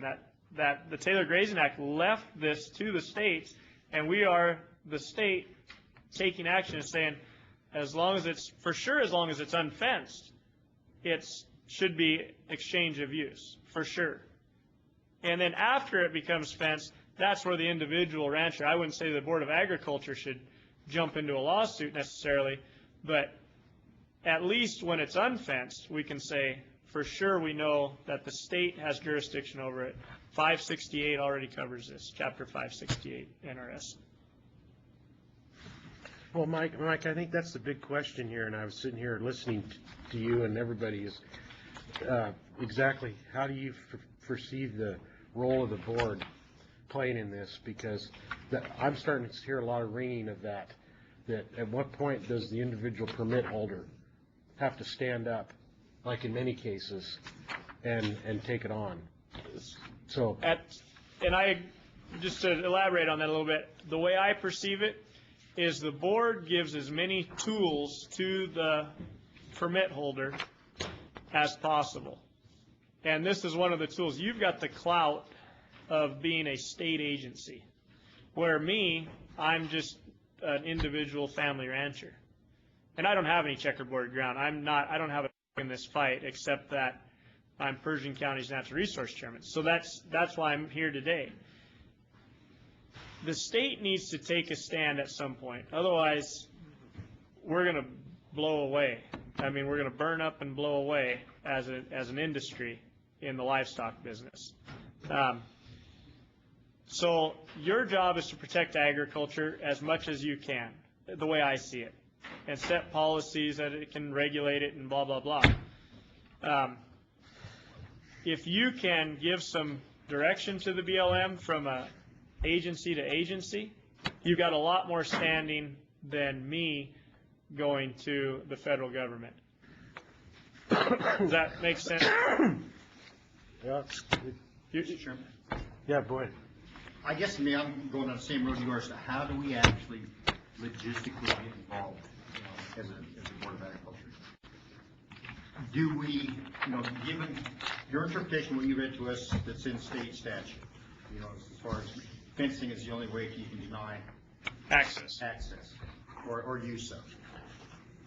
Do we go through, requests at our DAG, say, repeat that phrase in a letter to the state BLM office? I mean, we're pointing it out, saying we feel that the state laws is this. I think probably the Attorney General's office is where it should be done, but could we weigh in doing it through our DAG, so that way it's originating from the Board of Agriculture? And that's exactly how the item on the agenda was written. Okay. Yeah. There's already 2 AG opinions quoted that is quoted in here on that 568-300, where that's the AG's opinion from 1965 and then maybe 90s or 2004. It's on that Nevada Law Library. You get all the annotations, and so it's been upheld several times where this question has already come up 2 different times where they've cited that opinion, and it's in our favor. That's the main. Otherwise, I would have never quoted it. It wasn't in our favor. So I think what you're saying, Boyd, is correct, that we proceed somehow to get a more professional, and I'd say, the BLM is going to ask their counsel the same question. I don't think this is something we need to fight about. I think this is something that we can actually, the state can agree with the BLM that as long as the public land part is not being overgrazed, what control do you have over the other 67% of the state land? All you're doing is causing a fire hazard by putting this unnecessary regulation. A regulation is supposed to be reasonable, and it's not being reasonable. That's the Supreme Court has defined that regulations are supposed to be reasonable. So. And then I would go back to what your duties and roles are charged with, and another previous letter that we looked at doing and we kind of had to modify and change. I would think that you would have the DAG research it to verify that, or not, but to figure out where it's at legally, and then you would request the governor to weigh in representing the state. You see what I'm saying? Exactly. Because that's basically how your duties and duties and responsibilities are reported.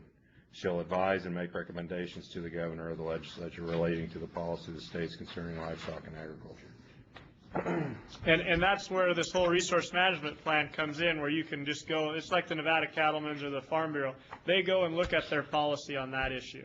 And so when Doug Busselman was going to these meetings, he'd flip out this policy. This is our policy.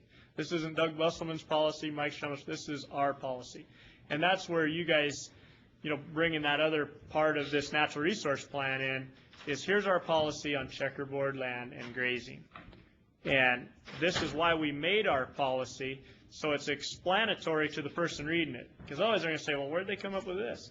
Well, because of this case and this case and this case and this law and this statute, this is why we've come to our conclusions that this is our policy. So you vote on that policy, you adopt it, then that goes forward to the governor. The governor says, oh, this has already been thoroughly vetted or whatever, and then you move on. So I think that's where your job comes in, to where a guy like me, if I were to buy a checkerboard ranch, could come in and say to the BLM, well, here's the Department of Ag's policy. This has already been because we keep getting new range cons on a very regular basis.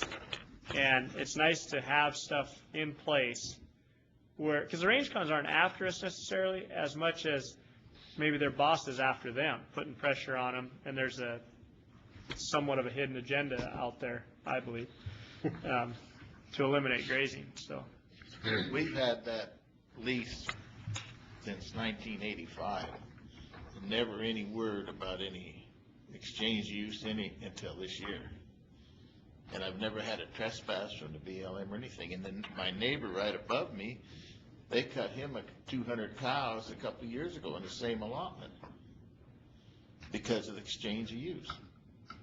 And then Coyote Creek's right there 20 miles from there too. And everybody there's got a checkerboard. They've got on John DeLong too. And my brother and that on the same thing. And it's just, but the land's not fenced. It's 40 acres is one AUN. But they subdivide them sections and they got a whole bunch of 40-acre pieces in there. Some of them, the owners live in Asia and everywhere else, don't respond to you or anything.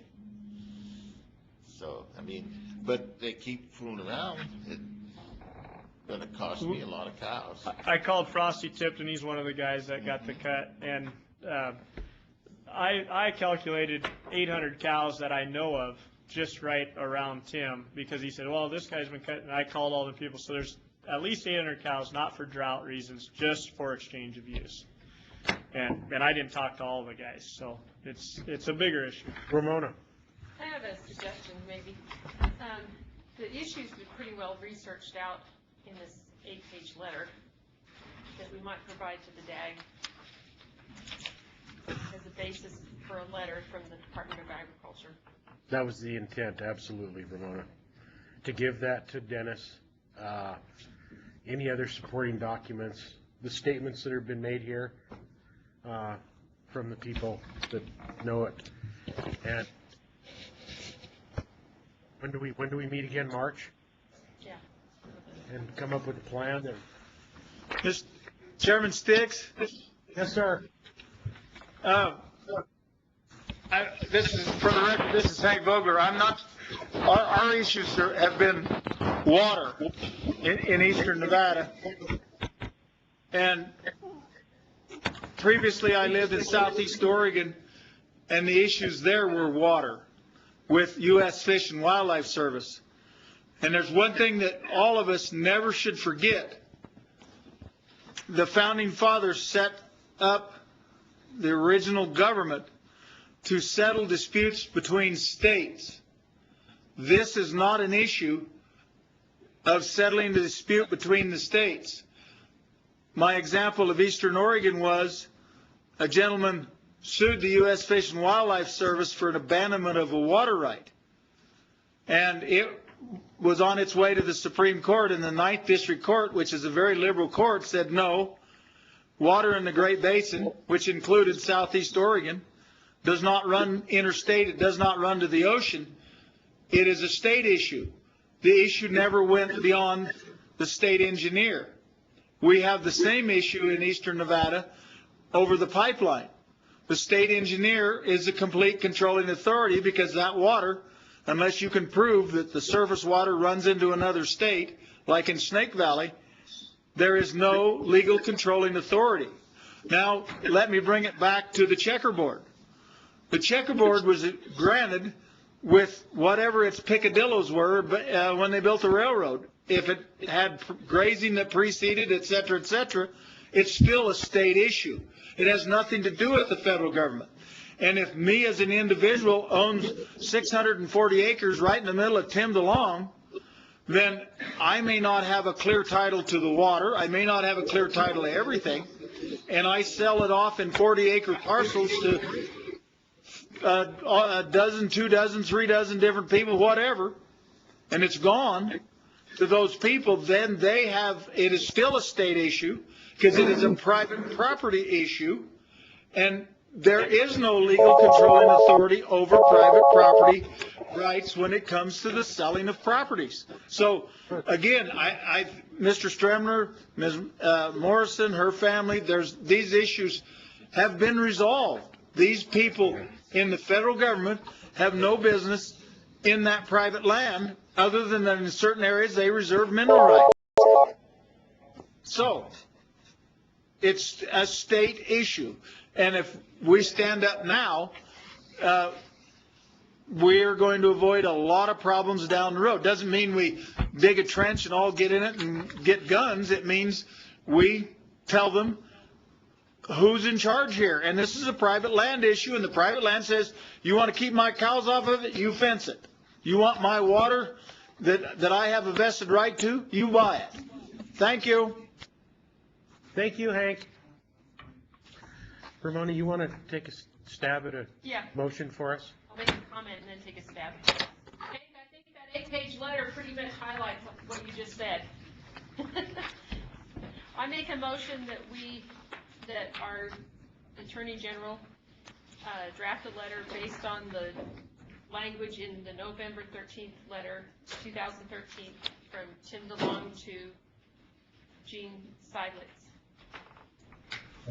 Mr. Chairman, if I could, please. Yes, we have a motion and a second. Who's talking? This Dennis? is Brian Stockton from the Attorney General's office. Oh, Brian. I wonder if you could modify your motion to make it clear that this is the kind of thing that's going to have to be cleared by the Attorney General herself, and she has the right to refuse to issue that letter. So perhaps you could modify the language a little bit to say you're going to request a letter from the Attorney General's office. And to follow up and kind of go back to where we were on a previous letter that we had tried to do, I would suggest that you have the DAG research and give you their opinion relative to the issue and request the governor to issue a letter to BLM in support of there's kind of a couple of different, but the letter should, we should be, and we should be requesting the governor to do the letter, not a letter that the board would write or the DAG would write, I guess is what I'm trying to clarify. Okay. Are you okay, Boyd? Is that where you were headed? That's right. Okay. Ramona? Yeah, it's confident. It's your motion. It's been seconded. It's not a motion. Okay. Boyd, why don't you Boyd, make a motion? you have the floor. I would move that we, as a board, request that our DAG do the research to verify the things, using those materials that have been brought up in public comment, to verify that this statements about fence out and those sorts of issues. Using that, then we could request the governor's office if he write a letter to the state BLM office and the district, when I'm up into the district office. Okay. So what I'm moving is to request that the DAG do Right. research. Do the research. And ultimately have the governor. We'll compile that. You can have the director compile that and then forward a request of a letter from the governor's office. How's that? That works. Yeah, Don. We have a motion on the floor, by the way. Okay, could I? Real quick. Okay. There's been a court case, claim court cases internally on the checkerboard. One cow, the cows were rubbing the siding off of the house. And the judge determined that those cows were under pasture. And that they couldn't be sued for doing damage. Another one was, the guy was fencing his place. And they couldn't fence it because they were blocking the easement, the right of way. So the cows travel back and forth to water. So, and the easements are several miles wide. So, the rancher virtually owns. Now, these were small claims cases, they're not case law. But there's been 2 cases so far that, in the checkerboard, that have given the rancher owner of the surface, grazing the surface of all that land. And that's, I think goes to my point that that's what we're asking to compile so that we can request the governor's office to do something. Yeah. Second Boyd's motion. Thank you. The motion's been made and seconded. All I was going to say is this fence out issue needs to be interpreted because it's always been used in the past that the landowner has to fence out the cattle. We've used that for years and years. And now I've been hearing, this isn't just this case, but the horse issue in the Virginia ranges, they're trying to use it for the Department of Transportation, BLM, and everybody that has to use it. So it needs to be put to rest. What does the fence out really pertain to? Private owner or not? So, Jim, did you have something? Yeah, Jim Snyder. I just wondered if it would be meaningful or helpful for us to adopt a resolution or something stating the board's position on this to go along with that. I like that idea if we know what we can do. Well, we don't eventually at the end. We don't know what we can do, but would it be helpful to state what we'd like to do? You know, our support for that concept. No, I agree if we I can don't use a know. resolution, Hey, but not for today. Chairman, Dave, That's what I'm asking. yeah. Yes. I don't know as if I have an opinion until I hear from what the DAG's opinion is. So Alan, yeah, that's exactly what we were kicking around here is we don't even have the item on the agenda as a resolution. And when we can bring it back with the DAG's 2 cents worth, then we can do it in the form of a resolution then. Does that make sense? This is Brian Stockton, just for the record. Yeah, the second thing that was talked about is not agendized, is not fairly noticed in the agenda, so the board would not be able to make a position statement today anyway. Thank you. You're welcome. Any more discussion? Question. All those in favor of the motion signify by saying aye. Aye. Opposed, nay. Any abstentions? Motion carries unanimous. A little too hard, huh? Okay. Let's see. Board member presentations, number 9.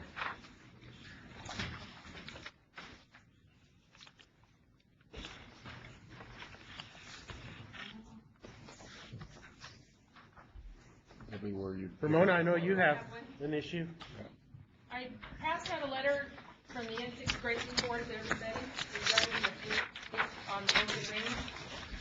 A default judgment that was obtained against the Fellinis by failure of their attorney to appear in court for them and to... I'd like to thank you guys. Oh, you're welcome, Tim. Thanks, Tim. Thank you, Tim. Yeah. I'm not trying to stir up any trouble, I'm just trying, it's gonna go all across the state. And I'm not asking for more AUMs either, but I don't wanna lose any. Standing up for your rights. Thank you, guys. Yeah, thank you. You bet, bud. Have a safe trip or go enjoy the rodeo or something, huh? Okay. Anyway, this case was a travesty of the judicial system, if there ever was one. Their attorney failed to show up.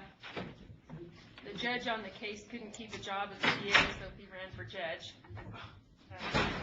This is all 9 county politics, so I'm kind of familiar with it.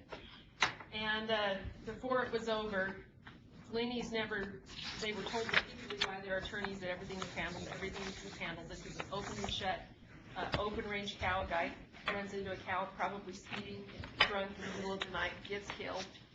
And they didn't worry about it because they have these kinds of cases all the time and it wasn't an issue. But this time the attorney didn't show up, didn't file any of the responses or anything in this case, and they ended up with a default judgment against them.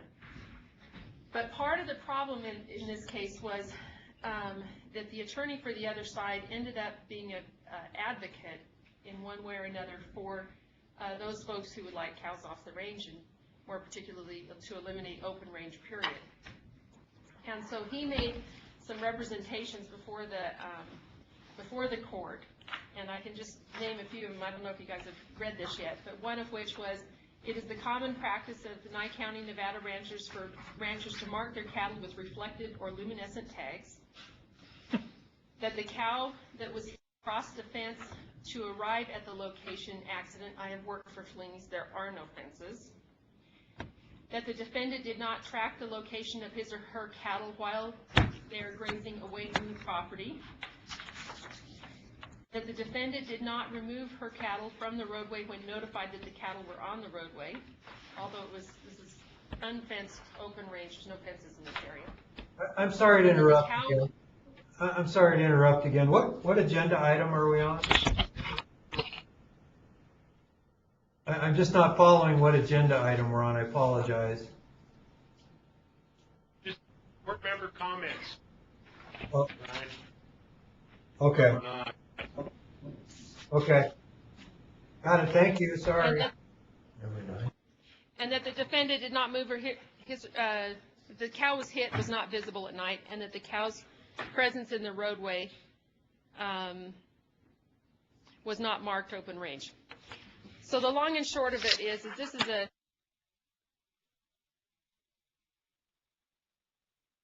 false statements to the court to obtain this ruling. Well, as Brian knows, attorneys are officers of this court and have an obligation to the court to be truthful, even to their own disadvantage. And I just perused the rules of ethical conduct for attorneys, and just on its face, there's about 6 rules of ethical conduct that the attorney may have been in violation of. What the N6 Grazing Board wants to do, and this would be for a future agenda item, is to see if the Department of Agriculture, Board of Agriculture would be interested in providing a request to the State Bar for disciplinary action in this matter as it relates to open range and the laws of open range and the misrepresentation to the court about open range. So that we can raise this issue, because there's concern that these kinds of arguments will be made in the future and that we'll be dealing with them in the future, even though this isn't just a default judgment.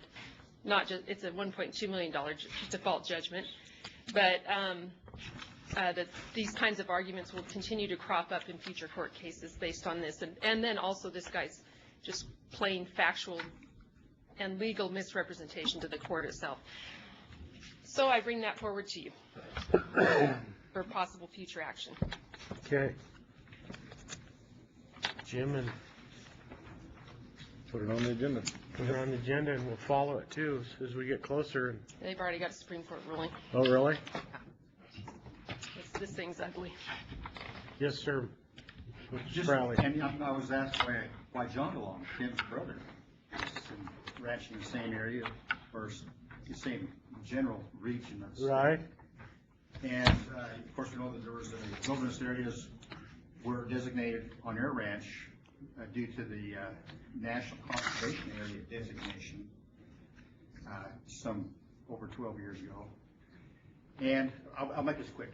The point being, you know, this is all negotiated. There's basically, John DeLong had Senator Reid's office on speed dial. There's all these assurances that the accesses up to the water, that, you know, developments in the DeLong property in their allotment would be preserved. They'd be able to get to them, to maintain, and all the other things need to be done with those private holdings up in the wilderness. Well, all of a sudden, you know, everybody's forgotten about those promises that were made. Yeah. And they're locking them out of using those accesses. And this just goes back to support the need for us to have some sort of resource management proposal from this department regarding these sorts of things, because they're just pecking us to death. The entire industry just getting beat up on all these sorts of things. Yeah. So that's all I'll say. Very good. Thank you, Mr. Sprouling. Any other reports by board members? Alan, did you have anything on the milk plant? No, it's up and going. They're gonna start putting up there March 17th is what we've heard, so it's. Wait a minute, buddy. Let me hear you right. It's up and going, but they're gonna put milk through it in March. Yeah, the plant's not up and going. It's growing. They're still working on it. Oh, okay. It says growing. Yeah. It's going good, Dave. Thanks. Oh, okay, growing. All right. So about March, mid-March, they're thinking, huh? That's what they're talking, yeah. So that means April, probably. Okay. All right. Anything else, board? All right. 9A. Now, board members, the director brought this to my attention. It's amazing how time can fly by, and you forget about some of the little details, especially you new folks that have joined us. But I didn't even dawn on me that Jim's been with us for how long, we haven't had an evaluation. That's true. Um, It's supposed to be once a year, isn't Well, it? that's a question. I've seen somewhere, but I went to thought that statute, and it isn't. Maybe they got it in that last. I see, or, no, I did not put that. And I'm sorry. At first, when Jim brought it to me, I cringed because I'm telling you from experience, it's the most horrible thing to do. It's easy when you have a director evaluating the people below him. But you put any number 5, I've been on 5 people, we have a 7, and then this one's 11 of us, to try to come up with an evaluation. And, you know, there's points where I've just said, okay, board, now's your chance, you got 3 months, and in March you come back and we're gonna go around the room. I don't know what are we gonna do? Put him up on a chair out in the middle here and, you know, have somebody stand behind him with a, you know, going click, click, click. And What I recall the last time is we had a form. Yeah, we had a form. We had a form that kind of gave us some guidance as to what areas to evaluate, how to evaluate. I mean, that'd be easier than instead of each of us trying to come up on our own. Mr. Chairman? Mr. Chairman? Yes, Mr. Vogler. For the record, Mr. Barbie, I believe this is the only state agency to where the board has the discretion to keep you on or not.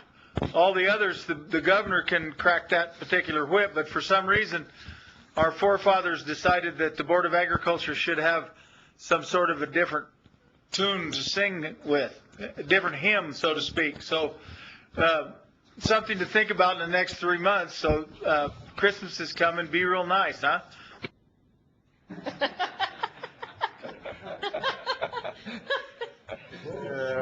I'm not sure if that's a thanks or not. Well, if my memory serves me well, you're the one that nominated Jim to be appointed. That would be correct. I didn't say how I would evaluate because I ducked the bullet. You'll have to talk to Pete about that in March.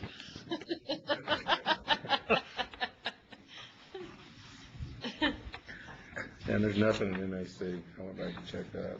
Well, it's up to the discretion of the board. And if y'all want me to go out and find something, you're not going to hurt my feelings.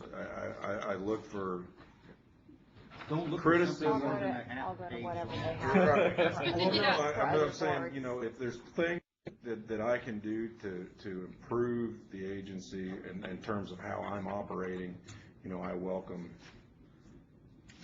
I would want to know where I stand. You know what I'm saying? But it's not an easy process, and I get that. So maybe the too much DAG time has. Find a short form. The DAG has some kind of recommendation. Could we do this, board, if everybody's in agreement that we do some kind of a semi-formal, that Gina email us within the next month, right after the first of the year, have a form that we can fill out on our own and have it ready for the next board meeting? How about if everybody emails me what question you would like to have posed on there, or what you would like to have put on that form? How you would like it. Email me with what you want. Hey, Mr. Chairman, this is Alan. Yeah, this is Alan. Hey, I know there's some forms here in the office here that we've evaluated directors before, and it just lists things 1 to 10.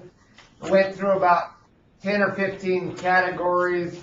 Whether they all applied or not, I don't know, but at least it just gave us a starting point where we can evaluate.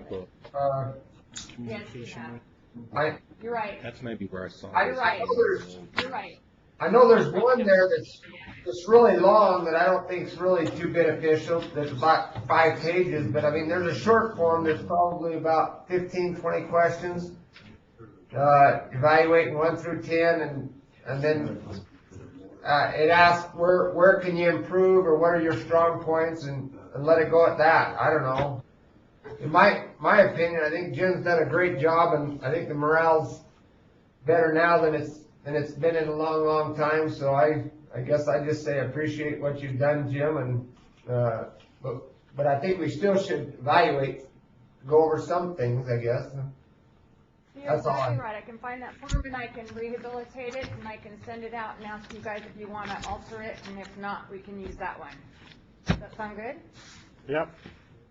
Beautiful.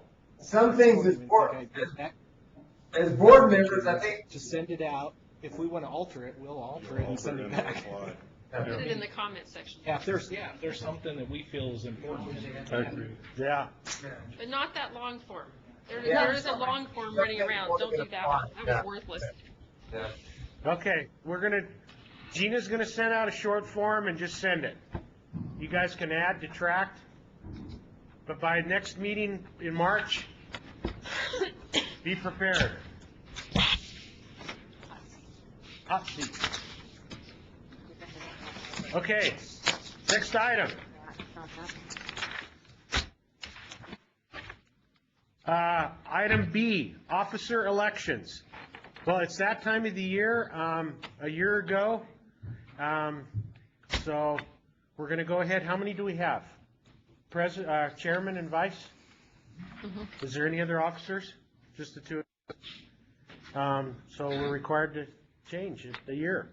So I'll open up the floor for nominations for vice chairman, and then whoever gets vice chairman can do the chairman. I nominate Paul Anderson. I second it. Okay, motions are made and seconded for Paul. We close the nominations. So do you win by default, or should we vote? Exactly what that is. Second.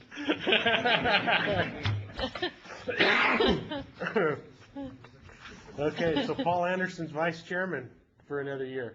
So go ahead, Paul, you can take care of the chairman duties. Okay, open the floor for nominations. I move Dave Stitz to be chairman. I second. Okay.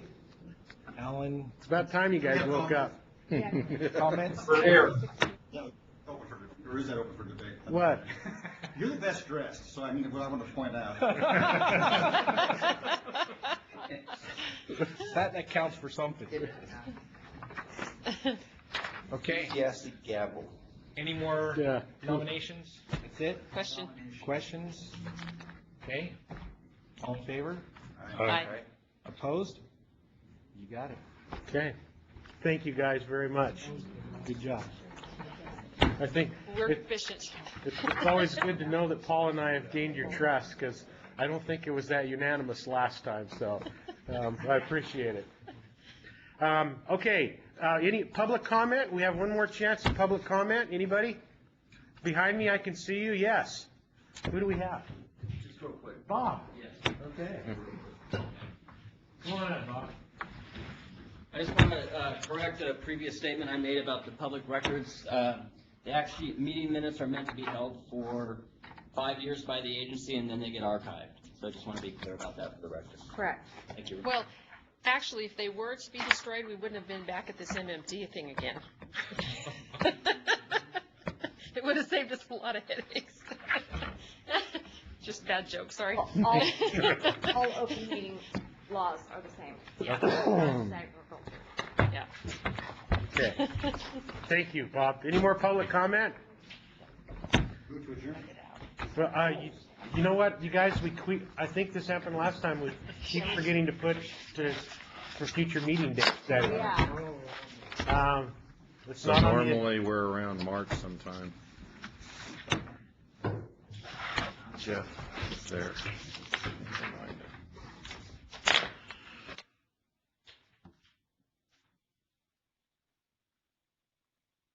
Okay, February, March. We are looking at let's see. Are we the first week in December right now? Yeah. We are looking at the 4th or the 6th, 4th, 5th, or 6th? That'd be great. We've been. What's that? Mr. Chairman? Yes, Charlie? Yes, sir. I would like to thank Hank for all of his comments and especially his sheep jokes. I just love that, and I'd like to thank him for helping us so much. We're And gonna miss you, Hank. I'd like to see if we could get an evaluation on him.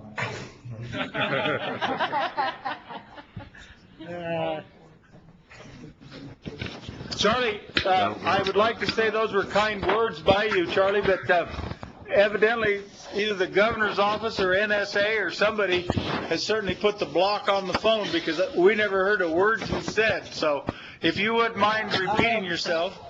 Hank,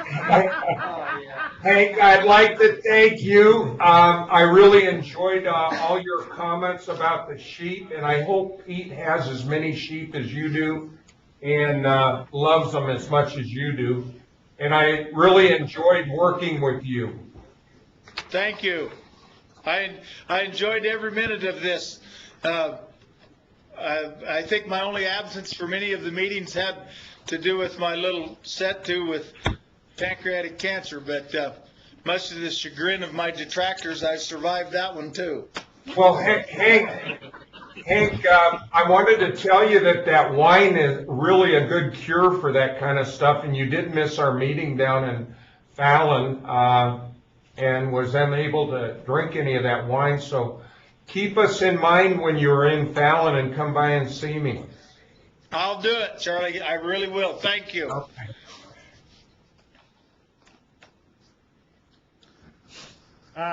So the 4th, 5th, or 6th? How about the 6th? There it is. Huh? That day? Oh, the 4th. 4th is a Tuesday, 6th is a Thursday. Where's it at? It'll be in Reno this time, right? Sparks, I'm sorry. March 4th? The 4th? 4th? Okay. That's me.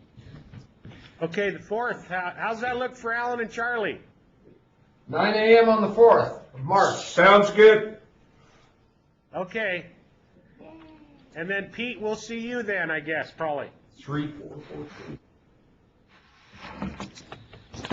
You betcha. You'll be able to recognize him. He looks like a sheep herder. Well, if he looks like you, then that'll be really easy. Well, he looks exactly like me, only different. Okay, and with what Charlie said, I just want to close the meeting by saying to Hank, thank you very much, Hank, and you definitely have kept our eyes open. That's my job. All right, any other last minute public comments? Motion to adjourn? So moved. Motion's been made second to adjourn. All in favor? Aye. We're adjourned. Goodbye, everybody.